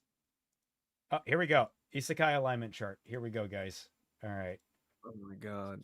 So, ingredient purist. The isekai world must be a fantasy themed, and structural purist. The characters must enter an entirely separate plane of existence. Hardline traditionalist. That is Konosuba. Now let's go down the columns. So, ingredient purist. The isekai world must be fantasy themed. Structure neutral. Characters go to any setting that is normally impossible to reach, each at a different time. That's in Yuyasha. Structural rebel. Any form of estrangement in a setting unfamiliar to the principal character. That would be Harry Potter. Then ingredient neutral goes, I recognize the anime. So it can be any high concept setting. What anime is that? Why am I blanking on its name? I got like 2 or 3 episodes in and I just didn't click with Never it. seen that. Flip Flappers. That's it. Flip Flappers. Okay.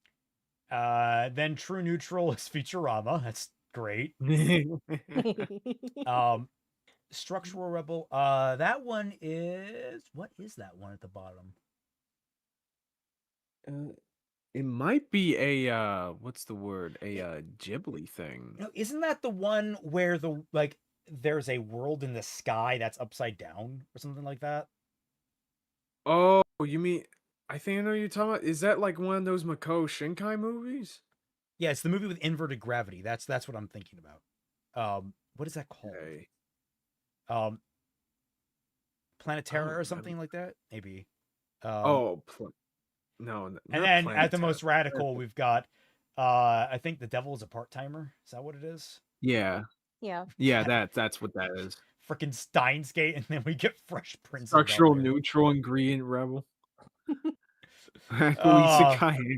So that would be isekai world can be anything and any form of estrangement. Any form of estrangement, yeah. That's great. Is the title "Problem Children Are Coming from Another World"? Is that what it is? Oh, maybe. No, that is not it. Also, that anime sucks. Although, I might have to reevaluate it because, it might be better than I thought it was the weaker No Game No Life, but maybe it's the other way around. And I was about to say, after watching No Game No Life, you might be like, yeah. Well, after rewatching and being like, oh no, this is shit. That might actually be better because it might just be honest about being stupid. Yeah. Is Doom an isekai? When they go into hell, yes. Well, But a limited piece of merch. However, where does SAO or Shangri-La fit in? Fantasy themed? Well, I guess they would be like, what's the word? Ingredient pure, structural neutral, but I guess it'd be more ingredient neutral, structural neutral, because they're video games, so that's actually they're video games. So they would be dead in the middle of true neutral here. Yeah. I mean, I didn't like it that much on second rewatch. I couldn't even finish S2. They had a second season? No. Why? First season wasn't all that good. They beat fucking Cthulhu up off screen. We're talking, this was a world-ending threat in universe, and it just got beat the shit up off screen. Years later. Wow, okay, so it's one of those. delivery wouldn't go smoothly. Just for months and months and months to go by until late July of that year, where she makes an announcement tossing all the blame onto her partner that he forgot to ship them. And I guess he must have forgot again, because people didn't start receiving their cards until the following year of 2025. a whole year for people to receive Valentine's Day cards. Oh my god. I know Ricardo's mainly. Well, at least it arrived somewhere near Valentine's Day of the next year. Yeah, at least there's that. Pittance, but Doesn't justify it. something nonetheless. Pulling from a single biased thread here, but god. I don't know why they did an S2 literal years later. Assassin Anime is getting a new season at some point. It was announced like 3 years ago, and it only just like got another like, oh, we're doing it, guys, and it's like, fucking when? Why? Yeah. It's like, and I also think, oh, there was another anime that's getting like, I mean, to be fair, Yojo Senki is getting another season years later, and that deserves it because Yojo Senki is fucking awesome. And let's not forget, it has been evil. It has been what 13 years since Madoka Magica Rebellion, and we're only now getting the sequel movie. Ew, Yojo Senki fucking sucks, Lamau. Really? I really hope that's not another case of we go back to it and it's awful. We might have to see. Because like I remember like that one it's a very different vibe, but I remember it being a lot of fun. God, I How just long wish you. between Spice and Wolf seasons? Too long. Although I haven't watched more than the first episode of me remake, and I have some issues with that. I Might didn't make a like the comparison animation. video, actually. Yeah, I didn't like the art. I didn't really like the art style. Like it's just like it has the modern smear to it that like the old one did. Yeah, it's too glossy. Like it when you watch the scene where Holo like in Lawrence meet for the first time, it's too fucking bright. I don't like it. Yeah. It's supposed That to be Monster Girl nighttime. anime needs a season 2. You're goddamn right.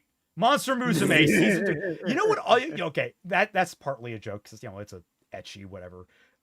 As much as I love it, I don't think it's gonna get that. What really needs a season 2 is Interview with Monster Girls. Yes. That one is really deserving because that manga is really good. I love the ending. It's really bittersweet. It actually made me cry a little bit. We need Magi season 3. Magi season 3, and we're gonna get a they Magi haven't reboot, and finished the it animation's gonna be off shit. of like what was in the manga. Yeah. Red Lamp's counter document. This may even be a bit of an understatement, because people wouldn't receive these cards until a full year later. Now Coop and apparently the community have pointed out that people were satisfied in the end with their purchase, and therefore that really should be the end of it. But when we are talking about somebody potentially Kaiser and scamming I their saw audience, episode or at one, least... CBF. Samurai Samurai Troopers has a Troopers. sequel. What's Samurai Troopers? I'm pretty sure that was a mecha anime, right? I never seen it, but I've never heard of it. Unless it's I've the heard- one I've that I'm seen the thinking of name. that's like an old like 90s, 80s, 90s anime that was about samurai, but I think that was a different series. Maybe that was Shogun. Something Shogun, wasn't it? Is it? Maybe. I think. Moment, let me double check that. Samurai Troopers is a 90s thing. Yeah, okay. Known as Ronin Warriors in the States. That is- might be oh! the one. Wait, they made a sequel series? When did they make the sequel to that? That's when I need to go back and watch, because I remember liking that as a kid. And is it like a sequel? Sequel or is it like a remake thing? Yeah. Oh, because that was like a Sentai. That was cool. Okay. taking advantage I've of never them. seen it before. Context is a very important matter, because let's be crystal on this. If it wasn't for the intervention of Cooper himself, these cards may never have Full-on gone sequel, out. Dope. Emmy wasn't in a position where she can easily go do this herself, mainly because of how sick she had gotten over the past 2 years. Plus, she doesn't even have a driver's license or a proper car. Cam did, and he just failed to get this taken care of. That's it. That's why the Valentine's cards weren't delivered, which stressed the hell out of Emmy constantly, especially after she found out they weren't even sent out because people in the server were asking about them. In fact, their situation got so bad that last year, in February, I actually flew out to their place to help them pack and finally drop off the cards, along with other things that Emmy... Whoa. So you guys yourselves were giving out the cards? Why didn't you mail them? Yeah, it's like the question is like, okay, the significant other was supposed to mail them. The minute you learn that he didn't fucking mail them, you mail them. Why is it's 50 cards? You can have that ready to go in what, an hour? Maybe 2 if you're pushing it. Like, why would it take so long for her partner to get this done? Like, I can understand being busy, but this is just stopping at the nearest mailbox and dropping the cards off. Also, it takes 3 minutes. There's a weirder element to this, is like, your partner is the one that's supposed to drop off the Valentine's Day cards, which I know Valentine's Day is very much can be platonic. Like, that's perfectly fine, but it just feels weird because it is such a romantically tinged holiday. Like, you couldn't even be bothered to drop it off yourself? Yeah. Yeah, it is weird, but But Twilight, the problem, these guys clearly have the same dumb bitch syndrome that Emu Emmy has, so they fit perfectly fine in our community. Yeah, something cuck chair.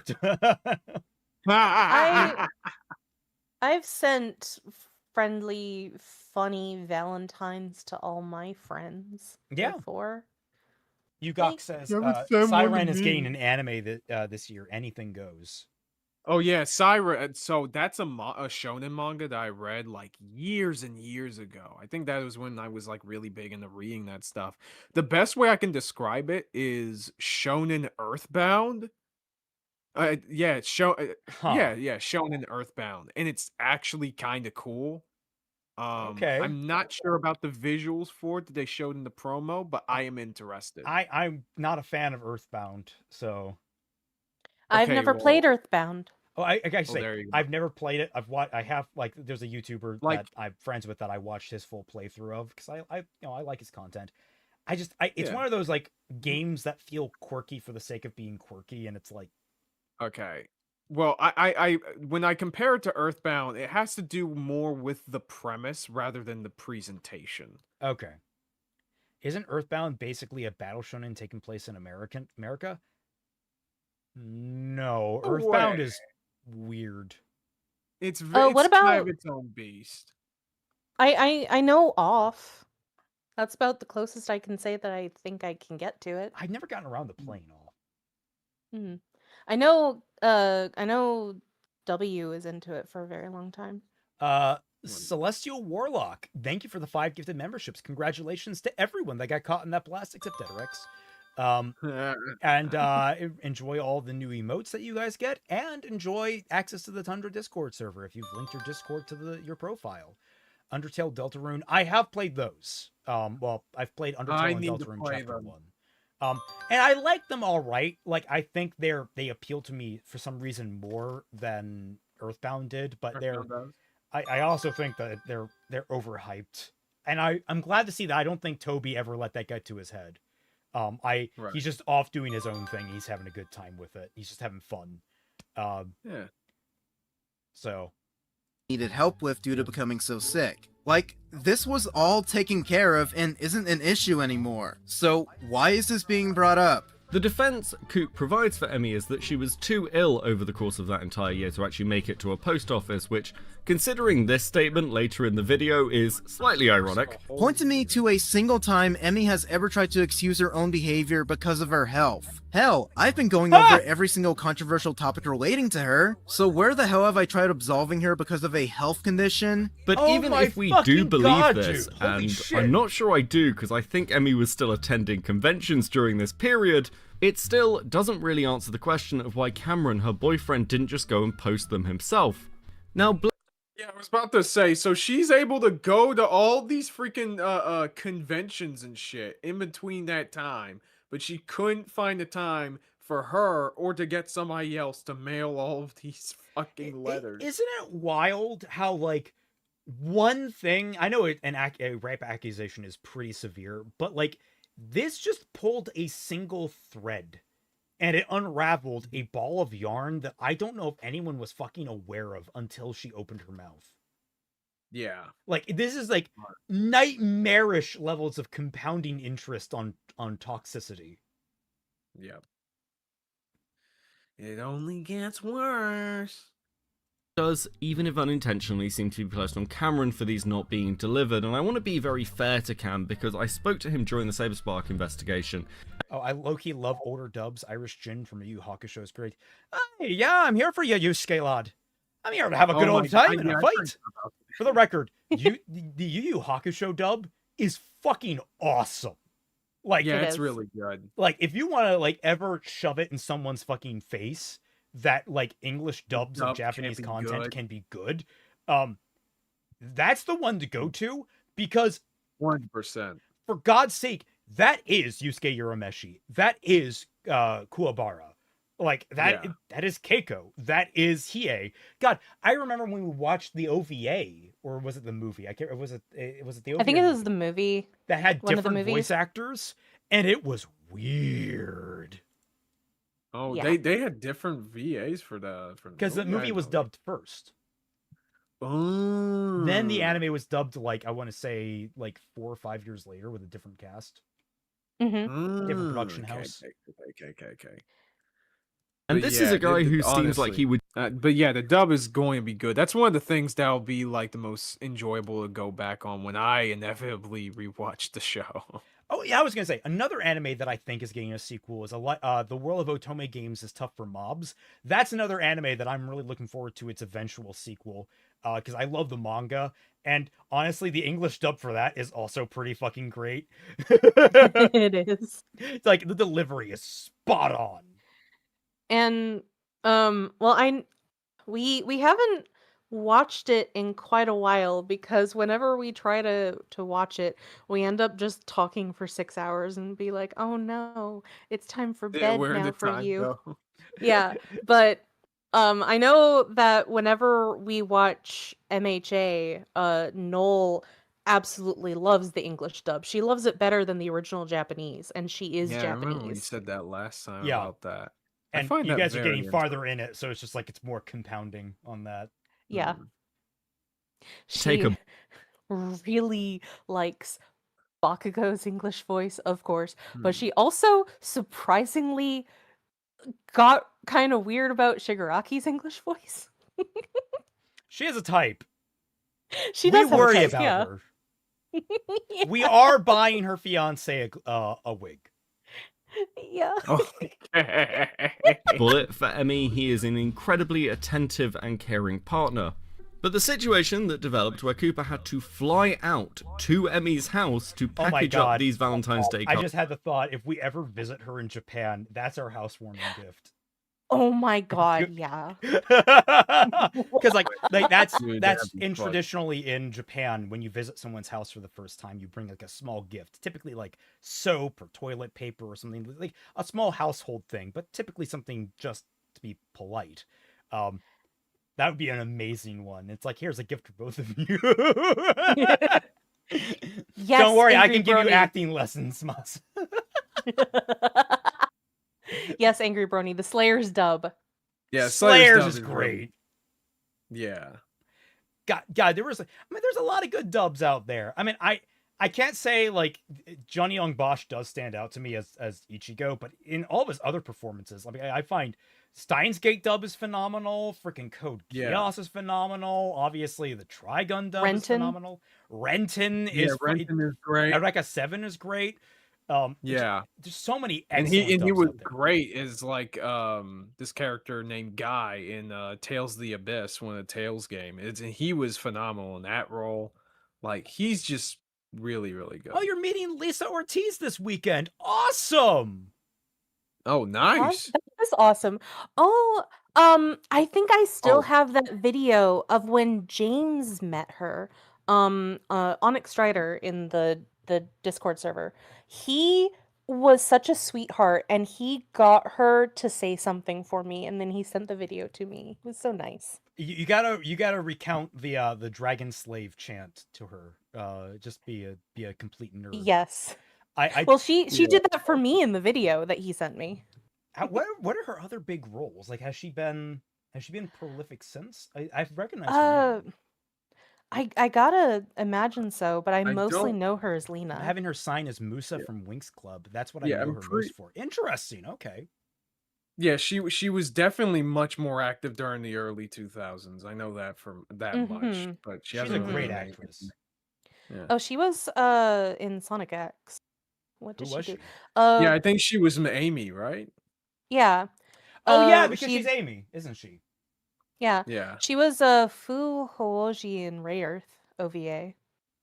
Oh yeah, that's true.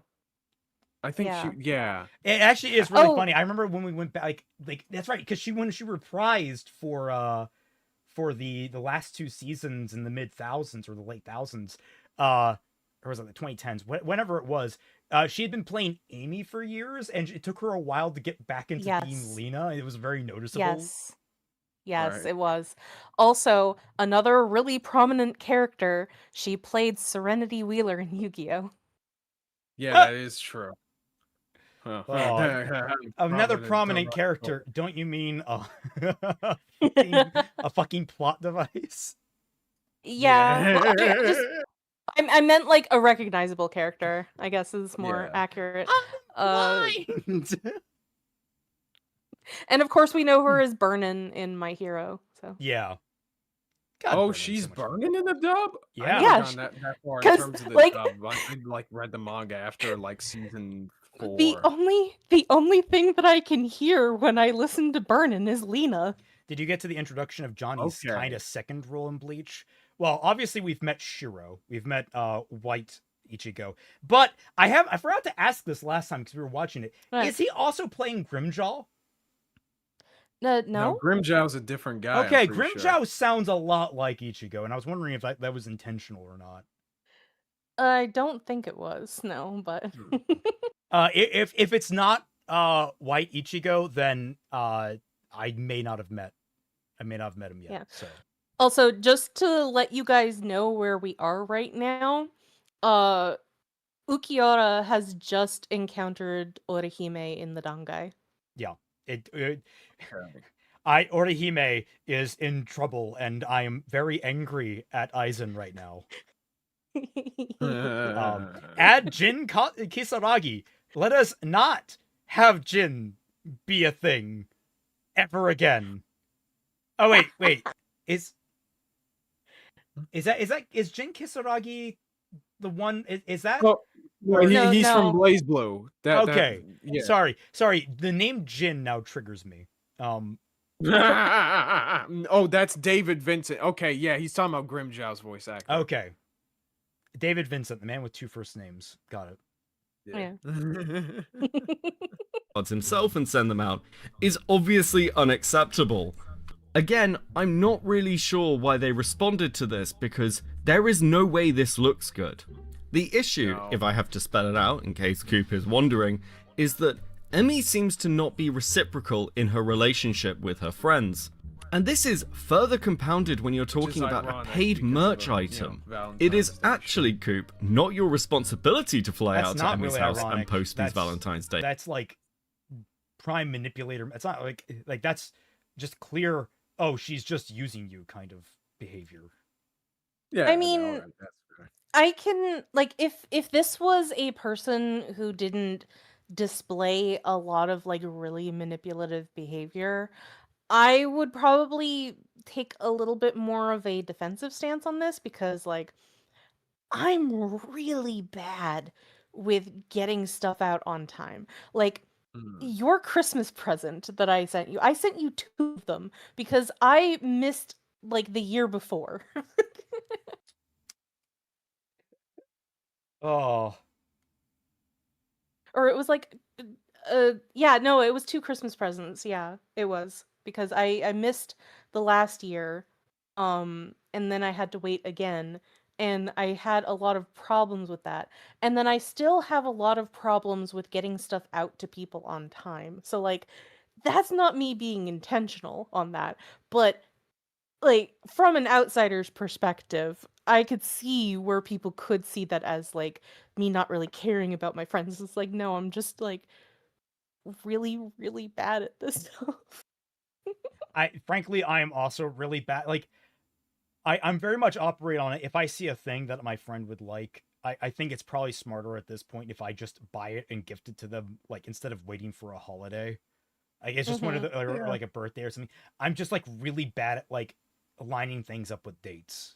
So Yeah. I can get that. Yeah. Well, like sometimes it gets like you get stuck on something where it's like, oh, you need to do something, but your executive dysfunction is like, Yup. no, you're not doing that. And then like 3 months have passed, and you're like, God damn it. Speaking of which, I need to do my taxes. Yeah. Cards. Once again, I come back to questioning why you thought it was a good idea to even make this video, because your shotgun attempt to try and remove all blame or accountability from Emmy has made her look absolutely terrible. While you, as one of her quote-unquote closest best friends, may not care that she didn't get this merch out on time, to anybody outside your community, this looks like a scam that was only sorted out because one of her community members took the time and effort and expense to get her out of the mess. Yep. Finally, at least for talking about the community itself, there is one thing I would like to wheel back on, and that is Steel themselves, because given that Coop talks so extensively about Emmy's detractors, I was a little bit curious whether Steel would appear in this video. I hadn't really been planning to pick through individual people, so I'd missed this while I was going through it on the live stream, but because I was taking information from Steel, I just wanted to double check who this person was. And I have to tell you, I'm glad I did. I mentioned that Steel left the community during the Saber Spark drama, but that simple statement certainly doesn't do justice to the insane fallout from this situation. And once Steel found out it was her, he would even message a friend of ours wishing Emmy well, and saying he didn't feel like he could contact her because they weren't really that close, which was totally fine, so his message was relayed to Emmy by that friend. But didn't he express that Steel was also a close friend of Emmy at some point? I believe so. Am I gaslighting myself? I don't know. There's been a lot of weird back and forths here.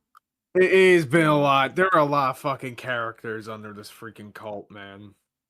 Then Steel's entire view of the situation would completely flip not too long after Copensteve put out his Saber Spark has receipts video. Copensteve's video had completely convinced Steel that Emmy was this manipulative liar. Basically, he now had the same point of view as a lot of other people who were believing Copensteve's video at the time. The thing is, the other friends who Steel had who were not only closer with Emmy, had... It's almost as if when you take the totality of someone's behaviors and put them all into one place, it gives you a better bird's eye view of who they are as a person and allows you to better understand the actions they take.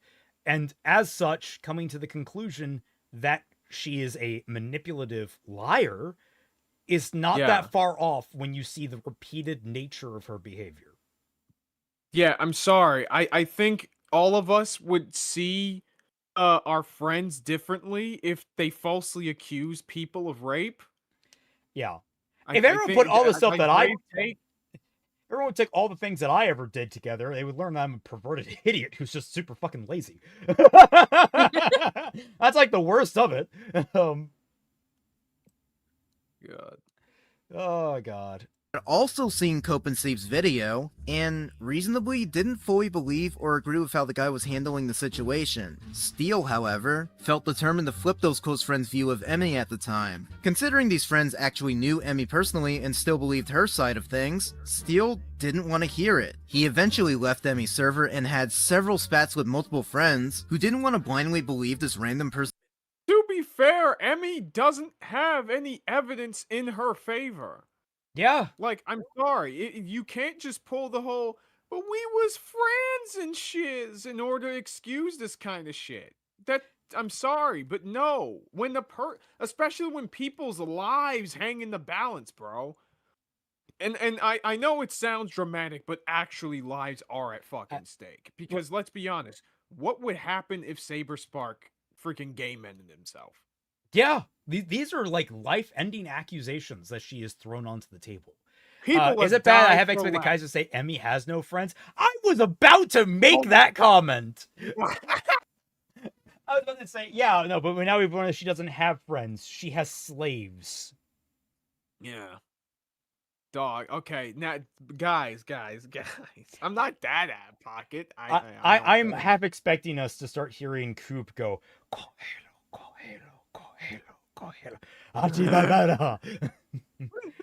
Gloria a las plagas! Gloria a las imu! Oh my god, dude. Video because they knew Emmy personally and knew her character. And even when they would combat several claims and points that were made in Cope and Sleep's video, Steele almost always didn't want to hear it, and just kept proclaiming that they didn't actually watch the video, which they did. While Steele, Emmy friends with her own kid? No, I'm sorry. Emmy and her kid have a professional relationship. Oh my god. And also, dude, come the fuck on, man. Okay, you expect us to take your word for it about this guy? No heroes without showing any proof of how these interactions have went? Especially given how sycophantic a lot of people in Emmy's corner have been, I find it hard to believe that that they reviewed the video and was on the up and up about like the facts that were laid bare there. I don't know, man. Okay, no more Resident Evil for Celtic. Joke's on you. I've been playing through the first few games just because it's been a while. I'm gonna be playing Resident Evil 3 after this stream. Yes, I can. in a circle of close friends, they were close with many of that little clique. And it seems there was quite a lot of friction caused by the release of my video. Now, while Coop claims that he and other members of Emmy's inner friendship group have seen the evidence I presented and carefully considered it, I think this is pretty obviously a blatant fucking lie. Because if it were true, Coop wouldn't have to go to such extreme lengths to clip me out of context and gloss over inconvenient details, including, I'll remind you, Emmy's own statements on the matter. Unless, of course, Coop, you believe that Emmy lied to me and, by extension, everybody else, just to avoid accountability. That would be crazy, but please do let me know. The long and the short of this, and one of the reasons that I'm really glad I went back to check, is because Steele may be one of the best people to provide information on what the interior of this community looks like. It does seem there was a concerted effort to get Steele to come back into the fold and forgive Emmy despite the overwhelming evidence against her. And this should not be a surprise. Steele is incredibly dangerous to Emmy's community. I'd like to... Bro. That is always a problem. When one member of the cult escapes, suddenly they become the gravest threat because they could blow the whole lid off. Exactly. Wasn't it Jared Leto's cult that like one person broke free and sprung that and he's still not in jail for some reason? Something like that. Also, Kaiser, I've been noticing that the feedback from your microphone is getting louder. Oh, is it? Yes.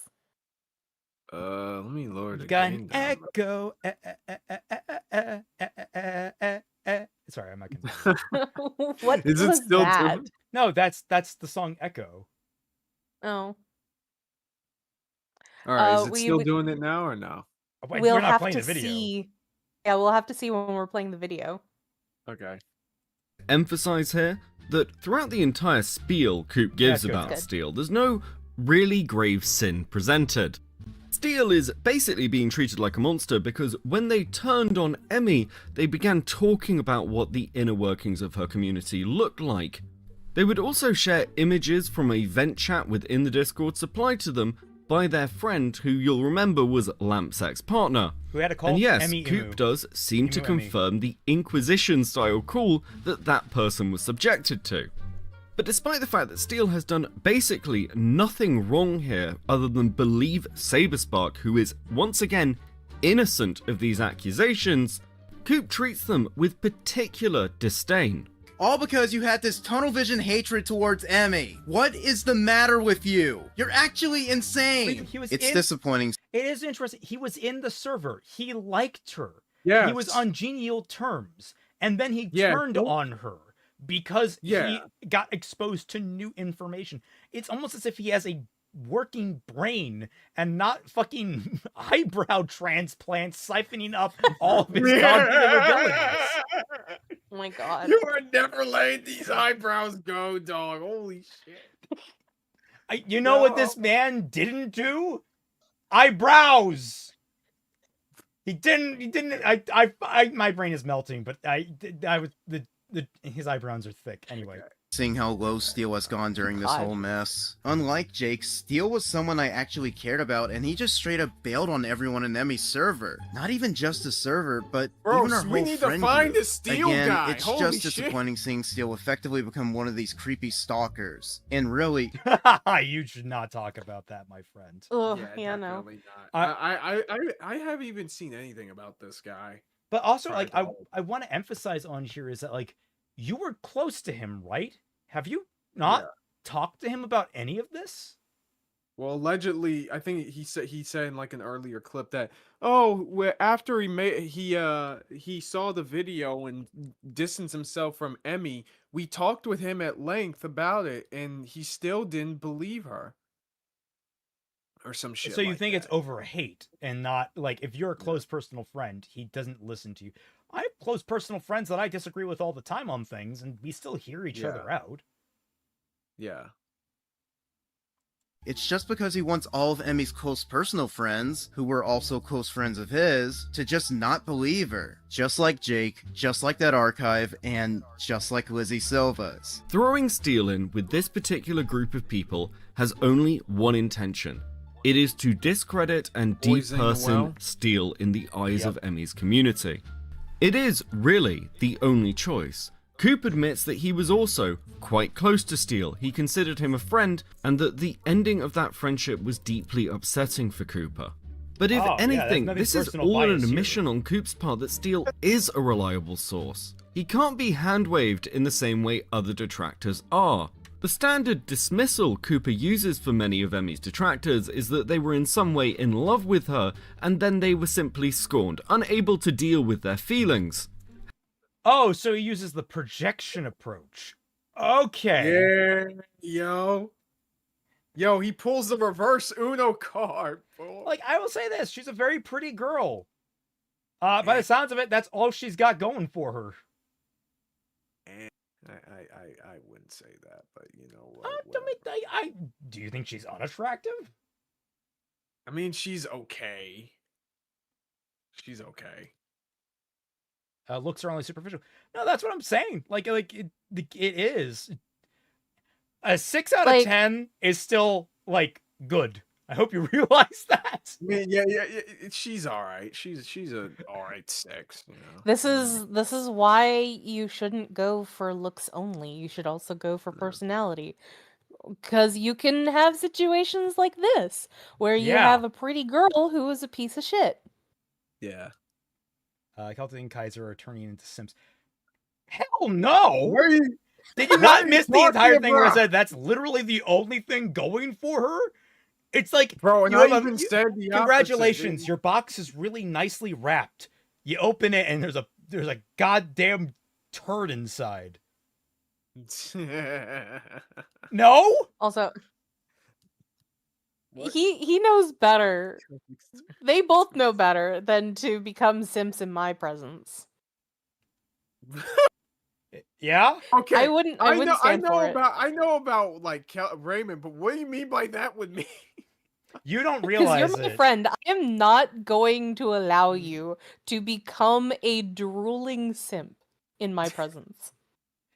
Yeah. I care about you too much to let you do Kaiser, that she to has yourself. the off switch. I do. You are under constant threat. Yeah. There is that. Twilight is a yandere. Yes, please, send help. I am blinking several times. I am not okay. I mean, to be fair, we do know better. Like, again. Now I'm imagining Kaiser and Celtic being Ash and Brock and Twilight being Misty. You know, I mean, yeah. That makes me Ash, and I take great offense to that.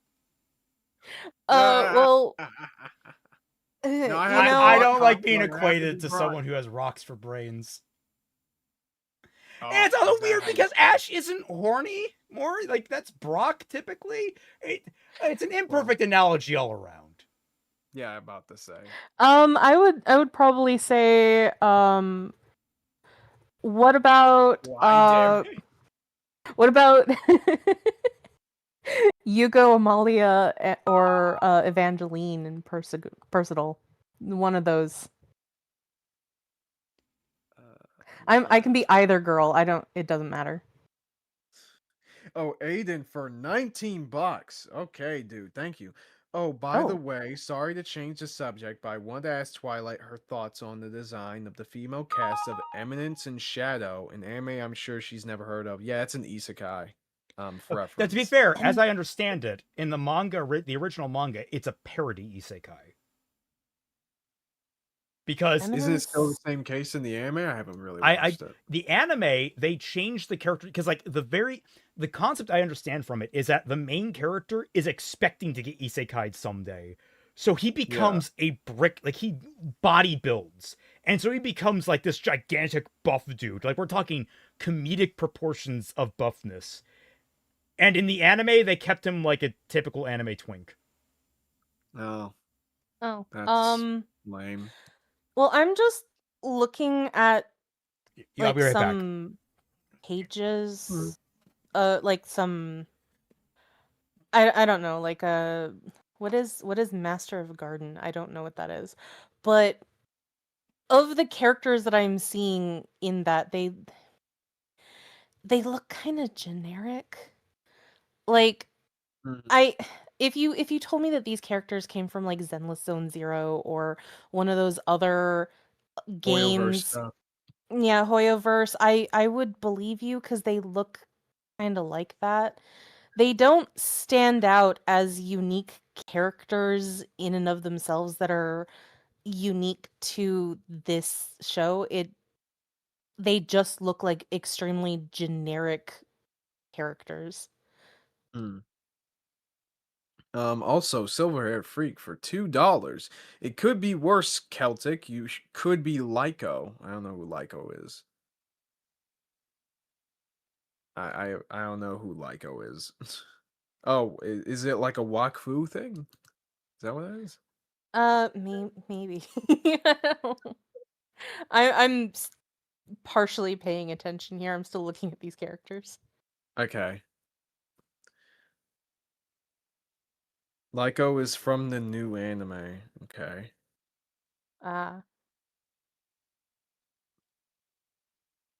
They're attractively designed, but is they're it like generic. a... Yeah.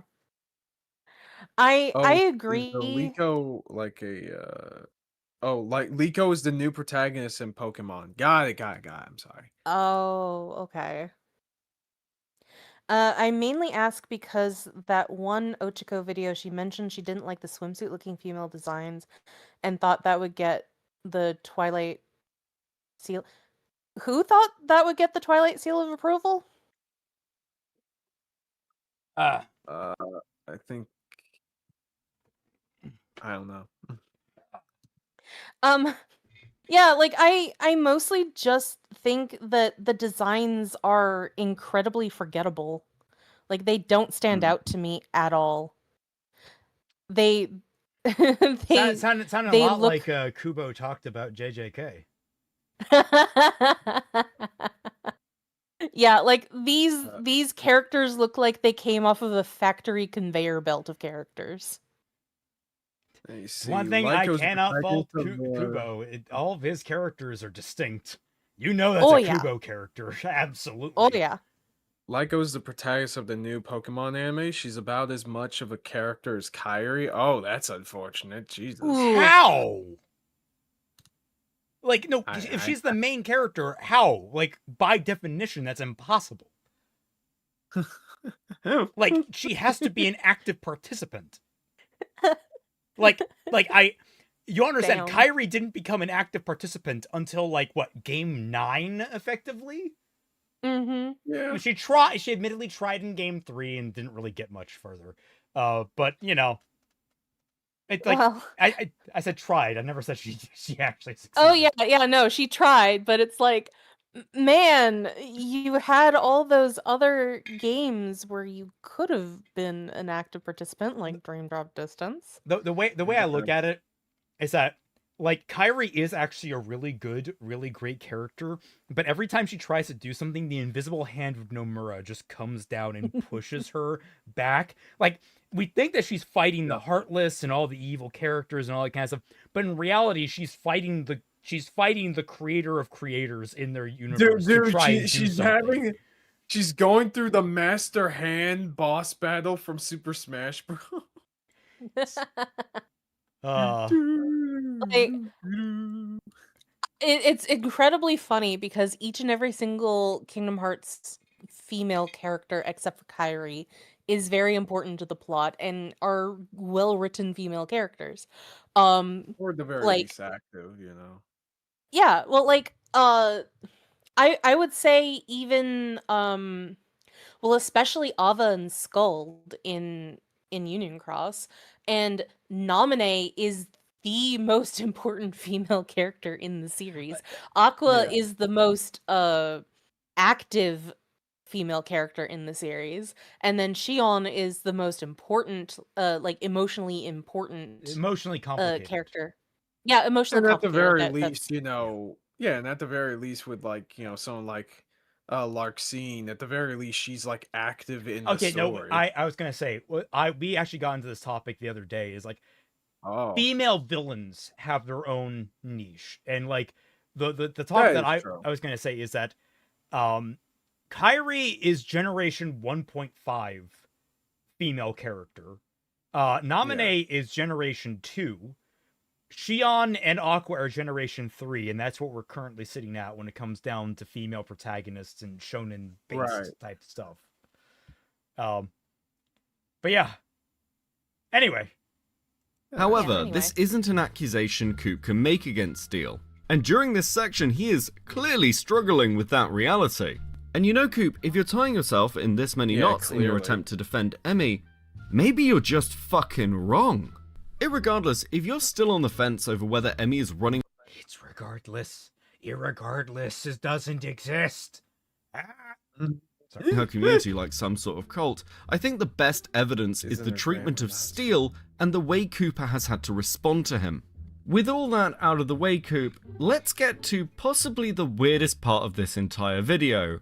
And please do accept my apologies, because I am just going to let a lot of this section play, mostly because the English language does not contain the words appropriate for me to be able to describe what is contained in this section of the video. Don't feel bad about that, Cope and Seed. We've been letting you play pretty much uninterrupted for a lot of this, and that's because you're doing such a good job already. I feel really guilty. Yeah. I feel like we're kind of stealing your content. I hope you don't see it that way, my man. Yeah, I feel like he'd be pretty cool about Yeah. this. Everyone, I mean, please we go can- check out all of his content on his channel, Cope and Seed. Yeah. Please, he's doing an incredible job here. He is doing a Yeah. good job. A lot Also, better but- than a lot of the other drama content channels, which I can barely even call their stuff content, some of them. Yeah, I was gonna say this is Yeah. very thorough. Mm-hmm.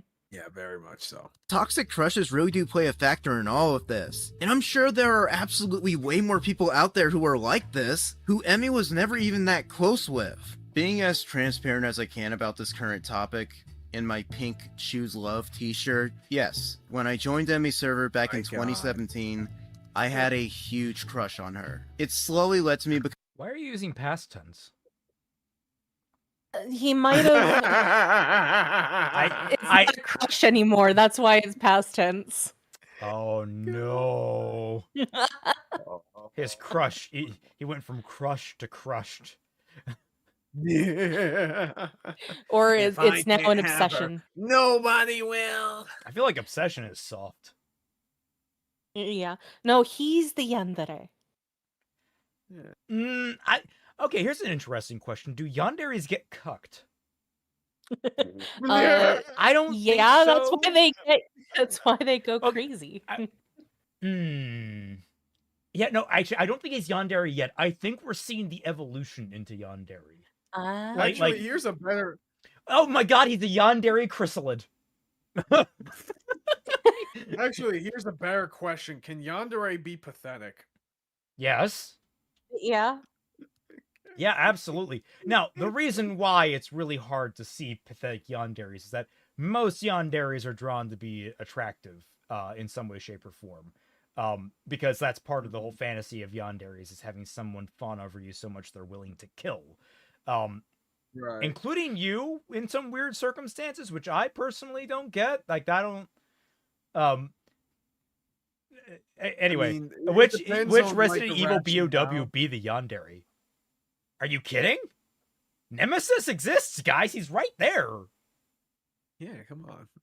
He has a tentacle and everything. Come on. Oh my god. Oh. Literally the first guy he sees talking to Jill, he kills. Like, come on. Yeah, becoming she tell super you active in her all you server, need to and she and I eventually became pretty close friends. But at one point, we had to talk about these serious feelings of mine because it was making me act out really irrationally towards other friends. Emmy set me straight, Is that the and we flex you moved think it on. is? As friends. Honestly, after our talk, it really felt like this huge weight was lifted off my— Oh my god. Fucking hell, Omega Rob. What did he do? What did he do?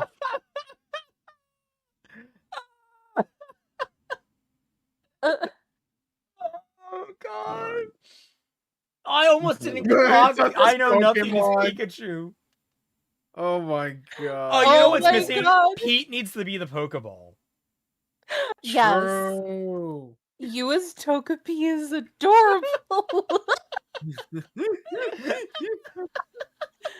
I love Oh also my the face he chose for you. Yes, it's the perfect face. Oh, that's gorgeous. Oh. You are very misty coded, yeah. Yes. Oh my god. my chest about Just don't get wet, you'll be useless. Oh my god, Twi, I forgot to tell you. I think I found the origin of that meme. Oh really? Because like you got it from Phalus, right? Yeah. When did he say that? He said that during his I think Good Times Beauty and the Beast review. That was like well over a decade ago now. And that was something, was that something in, was it the fact that something got wet and it's useless now? Like, was it something said in the film, or was that something he was just commenting on? It was something that was said in the film, because the merchant, Belle's father, said, "Oh, these silks, they're completely useless now." Okay. Or this tea. Because there is a point in the original Resident Evil where there's a flooded section. And when you explore it, you can drain the water and get a bunch of supplies in there, but there are several supplies that are just outright ruined. So when you investigate it, they're wet. They're completely useless now. It was fucking amazing. I was just like, oh my god. And I know that Phalus is a big survival horror fan. So it was like, oh, maybe this is where he got that idea from. It's interesting. Maybe it's just two things coinciding. It could be honestly, like, but it could also be just like these two things coinciding, because like the character literally said of these dry looking tea leaves and they're all ruined and completely useless. And then that's when the Kaiser, we need to keep you away from the nurse's office and the police officers for a while. Dog. You know what the funny thing was? To be fair, in, I hate them about mazes. To be fair, he is black. We better keep him away from the police. There you go. Oh, dude, but that reminds me, when I went to last con last summer, I did go in my my Brock cosplay, yeah. And I did meet a vocalist from Korea I always wanted to meet. So there is that. Yeah, Studio Alfie. She does a lot of her own original songs, like, you know, K-rock and stuff, but she also does covers of both anime and tokusatsu and other stuff. Dope. She's pretty good.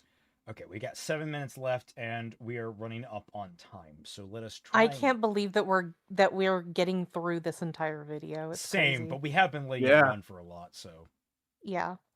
these feelings. So yes, anyone watching who's terrified about telling their crush about these feelings you're having on them, or if you're going to be rejected or not, Emmy had to reject me, and I'm still here. the world didn't end, and Emmy and I are now best friends. It's been 8 years of friendship, and I've now made an over 6-hour why video is this defending her. relevant? And I gotta be honest, it's kind of weird for me to look back to a time where I just had these huge feelings for Emmy. Because I gotta be honest, for my own health, the crush needed to die down. The reason I'm being this upfront and extremely vulnerable about my feelings right now is because, just like Raven, I'm sure there are going to be a lot of people mocking me for simply making this video just because I had a crush on Emmy. No, they're going to be mocking you because you were making this statement for no reason. It's almost like lying through his gritted teeth. He's not lying. He's not. No. He thinks that he's over it. Yeah, dude. Someone's Average Panda's right. He's in complete denial about this. Yeah. Also, Omega Rob did make the adjustment, so we got periodic Pete as the Pokeball now. Yeah. Yeah. Hey Celtic, if you play Resident Evil, you have played Dying Light and Dead Island. Have you played Dying Light and Dead Island? I was interested in both of those, and then I saw the gameplay, and they were I didn't like what I was seeing. A lot of those games have become, like, they have, like, damage numbers and shit popping up. I hate that. I despise, like, games with damage numbers and health bars like that. I know most games have to operate on health systems like that, but I don't like it being so transparent, and I like it to be obfuscated into, like, a level of realism. That's why, like, Resident Evil games are fantastic for me. I do plan to play more of them on stream, though. I'm gonna drag Twi through the entire series, because I love them. Eventually. Yeah. One of these centuries. I love them to death, and, like, I wanted to discover the cheese, but also some of the gold that's buried underneath some of these stories. So, also, it's just fun, because, like, the early games is like, oh, we thought these games were so scary when we were little. And, like, everyone thought they were so scary back in the day. They're fucking hilariously not scary. Long time ago. You know, calling me things like a simp or whatnot. Do people still say simp? Did that grow out of style? I don't know, man. Like, a cult member, a simp, it's always the same two insults nowadays. I'm gonna be so for real. I have never seen a group of people who are so worthy of being called simps or cult members as I have with the community surrounding Emmy Jones. People aren't just saying this out of laziness or because it's a cheap insult. This video, if anything, has validated that accusation in the minds of people like myself and apparently basically everyone else who's watched it. Your interactions with and around this woman are not normal, and we shouldn't pretend that they are. It is also quite concerning that so many of Emmy's haters are people who apparently were former members of her community who also had crushes on her. Now, I don't want to just sit here and blame Emmy for existing. Plenty of other content creators. I mean, I can. Why use any other words for simp is so accurate? Yeah, simp is just, it's the most accurate go-to. It's like, how am I a simp? Well, you used to have a major crush on her. You fawn over her and defend every single action of hers. You're constantly hyping her up and basically making excuses for her. Defending her against allegations and shit like that. For the second time in a row, even though you were completely missing the first go-around when all this shit started popping up. So... yeah, I don't know. And then he'll be like, okay, but so the fact that she had placed all of this onto your shoulders to put it on your channel, and it's just like, that's and he crazy. Just goes like, yeah, but aside from all of that, end up with incredibly parasocial fan bases, particularly female content creators. However, Emmy does seem perhaps slightly unique in how much she validates the feelings of the people in her community towards her. I actually cannot think of another community with so many examples of a content creator letting their community into their life in such a personal manner. It is one thing to make friends with another content creator, or even build a friendship with the odd person from your community. But it is quite another to build your core friendship group out of your fan club. You are correct, Coop. Emmy is not stupid, and there is absolutely no way she is unaware of your continued feelings towards her. I was gonna say, I don't think it's that odd. I mean, a lot of my friends came from me making the content that I make, but it's not. I was about to say, like, Yeah, I don't know. I'm not weird. A lot of our I circles like come Billy, from I'm that, not weird. but that's also like we're not. A lot of the reason I got into content creation is to extend who I could interact with. I wanted to meet people and make friends that were in the same communities that I was. I guess the difference is I'm not building my friendships based upon my cult of personality. I'm building my friendships based upon my A shared interest. a shared yeah. interest. Like I Yeah. put myself at other people's levels. Hell, just the other day, one of the artists that worked with me on fixing RWBY, we just got casually chatting and we discovered, oh, we really don't have points of connection. We wanted to actually form a friendship, but like, we don't have much beyond RWBY and a few other small things that we really don't have enough in common about to talk about. So we just kind of sat there and like, we're better off just kind of memeing at each other in the server. That's really about where we sit. And it's like, That yeah, sucks. well, it sucks, but it's also sort of like, yeah, no, we understand. We're just having fun. That's It's okay. life. Yeah. You know what I mean? I'm too lazy, to be honest with you, to do something like what Emmy does. It's like I look at all this and I'm like, how do you have the energy to do all this, man?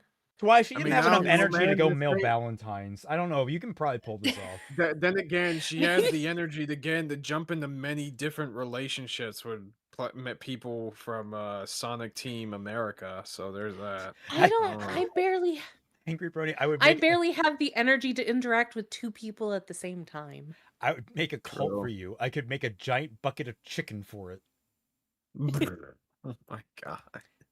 You know what's really fun is that like the original artist did base me off of a very specific type of bird, but everyone just defaults to chicken because I went with the chibi avatar now. Yeah. I can't remember what type of bird it was. I have the initial sketch for it though. I would have to look into it. I can't remember. The issue comes with the fact that she seems to be taking advantage of that, both in getting you to basically perform services for her, and perhaps even in making this defense video. And I say this because it's challenging to believe Emmy really cares about you if she'd let you make this video, because it would be incredibly obvious to anybody what was going to happen on release of this project. You would become the lightning rod for any of the ire currently being directed at Emmy. You call her your closest best friend, but she seems fully happy for you to take the heat and the ire of the internet if it spares her a little Yes. Oh, hey, that was SNH, wasn't it? Yeah, that's the guy. Oh, There's too our bad man. he left. Oh, get back in here, buddy.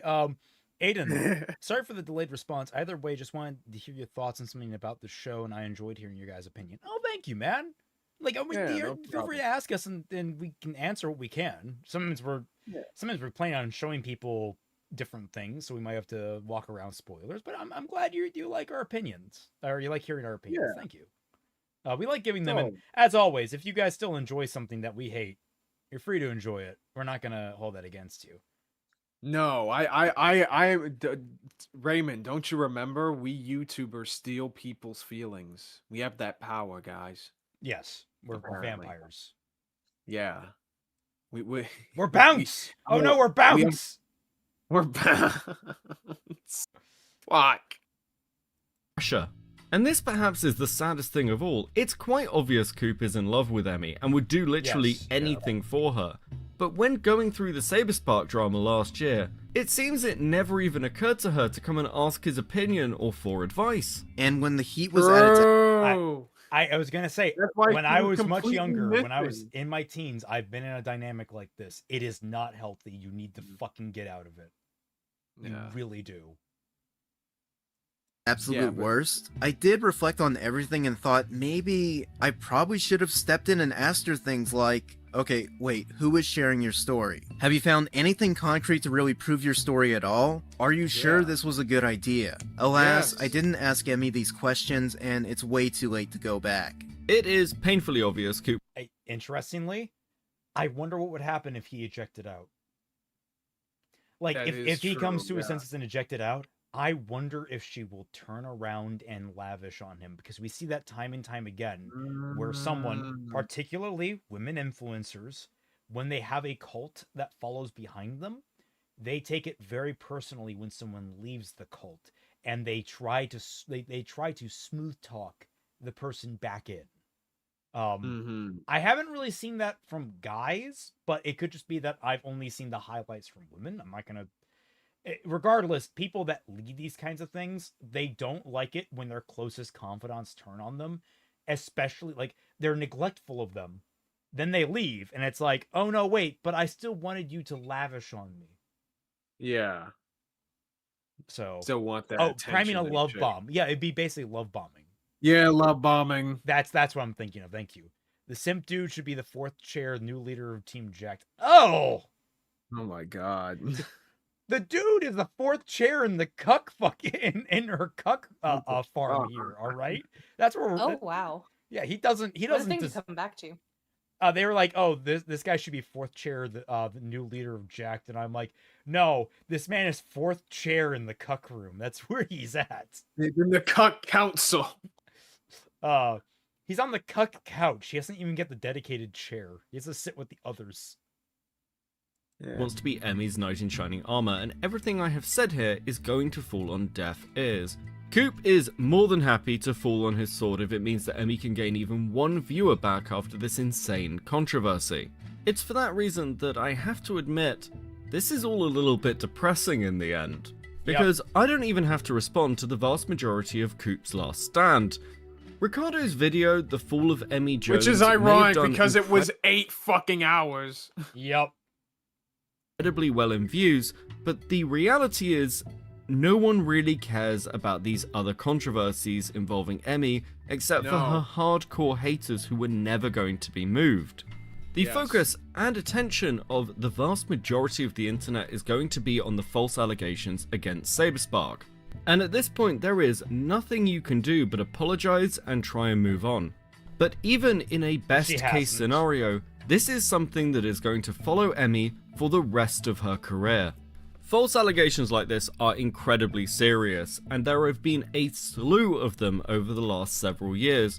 People will often point to situations like Quite or Slazzo, or even more recently Turkey Tom, and situations like these make it incredibly difficult for legitimate victims to have their stories heard in the public space. Yep. Yeah, for context, Turkey Tom was getting allegations made against him by 2 of his exes that he sexually abused them and, you know, went too hard on their kinks or whatever.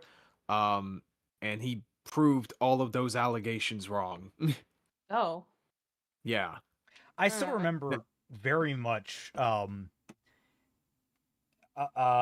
he was still on Ricada, when I was still watching Ricada, that was a while ago. He has a friend named Dex, who also, he kind of went crazy as well. I don't know what happened, but I remember him talking about the dating scene because he was a massive player for a time, and he was talking about how basically having consensual encounters was becoming hyper dangerous because of this kind of culture of false accusations. And the only thing he saw was like, I clear it with the girl beforehand, but I always record our sessions. Like yeah, because like I just need to make sure that it's on record. Like I don't have it, like, and at least he does clear it with the girl. But that's like people getting paranoid out there about this shit. Well, no, does he clear it like what he's going to do with her, or does he clear like I am going to record everything? Okay. Yeah, that's that can potentially go like yeah, no, absolutely. But like I just remember hearing that, I'm like, Jesus Christ, dude, whoa, that's I don't know, man. Like I don't like, we kind of meme about like, oh man, we gotta make fucking contracts every time we want. That's why you need to use the Baldo. We don't mention the Baldo. We don't talk about that abhorrent abomination. Oh God. I'm not going to pretend to you or anybody else that I am anything but a drama tuber who relishes playing a villain on the internet. But if you are a better person than me, which I imagine many of you are because I have set that bar incredibly low, then just hand-waving the shit Emmy pulled is actually pretty fucked up. I know people want to hold to the mantra of believe all victims, but at some point you're just believing all accusers. People, for a wide variety of reasons, lie on the internet. Perhaps, as I said in my first video, it is possible to give Emmy some grace, especially considering her multitude of health problems, including apparent serious memory issues. But it becomes very difficult to give that kind of charity when you see videos like the one Coop has produced, especially with Emmy essentially co-signing it and providing a statement of her own to be played. So I guess what I'm trying to say here is, Coop, if you are in love with this woman and not just randomly trying to sabotage her, maybe shut the fuck up. If you've enjoyed this content, please press all the buttons down below. Yep. Very much please go support Cope and YouTube C. He did a dinging. great job. Yeah, fantastic, buddy. We weren't planning on covering this whole thing tonight, but you know what? We went that extra mile, and you absolutely Well, deserve it, man. Good Frankly, it was just more sunk cost fallacy because at some point we were like knee deep in the video. I'm We- like, we we should were probably locked stop, in. but like it would feel weird to stop here now. Yeah, we were pretty locked in on this, and you know he made a good job keeping it entertaining and bringing up some things to the table. But the rough summary is that this guy, Coop, the guy was talking about, this dude needs help. Yeah. I absolutely, this entire thing just comes off. It's like just gross, man. Yeah. Oh, like, don't ever let me fall into this chat. I will beat your ass if you do. Don't worry. Listen, unless especially for a girl. Okay, here's the thing. I will never simp for anybody, but I will especially not simp if the chick is a 6 out of 10. That is unworthy of me. yeah. Like, you know, there's a threshold where it becomes a little more understandable, okay? Not for me, no. It's wrong no matter what, but like Look, you know the adage is never stick your dick in crazy, but at some point for some people there is no line. Like if they are hot enough, they will do anything, and that is not healthy, but it is a truth, and we cannot ignore it. look, Yeah, look, but if that Zendaya still doesn't steps mean in that my I won't door- kick your ass. I'm not talking about myself. Okay, No, you know I'm talking what? to Kaiser. I was gonna say, you know what, Look, Toga. if Zendaya steps through my door, you can't blame me for that, okay? Yes, I can. What, you simp for a guy that's a 10 out of 10? Twy wouldn't, but that's because I know No. Twy. Like, Twy doesn't operate on the same levels that a lot of people do. Filthy no. states do, yeah. She stands alone. Chris, you keen? Yes. Absolutely. But she's also not toxic. Like, Chris There's Duquesne that is like, too, she's yeah. a tsundere, but she's a sweetheart. Like, that's kind of the whole shtick with her, is that she was horribly abused. And, like, once she was freed from the abuse, she legitimately loves and cares for the people around her. Even if she's... Oh, so she's Weiss's storyline, but better. No. Oh, No. Okay.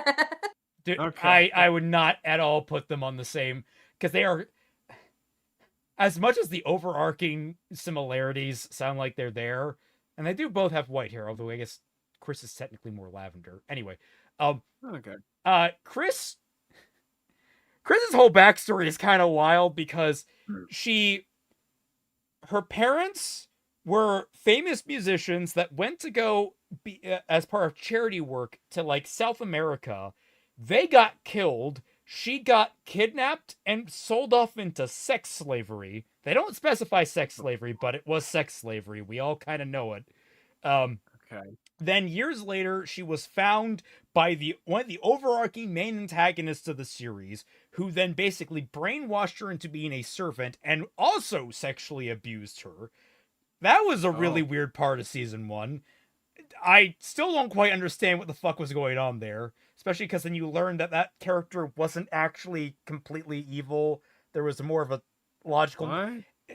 Symphogear's fucking weird, man. All right, I'm not gonna sugarcoat Yeah, that. It's a fucking okay, weird so series. you know what? all you needed to say was that look, it's Yeah. Symphogears. And Oh, then- that's all you needed to say. And then basically she Raymond? ends up being like the villain, and then she gets freed, and then she becomes one of the main 3 of the series, and she's awesome, and I love her, but she's all like the series is terribly written.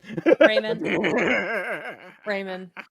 The more that you talk about this series, the less that I ever want to see it. Please don't ever show this to me. I do not have it on our list Good. for a very Don't good ever reason. put it on. It is not a good series. I tortured Floof and Toppy with it. That's about it. Well, good. You tortured Toppy with it. Why would you do that? Oh To my Floof, god. Because me and him meme on it. though?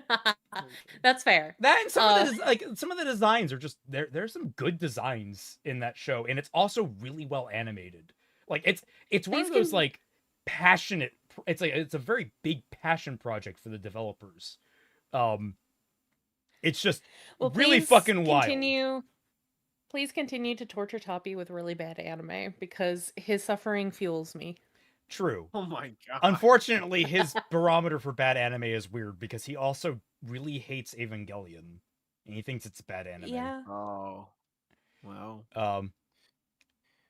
Symphogear seems like a goofy show that I might like. At least parts. I will tell you, if you go in and you're not expecting anything, because I actually thought like on the whole season 1 was kind of solid, like a 6 to 7 out of 10 in places, until the ending completely killed it, and then the season 2 sucked.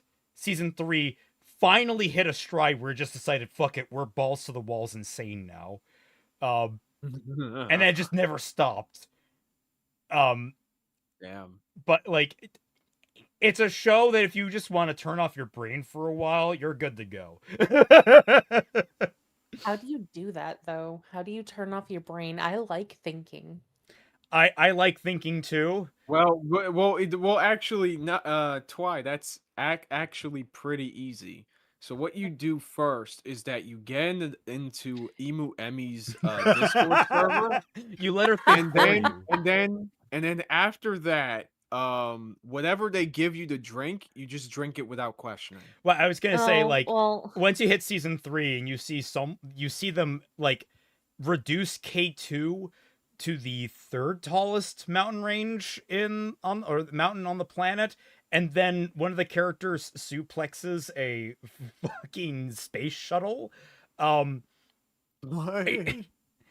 Season oh, so that's why your name is Blank Canvas. I see.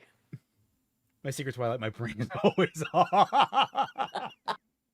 I'm gonna be honest with you, Kaiser. I thought that was a like man box kind of joke. Oh, sorry. What? Wait. What is? What? Easiest way to turn off your brain is just pretend it was what you wanted and see what you get out of it. Oh, See how you felt. oh God! That's why, Cinema wins, man. We're gonna have to do a comparison. EFAP does it, but I think they don't do it enough. They need. There are some better video movies to do the comparison between sins and wins because both are awful, man. But like Twy, what were you saying? Oh, there Wait. was a thing like years ago about like the space that men have in their brains that they just go into where they just think about nothing and they call it like their man box or something like that. Oh yeah. We have that. That's the thing. Yeah, I thought that it was that joke, but you went in a completely different direction with Emmy server. I have curiosity. What do you think of Carol? Carol is fucking weird, man. It's been a long while since I've seen season 3. There's a lot that I like about Carol and Elf 9, but it also gets weird. I don't know how to describe it other than just like Sensing a trend that's what Symphogear tends to do. yeah, like she's the lowly antagonist, and that's a whole fucking box of worms to unpack. Like, how is Cinema Wins bad? It's literally just Cinema Sins, but in reverse. And you might be saying, "Oh yeah, And but in the like, worst way possible. yeah, no, like they are both the most vapid type of media content. Yeah. They both occasionally make good points, but it's basically just because they're shooting they're shooting a scatter gun. One pellet will hit and the rest will just be completely fucking off base. Overly positive but shallow points, yes. Yes. Exactly. Sympho Gear is the only Incredibly anime shallow. that I know of that has pole dancing in a transformation sequence. Have you watched Jungle de Iko? I was gonna say, I was about to also, say, like, it like, I'm so split on that because I love Kirika's character design, and she's also a really fun, like, kind of Genki type girl. I find her really fun. And she uses a scythe, so like the pole dancing moment is like incredibly well animated. I think it's like, and it's like her dancing around her scythe while the armor forms around her. She's also like 14 or 15, and it's just like, this is really, really uncomfortable. It's I will say, however, it is better than Prisma Ilia. Prisma Ilia made me feel like I'm a sex offender. Sympho Gear just makes me feel uncomfortable. Like that's where we're at with that. Jesus. Anyway, speaking of sex offenders, I hope you enjoyed our coverage of part 2 of the Saber Spark drama. I hate how that's such a great, easy segue in this circumstance. You're welcome. But yeah, I hope y'all enjoyed the content here.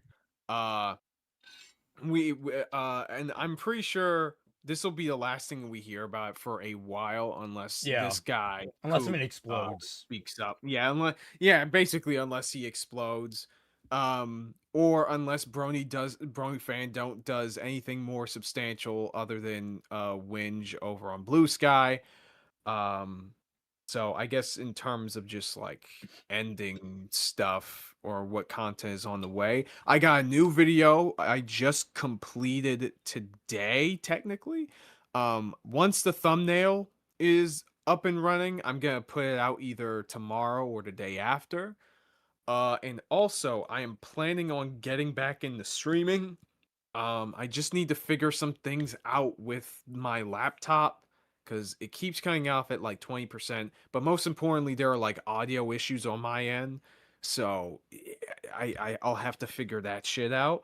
But in the meantime, I'll probably stream playing like Magic the Gathering or something while I try to figure that shit out.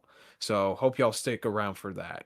Also, check out my most recent collaboration with CBF and Periodic Pete, where we finally talk shit about Has-Been Hotel and why Charlie Morningstar is a dog shit fucking main character. Oh my god. She is like one of the worst main characters I have seen in a while. But yeah, definitely check it out. Is she worse than Shiro Emiya? No. Okay. But she comes very, very close. That's he said in a while. That's fair. Yeah. Yeah, well, yeah, I guess Shiro was like when I watched UBW. Yeah, that was like a couple years ago. So yeah, she's been the worst in a while. Honestly, because it's interesting because Shiro, in our opinion, is a Gary stew, but Charlie is what me, CBF, and Pete would call an anti-Sue, and that's what our coverage of her is about. You mean basically the worst version of girl failure? Yeah, essentially. Okay.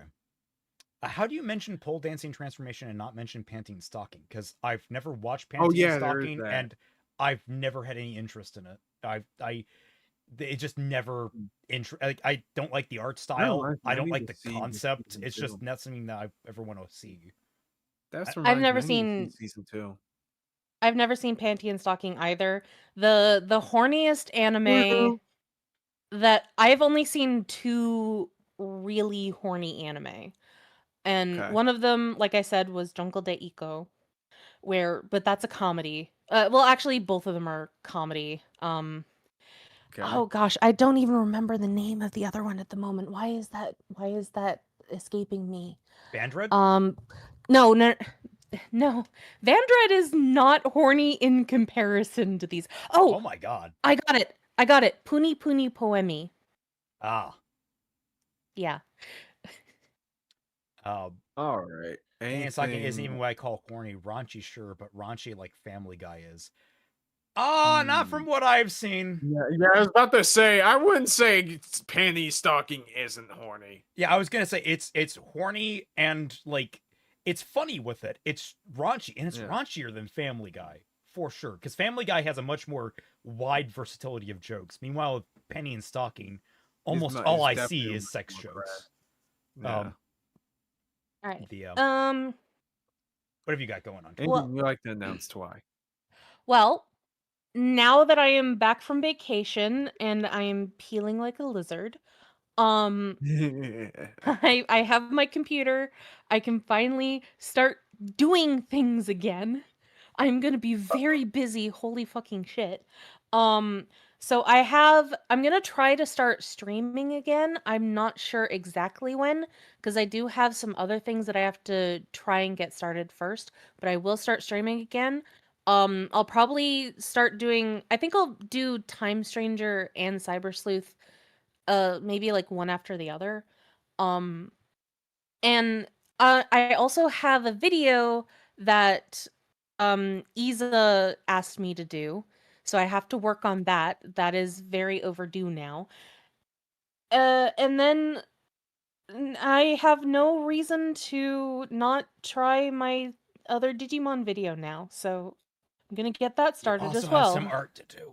Don't forget about that. Yeah, I have art to do. I have well, there's no reason for me to do it other than I have I'm very stubborn, and I feel like I will be a failure for the rest of my life if I don't do the art that I intended to do for Fixing RWBY Volume 7.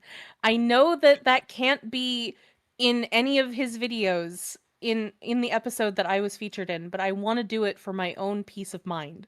So I will do that. And I also have some art to do for another project of Raymond's. Yeah. So, like I said, I'm very, very fucking busy now. Can't wait for the 2028 Digimon. Don't dirty like that. That's rude. It's gonna be interesting considering that Kyoko shows up in both games. What? Oh, yeah. Well, I figured because characters like that appear in multiple games. I mean, I was suddenly thinking It's- Kyoko Sakura from Madoka. I'm like, what the fuck? why did it have to be fucking Kyoko? She's the worst fucking character. Is she the one with the skimpy Like- outfit, or is that someone else? Yeah, I was about to say, is that the one that you complained about? Well, hang on. First of all, which you have to specify. The really Okay, fair. ludicrous one. Like, Oh, no, that's Nokia. okay. Okay. No, Kyoko is the blonde bitch who looks like she's a flight attendant who is actually a sex worker. But she's a detective. Oh, Okay. okay. Oh. That's a crazy ass description. Oh. Oh. What? What? What? Hold on. Let me Excuse me? let me turn off the sleep mode on my phone so I can see this. What? Yeah, that's What? what she looks like. Ma'am, That's a detective? it's like Yeah, that's a 40 degrees detective. out. I'm sorry. Are you? Do you need pants? Like, I'm sorry. I didn't Do you realize need- that public nudity was allowed now. Do you need a dresser?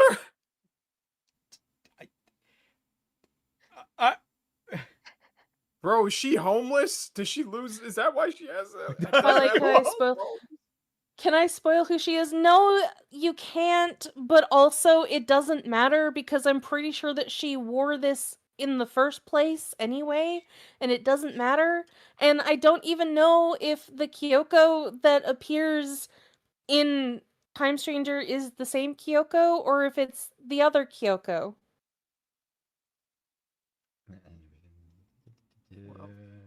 There we go, giving her a nice It little is what it skirt. So she's actually a little bit modest. There we go. There we go. That's nicer now, isn't it? Give her a low crop top too. Fixing That would be Digimon. nice.